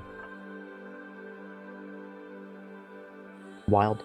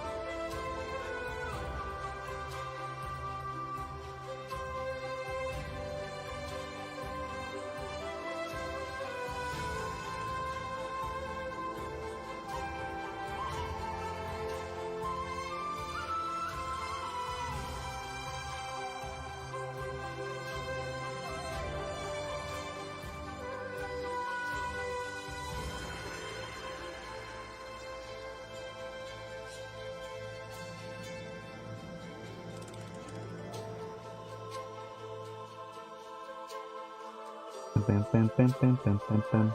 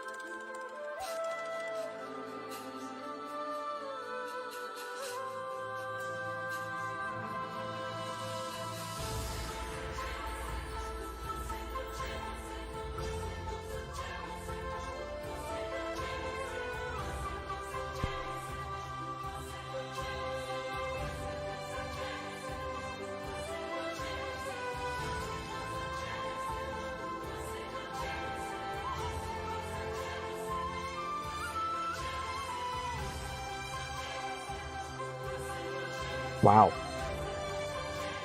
So my paladin from Classic 2019 has 1,017 hours on it.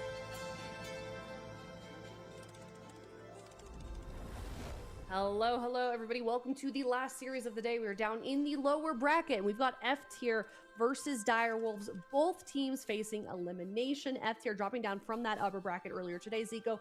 Direwolves also having a game today already, and now they're facing off against in the lower bracket, and neither of them want to go home.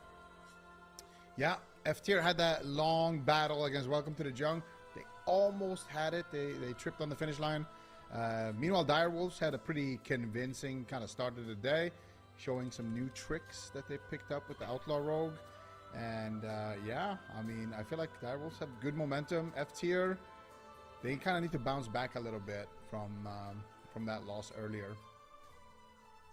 Yeah, they're going to certainly have to, especially if you look at the chat predictions. Direwolves overwhelmingly the choice here in terms of where chat thinks the series is going to go, 88%. And after once again, Super T is finding themselves the underdog. Do you feel like that's deserved, though? I'm kind of surprised by this pick from chat. I mean, they're probably going off of Direwolves' momentum in the last series that they had, and just Trill's performance. Like, he was just 1v3ing the enemy team. So I feel like him on Outlaw Rogue has been like a big highlight. Although this is a bit different of a matchup. You know, he was actually not even playing Subterfuge on Outlaw, which is very like strange in Rogue lingo, right? Because it lets you stun when you vanish, basically. But against a mage, it makes sense because you can't stun him anyways. But in this matchup, you can stun. It's gonna be a warrior. It's gonna be a shaman. So this is a bit of a different playstyle than what he just had against the mages. So it might not work out the same way. They're also higher armor targets. So it might not work out the same way. I'm starting to make people question, you know, their investment here in Direwolves. Basically, they're so invested, but I don't think it's as certain for them to win as it was for Welcome to the Jung. And even Welcome to the Jung was sweating in that series. That's true. And Jung is not a team that sweats. Jung is usually the team that's just nonchalant, casual, just walking through the bracket in the upper side. So the fact that they could make them sweat is a completely different matchup for the Direwolves.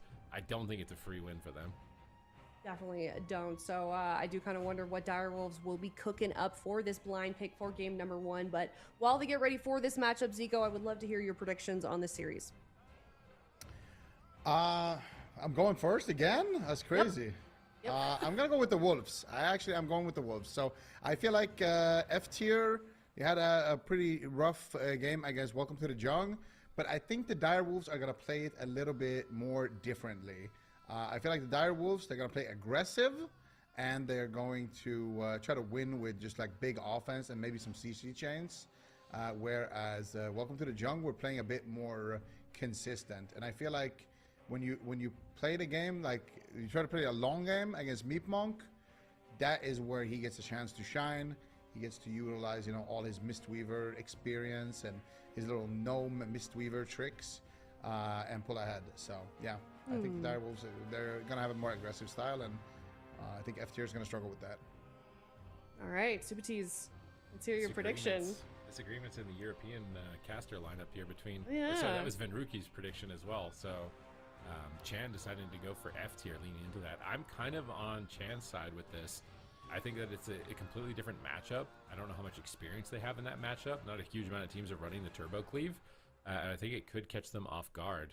I think Sam's going to be really tested in that type of matchup, although they do have, you know, the example that was just presented in the previous series that they could have observed and try and copy that. But can they copy it, you know, with how much time is left? I'm actually leaning into F tier for this one. I'm gonna give it to them 3-2. 3-2. All right, I think we're a little bit split on the caster's desk. Also, I would like to say real quick, hello if you're from the Hearthstone channel, if you're rating us, hello, welcome in. Thank you guys so much for being here. They just came in from their Hearthstone Masters Tour for the Winter Championship stream. You guys came at a wonderful time. We are in the last series of our day. We've got two big dogs that are competing against each other right now, and both of them are facing elimination. And right now we're deciding where we think this series will go, and it's proven to be a little bit difficult to predict because I am gonna go with F tier. I think it's gonna be 3-2 F tier. I feel like I'm kind of surprised though, Zico, that all of the casters are, well, not all, but most seem to be with the underdogs of where chat thinks it's gonna go. Interesting. Yeah, I'm thinking 3-2 for the Wolves as well. So. I feel like we have a pretty even split here. Yeah. On the desk, I don't know. It's hard. It's a hard one to call, right? Because F tier, they looked so good in the open bracket. They looked so good in that previous game as well against Welcome to the Jung. But at the same time, the Wolves, I feel like they got the meta on their side. They looked really good in game number 1. Thank you for the follow. I appreciate it. It's tough to call for sure. All right. Well, let's hope that neither of these guys miss lethal. Haha.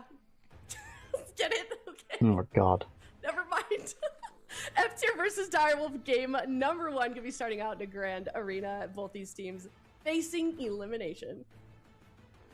All right, let's see what's going to come out of the gates here. Is it the expected? It is Trill, Outlaw Rogue, Sea-Doo, Mistweaver Monk, and Sam I Am on the Frost Mage on the right side of your screen. That is Team Direwolves on the left. F tier, Meat Monk on his main Mistweaver Monk, Aleros on his main Arms Warrior, the only warrior right now in the tournament at this level of play. Saul on the Enhancement Shaman as well. So it's mains against mains here. Gates will open in 3 seconds. There is no going back. Will F tier be able to rain down the pain with their double melee composition? They've really got to get into the mix. Saul and Laros together on the purple team, moving in on Sam. They pin him with the spear. They're looking to move in, but they're having trouble connecting as Laros finally gets close by for a double shockwave. Sam blinks right at the end of the spear. Laros charges in pursuit. Saul is trying to make his way over as well, but he is dismantled. Laros is leading the charge, but Sea-Doo is there to back him up. Double leg sweep, Ray of Frost, wind sheared instantly by Saul. A great reaction. They double fear. It looks like Sea-Doo uses will to break out from fear to get a paralyze. Are they going to go for a kidney shot out of this? Doesn't look like they're going to. Meep is playing very aggressive right now in this matchup, getting a stun on Trill. Saul still on Sam. Laros still attacking Sam right on top of him. He blinks back to Sea-Doo to get some heals, but Sea-Doo gets stunned. Sam is tossing out Ice Lances, looking for a Glacial Spike, making a decent chunk of damage on Saul, but Meep will recover that. He's conduiting in, realizing the pressure on both of his teammates. That pressure is continuing to mount. Look at Trill's damage in the bottom left. 44,000 DPS is shredding 2 of these melee to pieces at the moment. If he can keep this up, I think it's going to be tough for Meep. Yeah, and I really like Sam I Am's positioning in this match. He's kind of dragging the melees behind the pillar. He's doing a great job just keeping up the pressure, landing the counter spells as well. And now once again blinking back here, but he gets caught up in a stun. Gets dispelled out of that one though with the cap totem. Sea-Doo out of crowd control, doing what he can. There's going to be the life cocoon immediately. The swapping to Trill. He's taking a lot of damage as well, dropping low. Had to use his trinket in that exchange. Saul is dropping very low as well. Trill caught up in a DR leg sweep. They're trying to go for the kill on the Trill. Not able to find it. Laros dropping low, gets the life cocoon there as well. Meep Monk now though though, in a full sheep. Sam snipes it, gets interrupted on his Ray of Frost. You're looking for the resheep. Laros not having an interrupt for that one. Do they have the damage, though, to push through? It's going to look like Sam is going to be the one pinned, but Saul in so much danger as well. Has the burrow, but it's going to continue to just stay aggressive. Sidu in a half fear there. Sam might have to use his ice block here if they can get a little bit more uptime. There's the Storm Bolt. Big damage onto Sam. Can they push for the ice block? Sidu not in any crowd control. Casting out some Soothing Mists. Managing to keep him somewhat safe for now, but still down to 50% HP. Ring of Peace. Counter Ring of Peace coming out there as well. Very aggressive play coming out from Meat Monk. Can they find the sheep? It doesn't look like it. It's going to break the paralyze on Meat Monk as well. Both teams will stabilize, but once again, it is going to be big pressure here on that next setup. No life cocoon available. Laros and Saul just tag teaming on top of Samayam. Samayam uses Alter Time and blinks to the pillar. He can reverse time and go back to his original position, but he's getting blasted. He has to ice block, and Laros is playing Shattering Throw. He can shatter that ice block, remove its immunity, and continue to lead the charge, forcing further cooldowns from Sidu with this Life Cocoon. They're switching some damage on Trill. They have him at 50% health. Both healers struggling to keep their teammates alive. Meat Monk now committing his Life Cocoon. Laros will re-stabilize Trill evasions to dodge all attacks. We are evenly matched here in game number one. It's a game of uptime. Laros and Saul, those purple health bars, every time they are close to Samayam's health bar, he will start to get shredded. So he is trying to kite with Novas. We can see that Nova right now hitting Saul and Laros, pinning them in place for a moment. He can use Dragon's Breath here, that red icon. They can use Leg Sweep, that yellow icon, to lock down the melee attackers. But Sam is pinned at the pillar, getting bounced into it by that Ring of Peace, the red circle, knocking him into the wall. Laros and Saul looking to reconnect once again with a shockwave holding him in place. He's speared on his blink. He's unable to retreat. He's getting absolutely smacked, forced into his second ice block, and it may be the last one of the game if F tier can keep up this pressure. A smoke bomb in desperation. It does nothing. Trill's smoke bomb gets no value. He's almost falling over as collateral damage. Sidu is struggling. He activates Life Cocoon, and F tier are in a phenomenal position. Yeah, they got no life cocoon now. They got nothing going, but a big Ray of Frost here onto Saul. Takes him low. Nice fake cast there by Samayam as well. Gets the precognition. They shred through the life cocoon immediately, so they do manage to pull at least that from Meat Monk, but Meat Monk ahead in mana somewhat, and no cooldowns left. Anyone could fall right now. This is the setup. Triple. There's the stuns. Big shockwave connecting here. Getting shot onto Saul, though. Samayam is going to need to do something here to stay alive. 52 long seconds left on that ice block. Still 5 more seconds on that life cocoon. Can they push him down? Can they take Trill down? Trill also just dying here with no cooldowns available. They could easily just try to swap to him. Samayam gets stunned behind the pillar. Nice leg sweep coming out from Meat Monk as well, but Sam is going to be able to blink, reset his blink actually with Alter Time, and then blink back to Sam. open field. Get some sheeps here onto Saul, but still not feeling too confident. Sidu has the life cocoon though, but he doesn't have a lot of mana. Finally, a full sheep here onto Meat Monk. Can they get some pressure with that? Even when they land the CC, they have to play defensive, and things are not looking good for the Wolves. Here comes a blast of damage from Saul. Trill dismantles it. He's popping Adrenaline Rush, trying to ramp up that glowing eye icon, but he's the one who's dying during his own cooldown activation. He has to use evasion. Saul finally taking some pressure. Has to trade out his Astral Shift as we see that icon below his health start to glow. It reduces incoming damage. He's doing what he can to stabilize and stay on the mage, but Sam has survived long enough that he has another ice block, but he may need to press it soon as he's pinned by this spear. He blinks away. Saul leaps after him. Laros leaps after him. Is he going to be able to get distance? He fakes the kick. He channels a Ray of Frost on Saul, chunking Saul's health down to half, but now Saul connects. Sam blinks away. Meep repositions, looking for crowd control, but he gets counterspelled. That counterspell could be deadly. Very costly moment here for the team. The Ring of Peace is dropped. Sam is using that to try and gate away from Saul and Laros. Meep, where's he going to go? He looks like he wants to make a move. He's sidestepping on the right side of the screen. Sidu sidestepping on the left side of the screen, getting ready for the next engagement. Trill taking some cleave. Double fear. Sidu breaks free with his Will of Forsaken. Sam drops down a Ring of Frost to protect himself. Meep is rolling in. Trill gets swapped to. Life Cocoon has now been forced. They cut through the Life Cocoon. Trill is getting annihilated, but a triple stun from Sidu stalls the damage for a moment. He grapples away from the attackers. Sidu gets swapped to. He's caught in a shockwave. Is he going to be able to survive the swap? Critically low. He cheat torpedoes to the pillar. Trill is moving in. Sam is going for the win, but his entire team is in shambles. Sidu is trying to recover. He pulls Sam back to 80% health. Is he going to be able to pull up Trill here in a moment? They're going to swap to him. He doesn't have anything. He's popping the feints to reduce damage. They're slowly staying in this. Life Cocoon on Saul, trying to keep him on target. This is down to the wire. It's going to be ending any moment at this point. Double stun comes in. Sea-Doo trinkets. He's getting chunked. Everybody's taking damage. They force him into the ice block. They shatter the ice block. Demolish, pre-channeled. Sam blinks away from it. He gets wind sheared on his poly. Meep is there for the touch of death if they can get Sam low enough, but now he's in the paralyze. They're just going for the win. It's a blade storm. It's a spear. Sam can't go anywhere. They get a double leg sweep to try and stall it out for a few more seconds. Glacial gets wind sheared. They run into the ring. They drop the wind rush totem. Saul is going for the win, but Laros can't follow him. He's caught in a ring of frost. They purge the barrier. Laros leaps in for the dunk. Shockwave connects, and will Sam stay alive? Sea-Doo blocks the kill just before the fear with a life cocoon, and now they get the triple dragon's breath. Sam is repositioning. Absolutely down to the wire. 7 minutes here into game number 1. A swap on Trill. Evasion pops. He can dodge the attacks of these melee players unless he gets caught in a stun. Full polymorph, no trinket. Saul is able to stay alive. Trill is still low. Sam is getting lower. Sea-Doo is almost out of mana. I think F tier have survived the gauntlet long enough that at any point Trill or Sam is going to fall.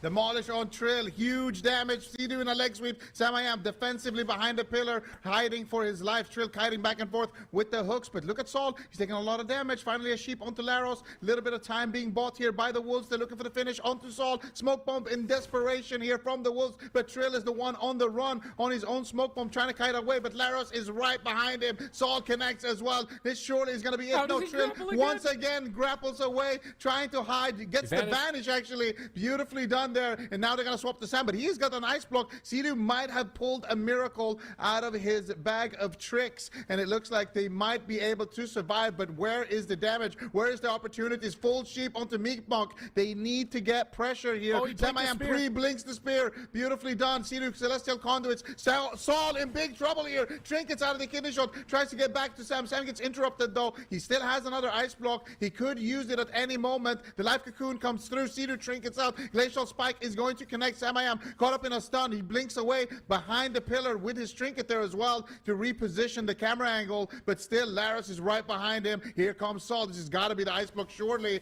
Sam trying to hold on to it for now, but how long can he do it is the question.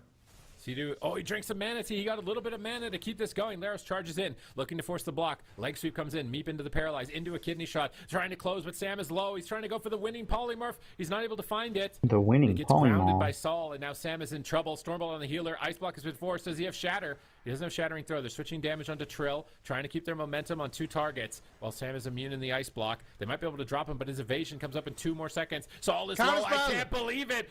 Direwolves do it. They turn it around. GG, they survive Direwolves. the gauntlet and manage to finish Saul, even despite having nothing for seemingly the last 2.5 minutes.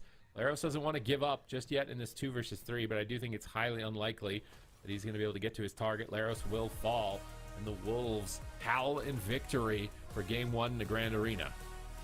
This is the Wolves. It's almost midnight here in Sweden, and you can tell by the gameplay here. Sea-Doo giving us some heart attacks, as he tends to do on the healers.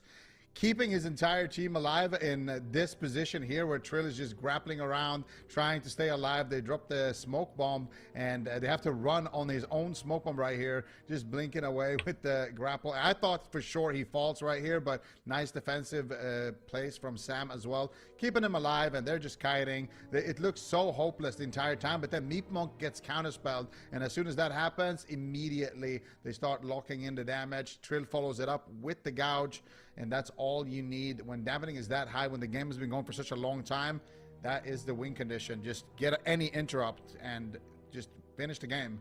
And they're able to do that on the side of the Wolves. So they take game number 1, but I feel like the series that we saw with Welcome to the Jung against F tier, the games looked very similar to what we just saw here. So F tier, I don't know. It's got to be, they got to stay locked in. They got to keep their focus, and they can't kind of let that deter them, because I know if I played a 3-2 game series against the exact same comp where I eventually lost after playing for like an hour, then I drop down to the lower bracket, and then I play this game, and the exact same thing happens in the first game. I know my mental would not be in a good state. This is the brutal work of the dampening meta here between these two teams and the strategies they're employing. They're just so good as well. They just can't take each other down. I was thinking it was over for F tier when they had swap on Trill and no cooldown, so he's just grappling. You called him Spider-Man, just going from one building to the next to escape from the warrior, and the warrior's just furious, throwing his axe on the ground like, I just want to execute you, stop moving around. And he can't finish him. We're going to go to Hook Point. They want that small map. They don't like the mage's movement patterns on those larger maps, so I think this is correct from F tier. Direwolves have the opportunity to change their composition now that the map has been locked, so they can pick any of the specializations. They have to have, you know, ideally a healer and 2 damage dealing specializations, and they're going to do the same ones. The Mistweaver Monk, that green icon there for Sea-Doo, Sam I Am and the Fire Mage with that big fireball, and Trill with that kind of rapier sword icon there. That means that they're going to be running the same setup that they just did. F tier likely to lock in now in response the same thing. It seems like that is their best comp, and even though Laros is losing, I feel like he's putting up a fight at least in a lot of these cases. So I don't know if they would really want to switch him out at this point. They do have other comps. They could maybe try to run an Ellie Shaman, but I feel like an Ellie Shaman just would get run down by this Outlaw Rogue. At least the Enhanced Shaman has instant healing, and the Enhancement Shaman is more threatening on a more consistent basis. So I actually don't think the Elemental will work. I don't think that safety net of trying to play an Ellie Shaman here will actually work, especially on a map like Hook Point. So I'm imagining F tier, they're going to lock in the same setup that they just did. So we're going to see the exact same matchup. However, it's a smaller map on Hook Point, which means Laros and Sol will likely get more uptime, like we were talking about. Every second that they're in range of that mage is a second closer to victory on their side. So I think this is wisely set up on their part for the lock-ins, and there's no going back from this. You can't just change it after the fact. And we got our predictions. It's straight down the middle. It almost looks like Christmas lights with the red and green rotating back and forth here. This is an elimination series. It's the last series of the day, when it means that one of these teams is completely out of the competition. The other will advance to top 4 for Championship Sunday, which is a very exciting day with all of the names that we've got between Europe and North America going head-to-head, and both these teams really want to show that they've got what it takes. This is the most important year for AWC with BlizzCon qualifications on the line. Yeah, even the chat is completely evenly split there on the vote, 52 to 48. So everybody kind of can tell that this is, no matter what happens, we're probably going the distance. It's going to be a close series here, but you can see the same map actually being selected as in the series where F tier played against Welcome to the Junk. So same comps, same map selection here. They lost on the Grand, then they went to Hook Point, and they won on Hook Point. So it makes sense that they lock it in again. They had a good result there. And then they won on Ruins of Lordaeron as well. So we'll see if F tier can clean it up. I feel like this is going to be a series that kind of comes down to the swing map. They're going to need to win on these larger maps at some point on the side of F tier. I was incorrect. Oh, Fire Sam's actually Mage. Fire. Yeah, he's Fire. He's not Frost. So he's not going to have to rely on those Ray of Frosts, but he also loses the Water Elemental and the extra Nova from that going Fire. So he gets more instant cast damage, more guaranteed burst, but he trades off some durability and crowd control. So that trade-off is a bit of a risk on the side of Direwolves. Let's see if it pays off. Trill just gets pulled out of stealth immediately by the Blade Storm. He's just going to rip a kidney shot here on Sol, hold him in place, and try and delay his assault towards Sam.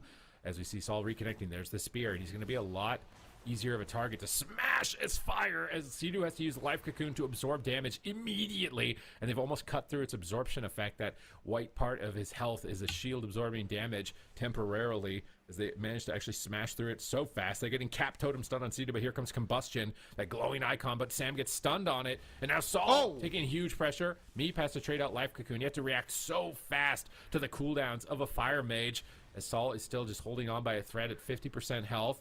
He should likely recover here in a moment as both sides stabilize. Trill pops his Adrenaline Rush, that glowing eye icon. It's going to amplify his damage at this time and enable him a lot of energy regeneration to get combo points faster, but he's caught in a shockwave. I really like Laros' stuns. He's locking down those cooldown windows and limiting these finishing blows. Oh, I really like what Meatmonk just did there. He trinketed and paralyzed Sea-Doo on his T right there. Sam almost proccing right there. manages to stay alive, I think. Sea-Doo's going to be able to keep him alive in that position. And they do get a sheep there onto Meep Monk, but unfortunately it did look like it breaks. But Meep Monk did a really nice play there. Because I was wondering, how is Meep Monk pulling ahead of these healers? He trinket paralyzes the T of the other monk. So he's being very active in the match, trying to interrupt those tea drinks. And now here comes a big setup, though. Laros with no trinket, smoke bomb. Big damage coming through, but it is going to get blocked there by the restorer of Meep Monk. Can use that to heal through the smoke bomb. But the fire mage so far definitely taking a lot of damage here. Samayam might have to use his ice block right now. He might get procced. Can they stay alive for a little bit longer? It looks like Sea-Doo is going to come out of that crowd control. He's going to be able to top Sam for now, but here comes the pain train. They connect once again. Sea-Doo with the Celestial Conduit trying to hold on to that cauterize, but it doesn't look too convincing right now. Sam really struggling here, being at 50% HP. Can't really play too aggressive. They sheep Laros finally. You got a DR Ring of Frost on the Dispel there as well. A little bit of damage onto Sol, but here comes the Spear of Bastion. Sam I am. What are you going to do here? Sea-Doo's in a paralyze. Surely he's going to have to trade something here. Blazing Barrier comes through. They don't purge it, and Sam is actually going to trinket out of that stun there. Fake cast, gets the precognition, looks for the polymorph, but Meep Monk avoids it around the corner. Now instead sheeping up the melees, gets one onto Laros, but this Fire Mage, I don't know, man. I am not liking it. Look at Sea-Doo. Looks like Mana Rift is back in the game. Sea-Doo's just going trying to keep Sam alive in this position. The only advantage is this combustion, which he just used right now, and Meat Monk anticipated it. They broke his life cocoon, potentially able to penetrate even further here as they blind Meep. He's going to trinket. Laros uses Die by the Sword. They should survive with that exchange, but it is an overlap with that glowing icon from Laros, reducing damage, and Meep's medallion to escape crowd control. They switch their attention onto Sol. Those combustion, they have to just survive through the combustion windows, but can they? Double Dragon's Breath, holding them in place. It breaks early. Ring of Peace bounces Sam back into the fence. Sam blinks away, trying to get distance. And he is playing Shimmer, so he is unable to blink from stuns. These shockwaves are going to be even more threatening. The leg sweep hits 2 players. Sea-Doo is there, throwing in some rushing wind kicks from the distance to keep his team stable and doing a great job to avoid the wind shear at the same time. Sam popping barrier, baiting Sol, baiting Meep. He counterspells Meep. He can't heal for 2 more seconds with that blue icon next to his health bar. Sol trades out his Astral Shift, and they switch immediately onto the Warrior Laros. Meep is ready to answer. He drops the life cocoon right before the polymorph connects. Great cooldown anticipation from F tier. They make great exchanges, and now they can continue their attack. But here comes Combustion, round number 4, I believe, and Sol burrows immediately into the ground so that he cannot be a target. They switch attention to Laros for a moment. Meep isn't in any crowd control. Can he deal with the damage? They drop the spear. They're going aggressive, even despite so much pressure facing them. Sol has to retreat. He line of sights on one pillar, Meep on the other, trying to heal him with Soothing Mists and get him back to full so he can go for an attack, but he's just going after the rogue instead. Meep rolls in with a double. He punishes Sea-Doo's positioning. They knock Trill around the corner, but they can't stay committed. They're trying to get back onto Sam. A big demolish hits Sam right there. Cap stun, 1 second. Is it enough to proc the cauterize? Sam reflects his sheep on himself and blazing barriers as soon as it breaks, so he gets purged instantly on his barrier. Sol with a great timed purge right there. Sea-Doo aura masteries to avoid the wind shear, guaranteeing his healing, but Sam is still struggling. 50% remaining health. His map is working out excellently for F tier. Momentum is heavily in their favor. They've really started to build a lot of advantages. They broke his life cocoon immediately with that Blade Storm. Big Sundering. Sol is ramping. If he can get uptime here, it could be trouble. Sam knows that, so he's going to shimmer away, and Sol gets stunned. He's unable to connect. Sam AM fakes an interrupt. He's looking for a polymorph potentially. He's just shoving the combustion. Can he kill Sol with no crowd control? Meep on that pillar to the back right. Line of sighting. Left to right. Just peeking around the corner to avoid crowd control and heal his teammates. He's repositioning now. Conduit to avoid crowd control and stay aggressive with his team. Keep them top. Triple leg sweep from Meep. He makes the play. Is he going to get the game? Sea-Doo walls. He recovers. He repositions. I really thought that leg sweep was going to be it, but now a paralyze from Sea-Doo on Meep. A paralyze. Sol. Ring of Peace is holding Laros. From Sea-Doo Ring on of Frost Meep. is holding Laros in crowd control. He intervenes over. They swap over to Meep with a kidney shot. Sol is on the run, trying to get back to Meep's side, but he's in trouble. It's so much damage. He just dies. Direwolves crush him. Even despite the volatility of the Fire Mage, they just crush him, leading this series 2-0.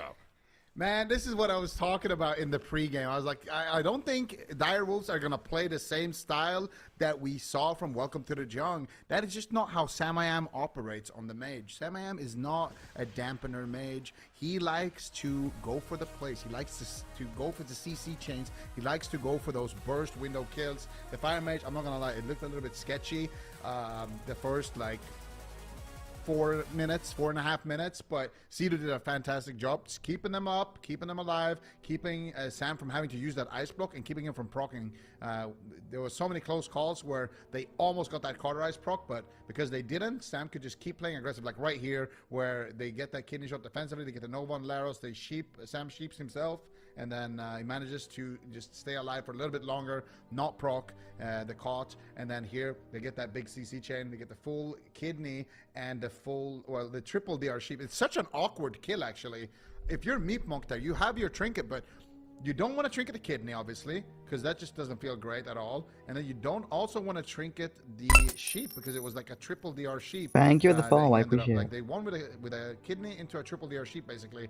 You want to save that trinket for the next blind, because the next blind combustion is going to be did I what just knock really, off? you know, ruins the game for you. Like, look here, he's in that kidney. Saul thinks he's completely fine, and then look, Sam pushes in, gets the sheep, and it's a 1 second sheep, you know. And then Saul just that was gets a clutch absolutely sheep, actually. evaporated without even the combustion being active there. So it's such an awkward position to be in as the healer, because when you look back at it, you're like, oh yeah, I could have trinketed, but like, even if you trinket the kidney there, the next time you get CC'd is going to be brutal, because there's going to be combust, there's going to be a full blind as well, and maybe even like a sheep or a ring of frost out of that. Like, it just, yeah, it doesn't feel good trinketing that. Like, blind was up in 15 seconds. So for sure, the next kidney, he's just going to get blinded. It's a tough choice, and now they're on match point, F tier, facing elimination, and Sam can win his frost, he can win his fire, even if it's more volatile.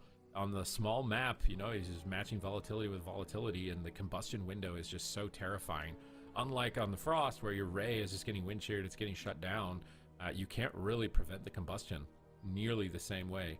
And it synergizes so well with the tricks of the trade from the rogue, which is a buff that they apply to their partner, which increases their damage. So that combustion window is even more terrifying. F tier are flipping. I think they're changing comp. I think they're going to do a feral elemental shaman. I think the F tier are going to make a switch here. There's no way they would lock a big map and run a turbo. I don't think they're doing It's very exactly. similar if they did. The big map is definitely a huge signal here that we're seeing something change, but I feel like Direwolves could have taken the big map and just locked in the frost again, just to kind of cover their bases. But maybe they're kind of calling the bluff here. Maybe they just want to see, okay, what do you have actually for us? So let's see if F tier actually has something that can deal with this fire outlaw. I feel like we might see LA Shaman. To be honest with you, I kind of want to see the Shaman out of there. It's so hard though, because when you watch F tier like on their streams, I always want to see Saul in the game. Saul has the best comms. Like, this guy is leading the team. He's always talking about our win condition, their win condition. I will stop next. Like, he has really, really, really good comms with the rest of his team. So I always want to see him in for that reason. He's, you know, obviously insane on the Shaman, and he's just like a pillar of the team in a sense. But at the same time, when I look at like Shaman against Rogue Mage, I don't know if I want to see an LA Shaman tagged in here. Like, maybe it's Feral Warrior angle for F tier. I don't know, actually. I feel like... Feral Warrior? Yeah, I mean, I don't know.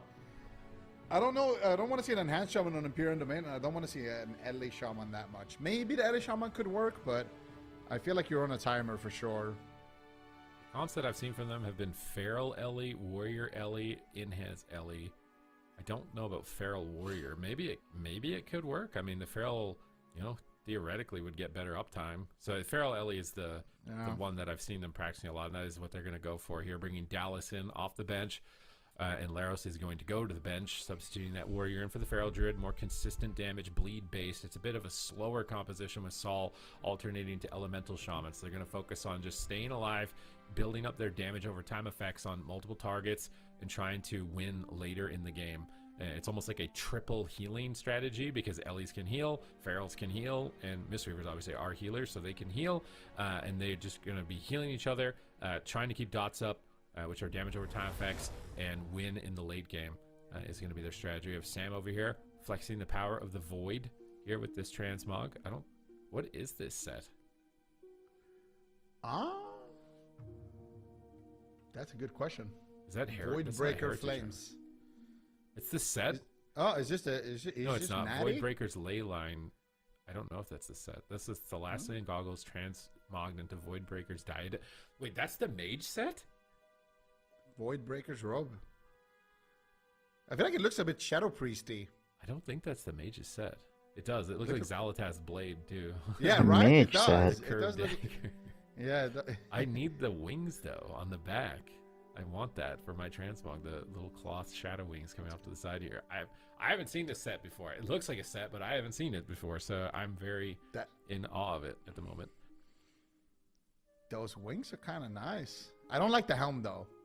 I like the offhand a lot. The offhand looks really nice. Yeah. The weapon looks nice. The shoulders look nice, but I feel like you could do more. I feel like Sam could do more here. Different helm, and if he has like a chest piece or a tabard that matches. And you know, I'm going to say something that's like maybe a bit controversial, but I've never been a big fan of the robes. I always like to wear like a vest and pants, you know? I don't like to be a mage with the robes. Yeah, I feel like the transmog competition, you're the judge, only pants. Yeah. I feel like there's too much wind going on. Only pants. On my legs. You're so like that I don't character like that. that's like no capes for superheroes, except now it's no robes for casters. We see a sap on Sol, Dallas right next to Trill and Stealth. They don't see each other. Meep into his sleep, and they're going to open on Sol. Dallas immediately on the mage. Sam trinkets right away into an end cap. I love that play from Dallas right here, but they're still connecting damage, and it's match point. And they cannot afford any mistakes at this point. Sol immediately launches his Bloodlust, that glowing icon, to give himself a lot of haste and an ally as well. That's a to pants Descendants. So he's ban. going to be able to get a lot of lava bursts here. We see him launching those towards Trill and Sidu, but with no crowd control, a Mistweaver Monk will heal through these damage over time effects so easily. So Meep rolls in to get crowd control, but Sam blinks in to push him away with a polymorph. Now he's blinking in again to find a polymorph. Ooh. He's not able to just yet. Meep ports back away from it. Meep with really good positioning. Sidu pre-life cocoons the mage. They may have to swap on the rogue. They're getting at least decent momentum, I will say, at this point. They're keeping up somewhat on the damage meter. But if they can't beat them on the damage meter in the bottom left, if the purple bars can't beat the yellow bars, I don't know if they're going to be able to do it. Things are looking very sketchy right now. Meatpunk just used his life cocoon and trinketed the blind before combustion. If they get a setup on Meatpunk now, if Sam gets the sheep, for example, it is going to be very, very cooked here for Sol. We'll see what they can do. If they cast the interrupt, there's the sheep. That's what I'm talking about, Sol. You're going to need to burrow. You're going to need to do something. Trill gets Cyclone. Can they get it? A stun onto Sol would be huge. There it is. Full stun onto Sol. What are they going to trade here? Leg sweep onto Meatpunk. They might just kill him right now. Dallas. Huge damage coming through. Dallas also just a victim of tab targeting at this point, just getting cleaved down. Damn, by the not Phoenix, another getting victim of cleaved down tab by just targeting. Random damage from the Outlaw Rogue and the Fire Mage, but it looks like they are going to be able to survive that position without even using Sol's Trinket. And now Sam is in trouble. Here's the Bloodlust. Big damage on him, but Sidu is going to respect it with the Life Cocoon. All right, good exchanges so far here, but Trill and Sam are building a lead on that damage meter, and Sol and Dallas are playing a damage-based composition. So if they can't out-damage them, and then they obviously can't out-control them, in what department are they going to be leading in this match? Maybe they can win on mana. We'll have to wait and see as this plays out. A big burst of damage on Sam, but Sidu's in a great spot to just recover it. Meep rolls forward. They win shear Sidu on his sleep. Sam is launching fireballs, but it's really all about that combustion, which has a 2 on it right now, a 1, and that orange circle icon is available now for Sam. When it starts glowing, you know somebody is about to take a lot of damage here, but he's low health at the moment, unable to press it. He's hiding around the corner. He pops out the barrier, and Sidu trinkets to try and recover. Sam gets purged on his barrier, but Sol's in a stun and can't follow up.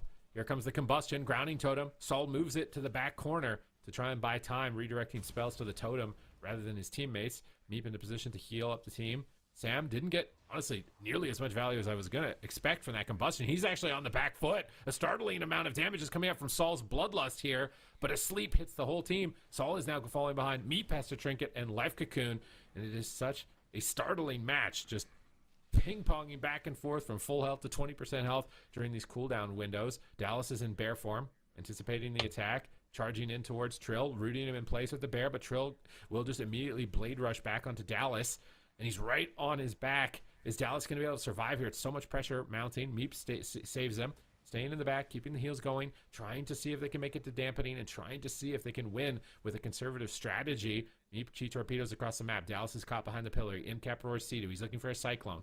He doesn't get it. He gets counterspell, but Dallas restells for a rake stun. But now he's put in a gouge. He just wants to get a cyclone, but he can't do it. Now he walks into a leg sweep behind the pillar. He's in enemy territory. Meep repositions. Dallas looks like he's doing okay. Sam is getting low. Bloodlust comes off cooldown. Can they get the caught? They need to get a cauterized force here if they can trigger. But here comes Combustion. Saul, no grounding totem this time. But it seems like they're not taking any damage. This Combustion not getting any value. Meep ports away from the sheep. Meep with a really good port there. He ports right back in. He chi torpedoes to the nearest pillar to line of sight Sam. And Sam just can't get a polymorph. Meep is just too slippery of a target. You see him on that left pillar just rotating in and off of that pillar. Sea-Doo is trying to chase him down now. But Saul is dying at the same moment, but he pre-life cocoons. Meep anticipates the movement. Saul gets a barrier activated. He's looking for defensive hexes. They clone the mage. Trill is soloing Saul, but Meep is out of control now. He should be able to keep Saul in this fight. Sam and Trill on target. Vortex pulling them away on that shimmer, stacking them up for bleeds. Stormkeeper getting loaded from Saul. That enables him instant cast lightning bolts if he finishes it. And then he can pop Ascendance, combo those together for a massive hit of damage, but he gets blocked by a leg sweep. He's not able to connect it just yet. Meep in a full blind, but Sam misses the ring. He's not able to find the polymorph either. Meep escapes to the back line to avoid crowd control. Combustion activates. Where is Sam going to go with it? Dallas into the ring, baiting him there with the skull bash. Blinking forward towards Meep, but Meep is just so good at avoiding Sam's sheep on this map. Just so good.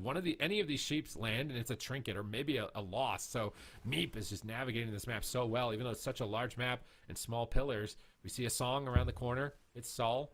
Trill just going for damage. Just trying to overwhelm Saul with pressure at this point and not even going for the kidney shots on Meep. Sam blinks in. Dragon's Breath. Polymorph. Not able to get it. Saul shuts it down. Wind shearing him. Knocking him around the corner. But Meep's in a Frost Nova. He can't escape. He's caught in a poly. But Sam had to commit a lot of mobility to get it. And he may get punished.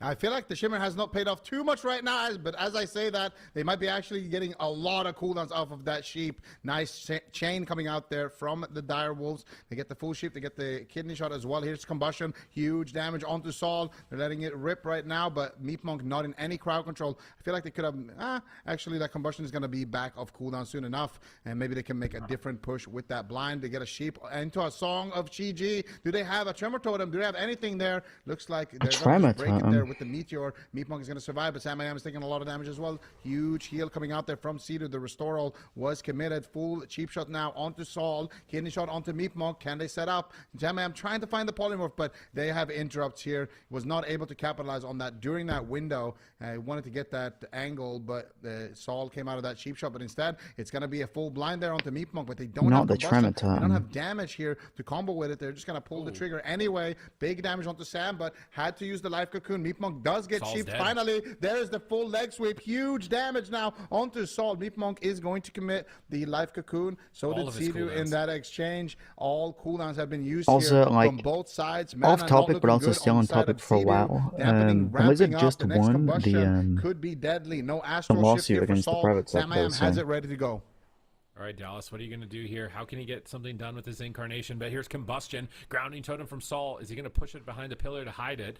He's been really cheeky with his grounding totem placements, and he's hiding at the pillar, but Sam wraps around the side. He burrows to the next Pyroblast. Dallas goes into bear. Dallas should probably just trade something here. It's deep into dampening. He's trying to be greedy. Double Dragon's Breath. Sam blinks away. Polymorph secured, but it's on diminishing return. Saul gets kidney shot. He thunderstorms Trill away on the Turtle WoW have been ordered to cease and desist all operations. But the damage from Trill is overwhelming. Sam is going after Dallas. Trill is going after Saul. There's two targets taking damage, and Meep has to heal both at the same time. Sea-Doo's in position to get aggressive. He's on top of Saul, and the dire wolves want this. They sense blood at the moment, but Meep rolls in for a triple sweep, possibly turning this game around. Sea-Doo gets interrupted by Dallas. Can they close it out? He's caught into a leg sweep. He barks skins to reduce damage, and Dallas ducks into bear form, looking to find a target. Where is he going to go? He wants to go on Sam. He knocks him away on his cast. Sea-Doo is free casting, but dampening is high. A full stun on Sam. Big damage incoming from Dallas right now. Lava bursts are incoming from center field from Saul. Patrol is there with the blind. Saul walls it. Meep trinkets. They have to commit many cooldowns. Here comes the Combustion.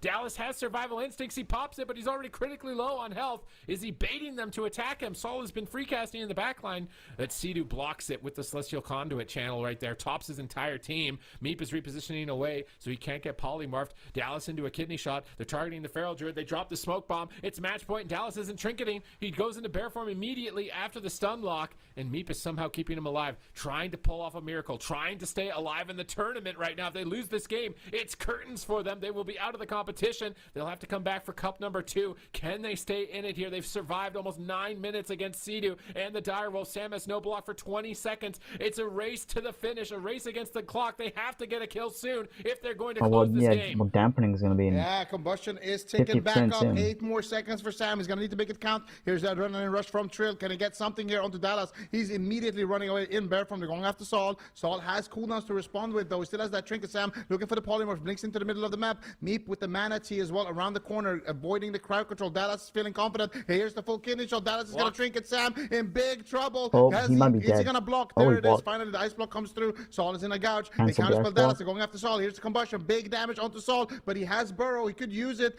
Full sheep. No, he gets interrupted there at the last second. Beautifully timed there by Saul. Saul caught up in a cheap shot now. They're just trying to kill him with raw damage on the side of the wolves. I don't know if they're going to be able to live for another combustion. Defensive blind actually onto Saul, into a sheep, just trying to stay alive here for one more combustion. Can they do it? Ascendance. Sam could Saul's be getting dead. polymorphed. Saul can carry the game right now if he connects whatsoever. Sam is at a sliver of health. Sea-Doo's trying to Sam's get dead. the earthquake around the corner. Meep is there for the touch of death. They want to trigger the cauterize first. He doesn't want to do it, but Trill is dying. Trill They is catch dead. Trill in the middle of the map. Oh, They've done okay. it. They Okay. stay alive That was a- on match point. that was a good counter. Facing elimination, they bring Dallas off of the bench. They bring Saul on the Elemental Shaman, and they get a victory. They get a second chance. They have to win 2 more games, though, if they want to make it to Championship Sunday. And this one was so close. 10 minutes, 0 mana remaining, 0 cooldowns left. But Dallas, man, he kept up with Trill on the damage meter, barely on his heels here, which is a tough thing to do.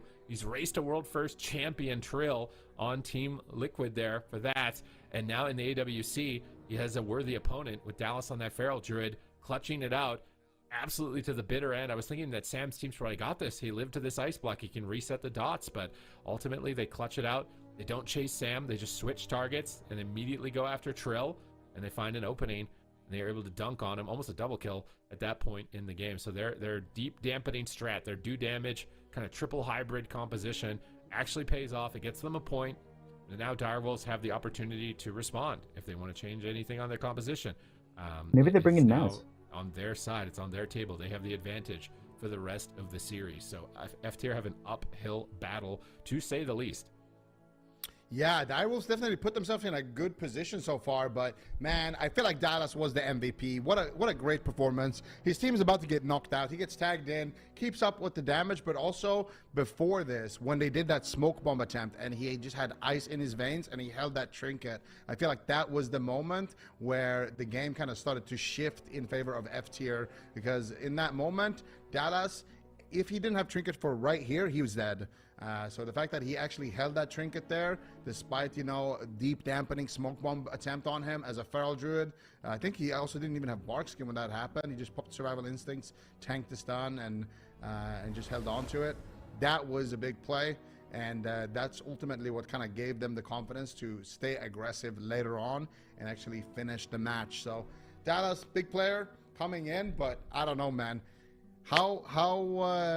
How easy is that to replicate? You got a Feral Druid and an LA Shaman who needs to survive a constant assault from Rogue Mage. Also, I don't know how I feel about the Shimmer. I feel like if we had Blink Stun, like against Feral, there's 2 comps. Like I love playing Shimmer, but there is 2 classes that I absolutely hate Shimmer against, and that is Sub Rogue and Feral Druid. I feel like they have so many stuns. It's brutal to try to go for anything against that. And also LA Shaman, it's like the hardest comp to actually make plays against as a Shimmer Mage, I feel like would be LA Shaman, Feral Druid. Like the only way to make it worse would be like if there was a Resto Shaman healer as well. Yeah, Outlaw also, or Outlaw LA Shaman. Yeah, it's really hard to get value off the Shimmer against those type of comps. I mean, there was that one time where they got a sheep into a kidney shot and they forced a lot of cooldowns off of it, but I feel like more so than anything else, if they just get to deep dampening and they're in a better position on the side of the wolves, they could probably just kill somebody in a kidney shot combust. because they have two really squishy targets on the side of F tier. They can even go after Meep Monk. He's also a squishy target, you know. So I don't know. It depends. But Direwolves could, of course, also just go back to Frost Mage. They could go back to Trill on the Windwalker too, something they've been playing a lot in the open bracket. They have a lot of options. This is not their only option. Plus, they have Mez also chilling on the bench on his DK as well. So they Poor Mez, man. Poor Mez. Like, DKs are looking good going into midnight. He's thinking he's gonna have a spot, you know, on the broadcast for the team, but it seems like maybe it's not going to be the case here, unfortunately. So Lord Mez, I think, remains on the bench, but the Windwalker He's switch, always I think, on the makes fucking more sense bench. here. It's just more finishing power. The Fire Mage and the Windwalker together is just a lot of burst damage, so Trill will be making that adaptation. Both sides forcing each other to change their compositions in this series, going up head to head, but there is no room for F tier. So now they know it's the Windwalker Monk. How are they going to deal with this type of pressure that he's going to be dishing out? Saul flexing from melee to ranged is also a very big like playstyle change. Melee DPS, you're always aware of like where you're pushing, where's your positioning, and I also think this transmog is pretty sick. Yeah, I was just about to say that. Saul swapped from his enhanced shaman. He swapped from his enhanced transmog with the two like fist weapons. yeah, from his like boxing Fully armored. match. And now he's like, okay, I've ascended. This is my fire transmog. This is my Ellie shaman transmog. It looks, yeah, I agree. It's a very nice looking transmog. I like that shield a lot. The flame shield. What is that mace? I don't know if I've seen that. It looks like it's from the War Within, I think, this mog, but I'm not 100% certain on that. Oh, it's a Forged Aspirants. It's literally the PvP set. It's literally the green gear PvP set. It's literally the entry-level PvP gear you get. Why does it look so good? It looks insane. Like, I need to go back and get that. I don't think I bought it because I didn't need it. So, yeah, I have to go back and get that. Ooh, Dallas has this is the elite set from WoW. I have this one. This one's a good one. The Primal Gladiator set. The Watermelon set. Tablet of Frost. Although the weapon is like, bro, what do you forgot or something? I feel like you just forgot. The weapon and the tabard, what are they doing here? What are those, dude? I think it's just the blue with the tips. That's interesting. Like the frosty tips on the shoulders. Yeah, I mean, I see it, but I feel like we're really, really pushing it. I feel like the blue. I feel like, you know what would go good? What's it called? Scythe of the Unmaker, that red pole arm. That would go, that would go hard. I think I got that from Legion Remix. Wait, I might make that mog. You might have just... I think I can do that. I think I might yoink that. I'm yoinking your predictions. I'm yoinking your mog ideas. I'm just taking all the credit, but the gates are open. F tier, face elimination. Can they win with this Feral Druid Elemental Shaman? The only team running this composition in the competition. Trill comes in on the Windwalker Monk. I would say for most people, we consider this his main specialization. So this is what he spent the most time throughout his history in multiple AWCs. What is he going to be able to get done here? He's already connecting to Saul, ramping up, utilizing that hit combo. He can't repeat an ability on Windwalker if he wants to maximize his damage. He's popped his Zephyr. He starts glowing green and just launches a Fist of Fury, really trying to amplify his damage. And he plays this whirling Dragon Punch to knock enemies up in the air, but Sam is just dead. He's just dead. He's literally just... That was everything. They got his Cauterize, they got his block, and they got Sea-Dew's Trinket, and Trill is dead. What just happened? What just happened? F tier, completely... dominating. Direwolves do survive, and it is the Ascendants, so Saul will have to wait 2 minutes before he gets that explosion of burst again, and now he's on the back foot from the combustion, so he's going to burrow into the ground, duck for cover. They swap onto Dallas. He's just charging in anyways, but he's a bear. He's going to be very durable. Nice leg sweep from Meep. They're just looking for the win. We just played a 10-minute game, and F tier are coming in here trying to win in 10 seconds.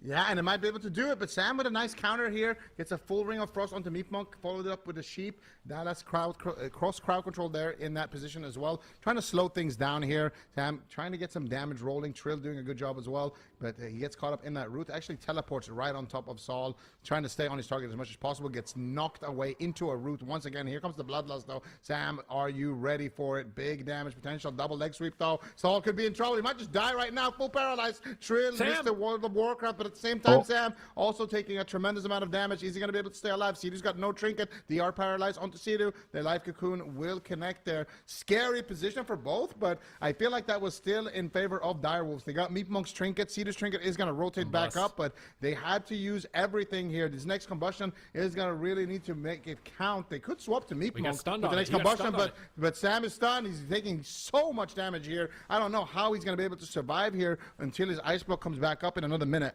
Dallas is just chomping right now, dominating, stunning Sidu, stunning Sam, incapping them both, full bleeds, complete control, complete domination. Dallas playing out of his mind right now, keeping momentum for the team, but Sam fakes an interrupt. He's spamming polymorphs on Saul, but guess what? Saul's Ascendance is up in 1 more second. That Ascendance with no ice block and no revival to immune it is going to be scary. Here's the Bloodlust. Saul wants to win this. Sam barriers and ducks recover behind this pillar, but Dallas is keeping bleeds up. He's getting clones defensive. They're swapping back on Trail possibly. No, they're going to clone him and push in for the win, but Sam has this ring of frost protecting him, but an earthquake is sniping him on top of it, and it may stun him in position. They use the mass invis to try and stop crowd control, but they earthquake Sidu out of it. Dallas jumps over back onto Sam. He's got a 10-second window until Iceblock comes up. 11 seconds, 10 seconds, 9 seconds. Can they actually win the game? 8 seconds. They're actually doing it. They've done it. F tier move to match point. They are 1 win away from reverse sweeping, and they do it so fast. It was 3 minutes. We just watched them play a 10-minute dampener, just brutally dragged out long match, and Dallas is BMing Sidu a little bit there with bear form.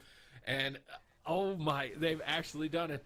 They've actually done it. We're going to game 5. They're staying in it with the Ellie Shaman, with the Feral Druid. We saw Z-rated. They were the underdogs with their Ret Paladin. They made it through to Championship Sunday. Are we about to see F tier do the same? Man, I feel like I just sat down in my chair and like you're getting ready for a dampener. Yeah, I was getting ready. I was getting comfortable, and then all of a sudden, it's like, okay, they got every CD in the world. All right, what is going on now? Sam is actually gonna die here. It's crazy, and they knew they were dead too because Sam, he played so patiently, played so defensively around that corner, but he just wasn't able to buy enough time here in this position. It just needed a couple of more seconds, but not going to happen. They managed to get the stun onto Cedar, they managed to get the stun onto Sam, and they are able to finish the job. F tier with the LA Feral looking like a new team. Direwolves, what are you going to do here to respond? What are you going to do? Are you going to keep Trill on the Windwalker? Are you going to keep Sam on the Fire Mage? Is he going to go back to the Frost Mage? I got to be honest, I am not really liking the Shimmer. Like, especially not with the Windwalker. Like right here, he trinkets and then blinks in. He does the same thing that a normal blink would do, but he has to trinket for it, you know? Like, did he get any sheeps this game on Meat Monk? Did Shimmer get any value? Or was he just stunned the whole game, just dying? I feel like that would be a good adaptation for him to make for sure. But I do like that they're going for the playmaking, but yeah, when you have a tough start like that as well, it's rough for Sam to actually get something going. So, I don't know. I feel like Direwolves... yeah, I don't know. I think Blink Stun is probably the play here. All right. Are they going to make the correct adaptations? Because I don't think they expected to die that fast. That was a quick one, 3.5 minutes compared to the 10 minutes. And Dallas beats Trill on damage. Things are looking good. He was just waiting in the wings, ready for the team, ready to go. And imagine that, like, you're facing elimination from the tournament. They've just been brutalized as Turbo. Their morale is probably low. They've just been playing 10-minute slugfests for the entire tournament and losing. And you've got to come in off the bench. You've got to raise the morale. You got to keep them on the edge of their seat, ready to go, to be able to pull off the wins. And Dallas is here to do it. And Meep and Saul, of course, are playing excellently. On top of that, we're going to Tulver on another large map. At this point, would you not use Mass just to shake things up? More changes? Do they go back to the Outlaw Rogue? Did the Windwalker not actually look that great on their side? Because you're at 2-2 at this point. I feel like the Outlaw Rogue, I'm kind of leaning into that as like the main melee when you're playing with the Mage, at least off of that game. Like, just go melee clear. Then the Blink Stun as a huge debate. It's just Sam is just such a liability. Every stun, he's just a liability, just sitting there in a stun, getting destroyed. If he is playing Blink, he could get away from those stuns, and it's not like Shimmer gets you very far from a Feral. Anyways, they're just right back on you. The Ellie's just right back on you. So I could see the argument here for Blink being the preferred choice and just win with like a bust Paralyze later in the game. Trill's gonna go Subtlety Frost. Whoa, this is a big Sub-Frost. This is a big change from them. Although it looks like a Rogue and a Mage, they're completely different Rogues and completely different Mages here with Frost and Subtlety. I wonder if this is like Comfort, or if they think they can just KO a target really fast. why did they swap from the Outlaw? I mean, they won the first game. Welcome to the Jung beat them as well. I feel like the Outlaw looked kind of good.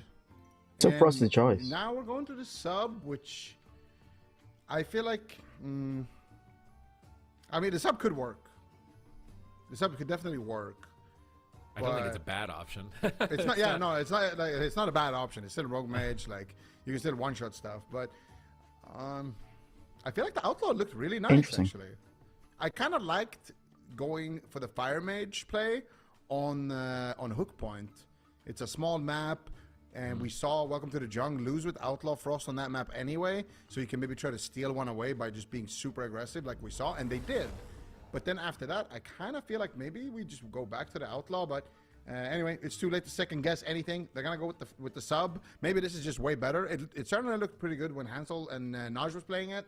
But yeah, definitely just curious why they opted out of the Outlaw Frost at all. We'll find out. If they win in 2 seconds, well, that's fine.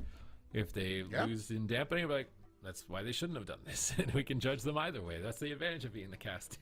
You can just flip the narrative to your benefit there. So Trill's Windwalker gets absolutely slapped, immediately gets sent away, and they're bringing in the Salty Rogue.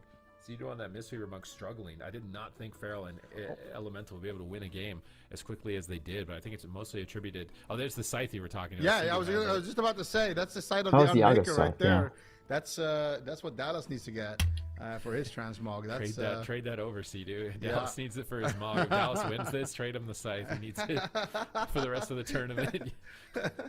He gets a spot in Championship Sunday, and he gets the Scythe. Zedo gets banned from using it. I don't know. How do you feel about that head? I feel like it's the set. Yeah, but like some, like this game has a hide helm setting. Oh my well, God, nowadays it's at the transmog vendor, but it's there for a reason. And I feel like this helm in particular is a very strong reason for why that exists. That helm. You like that helm? That helm's kind of sick. It's like a There's no way. It has a broom in the back. What is that? Can we flip him? I don't think we can flip him. We can't flip it. It looks like a broom or like a ponytail slash broom. Like, I don't know, man. I'm a pretty tall guy. I feel like if my hair looked like that, bro, I'd be walking around just cleaning roofs, sort of did look like that. Like, you could have done that. You could have done that. If you tied, like, bandanas on it or whatever, you could have done that. Yeah, I'm just going to go and clean roofs for free, dude. Nah, that's not the that's Marge not what's Simpson happening. haircut. Yeah, I'm just out here cleaning buses and airplanes and rooms. That's the cleaner haircut. But we'll see. We'll see. I feel like that's a hide helm angle for sure. Here we go, 3 seconds away. Game 5, it's the last game. No matter what, there is no turning back from this point. Who is making it to Championship Sunday? Is it the Direwolves or is it F tier? We will find out. Saul into the sap. Trill, hyper aggressive on this Subtlety Rogue. Setup based, high aggression. They're opening on Saul with the kidney shot. Sam I am triple in cap roar from Dallas. Stalls the opener, buying time for Meep to get a life cocoon. Now they're likely to switch to Dallas, but they've stunned Trill. He can't make that swap. Bleeds are getting loaded up. Another stun. Incarnation popped. Meep is there to back up and support with the crackles. Oh, that was insane damage on Trill. He's gonna pop Cloak. He overlaps with Life Cocoon. Direwolves are already making mistakes. Yeah, they can't afford to make any, but Dallas at the same time cannot afford to make a misplay here. Actually manages to hold his cool there. Only using the Shadow Meld and Saul. the Bark Skin. Saul, meanwhile, though, huge damage boom. here from the Ray of Frost on Saul, but Still they don't going. get the trinket from Dallas. They This is don't the get last the trinket game, from though. Saul. And Meat Monk is sitting in a polymorph. Can they get any more follow-up? It doesn't look like it. Dallas still, though, taking a lot of damage here. The Bark Skin is on cooldown, but still, Dallas is just going to sit through everything there. They sat through everything on the side of F tier and did not use a single trinket. Full counterspell though onto Meat Monk. Still more pressure. Dallas gets interrupted there on his Cyclone. Sam gets interrupted as well on his Sheep, but he is playing that Shimmer. He gets another Sheep onto Meat Monk. Beautiful setup. Full kidney here onto Saul. Beautiful damage coming in here. Another resheep coming through. Saul has to use the Astral Shift. Do they have anything more? Doesn't look like it. Meat Monk will recover F tier. All right. And they do it. Can they stay alive? They've battled through all brutality here. Welcome to the Zhong in the upper bracket.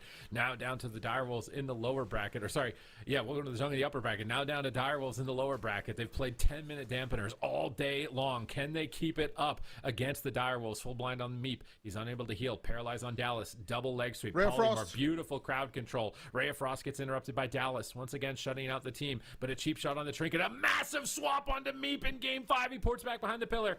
In the nick of time, he will survive. He ports back into the mix, trying to assist his team. He is running that Gnome Mistweaver for the extra mana, but he trades out the advantage of the Will of Forsaken for any potential songs, as well as the stun reduction from Orc. So a late game gamble for Meep right now as he's just hugging that pillar, trying to keep his team stable, trying to anticipate the attack. They knock Sam away from the pillar. They win Sharon, but he goes for the Ray. Meep. Song on 1, and this could be it. Another setup on Meep. Will he survive? He revivals at 20%, clutching out a huge Shayloon's gift, instantly healing himself to full. And here comes Ascendance from Saul. He gets cheap shot on it. Is he just going to fall over? It's so much damage from the Subtlety Rogue and the Frost Mage. Saul holds on by a thread. Saul now into Polymorphs. Trill in a stun. Both teams trying to negate each other's advances as they're pushing towards Sam, trying to get his ice block. Sidu gets a stun on the healer. Dallas pre-bears the stun, increasing his armor and allowing him to survive as he kicks a polymorph, and he continues to develop bleeds. Here's the Feral Frenzy. Big push. Dallas jumps over to Sidu, gets an in-cap roar. Meep rolls in, but he gets caught by a sheep, but Sam has to block at the same time. He cancels it to try and get aggressive. A full song onto Meep. Saul in trouble.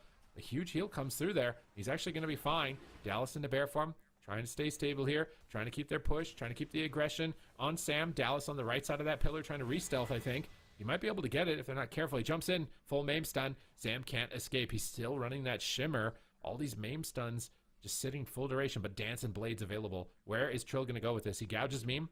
They set up Dallas. He's in bear. They smoke bomb, but he got pre-life cocooned. So they swap over on Saul, but Saul's trying to walls. Is he going to die through it? The anticipation right there from Meep to life cocoon that smoke bomb. Now they get a triple in-cap roar. Sam is in trouble. Sidu has to life cocoon and trinket, and it's back and forth. It's neck and neck. Either team could take this. Yeah, big setups here as well. No way out here for Meep Monk. Actually, he's going to trinket, just comes back up, and he's going to immediately pop it. Huge push here from Direwolves. They got basically everything here. They could kill Salt. They could kill Meep Monk as well. And on the next Ray of Frost, it is available. The Shadow Dance is available. They're just biding their time right now. Cedar, though, in a full Cyclone. They're trying to push Sam I Am for his second Ice Block. Cedar doesn't have any major healing. Gets the Celestial Conduit there, actually. Here comes the setup. Beautifully done. Dallas could just be toast right now, and he is going to go down, maybe 10% HP. Huge damage coming through. They don't have enough CC Saul. I think saved the day there in the back with just a couple of heals on the Elishama. Dallas somehow miraculously survived. That setup was so clean, but now they're going after Saul. He's got nothing left. Can they get a sheep onto Meep Monk? Sam I Am is fishing for it, and he finds it. Big damage here now onto Saul. He's got nothing. He's going to trade actually the Burrow. That's his last defensive cooldown. They couldn't get the stun in time, but now they stun up Dallas again. He's going to trinket, and that is going to be the life cocoon coming through from Meep now. They've got the cooldowns. It's time to run on the side of the Wolves. Can they get anything here from Sam I Am? Dallas is pushing him behind the pillar. Saul, though, meanwhile, getting annoyed by Trill. Kidney shot, gouge, just slowing him down. They know it's their turn to get aggressive on the side of F tier, but they're not allowing it to happen. Okay, He gets 30% of his mana back from T. I'm saying he's behind. He's behind on mana at this rate. Even running the Gnome, even trying to be more mana efficient, he's actually behind. I don't think that's a good sign for the late game. I feel like they're going to have to win with Burst. Dallas Barkskins this stun lock. Will he survive? Looks like he will. He repositions. Saul is moving in. They want to get on Sam, but he's just so tricky to get to at the moment. They're just throwing Trill at them, and they can't push in. Finally, Dallas is looking to connect, looking for a Cyclone, gets counterspelled. Now Meep doesn't have to deal with it, at least. So I do like the Feral Druid soaking that interrupt. Sam's getting pressured here. We're at the 5.5 minute mark, almost 6 minute mark. Dampening is high. That number at the top middle reduces healing by the number that you see, and it goes up over time. So healing is now reduced 28%. It gets increasingly more difficult in the match for both sides to recover as a result, inevitably leading to a conclusion. Sidu rolls in. He gets the song off the sweep, and Dallas, no trinket, smoke bomb. This could be it. Meep is there. Meep is there, but it's not enough. Insane. It's not enough. The Direwolves do it. They clutch it in game 5 with the Subtlety Rogue. That was a crazy play from Sidu. Sidu pushes in, gets the leg sweep song of GG. Then he rolls over and incaps Saul, so he can't get that tremor totem to remove the sleep.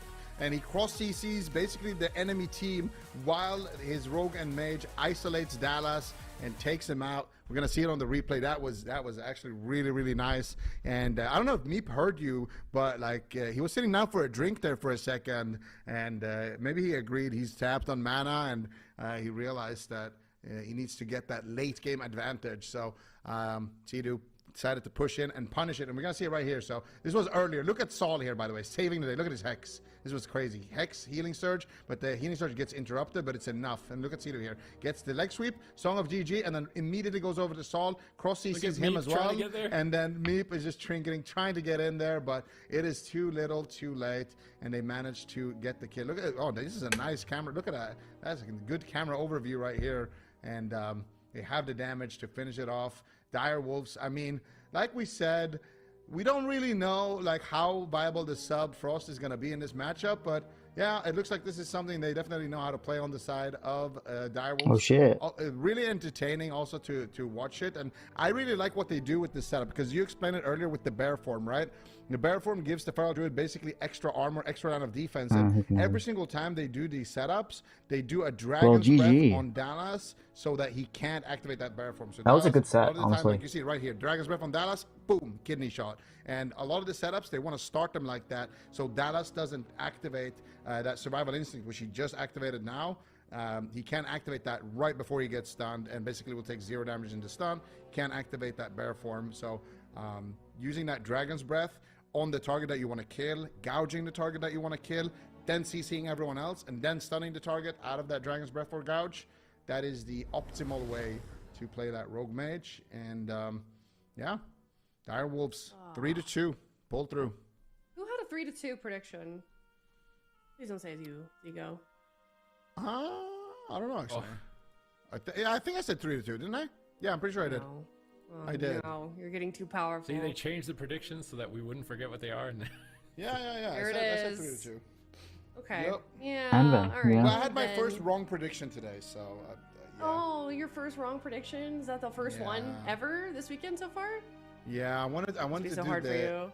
I wanted to do 100% win rate weekend. I can you please feel bad for me. No. Shan't. What about you, Sam? In fact, I hope you get more.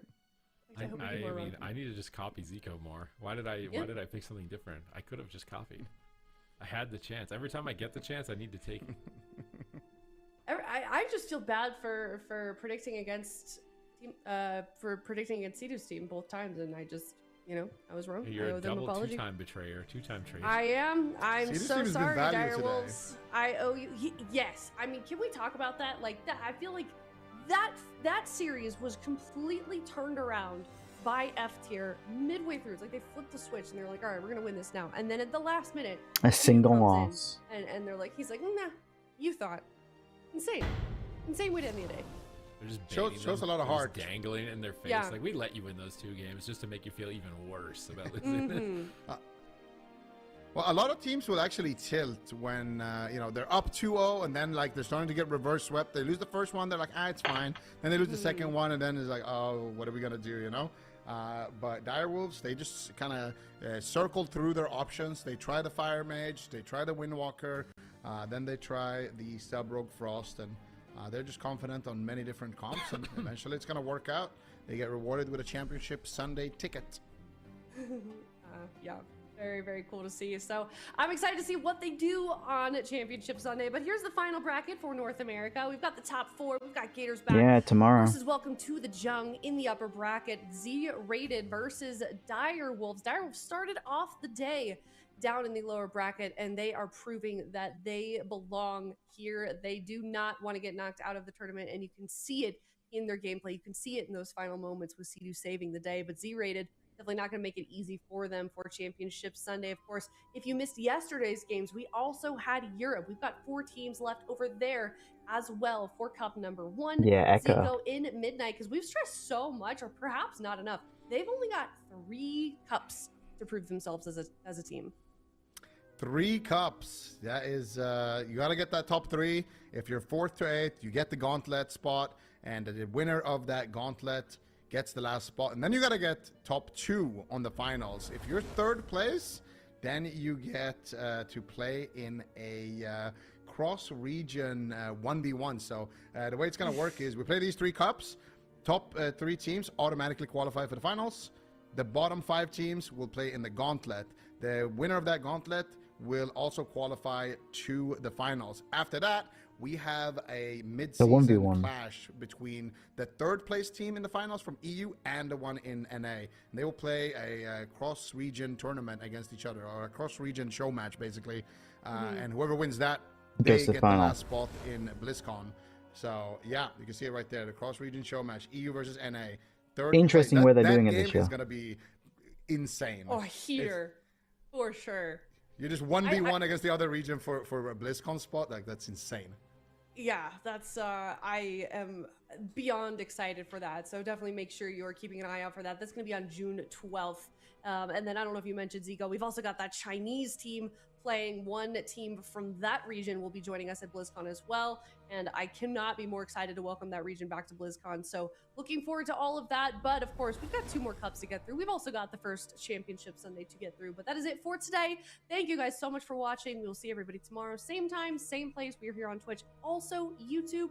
Also, if you want some updates on the goings on, if you just want to be just on Twitter and you're just lurking, you can go to the WoW Esports Twitter as well. And we are giving you guys constant updates on all of WoW Esports. So thank you guys so much. We'll see everybody That was a good tomorrow chat. at 10 a.m. Pacific and 7 p.m. CEST. Thank you guys so much. Good night. Damn. Okay. Well, I'll be back tomorrow. For the rest of it, I will see you guys then.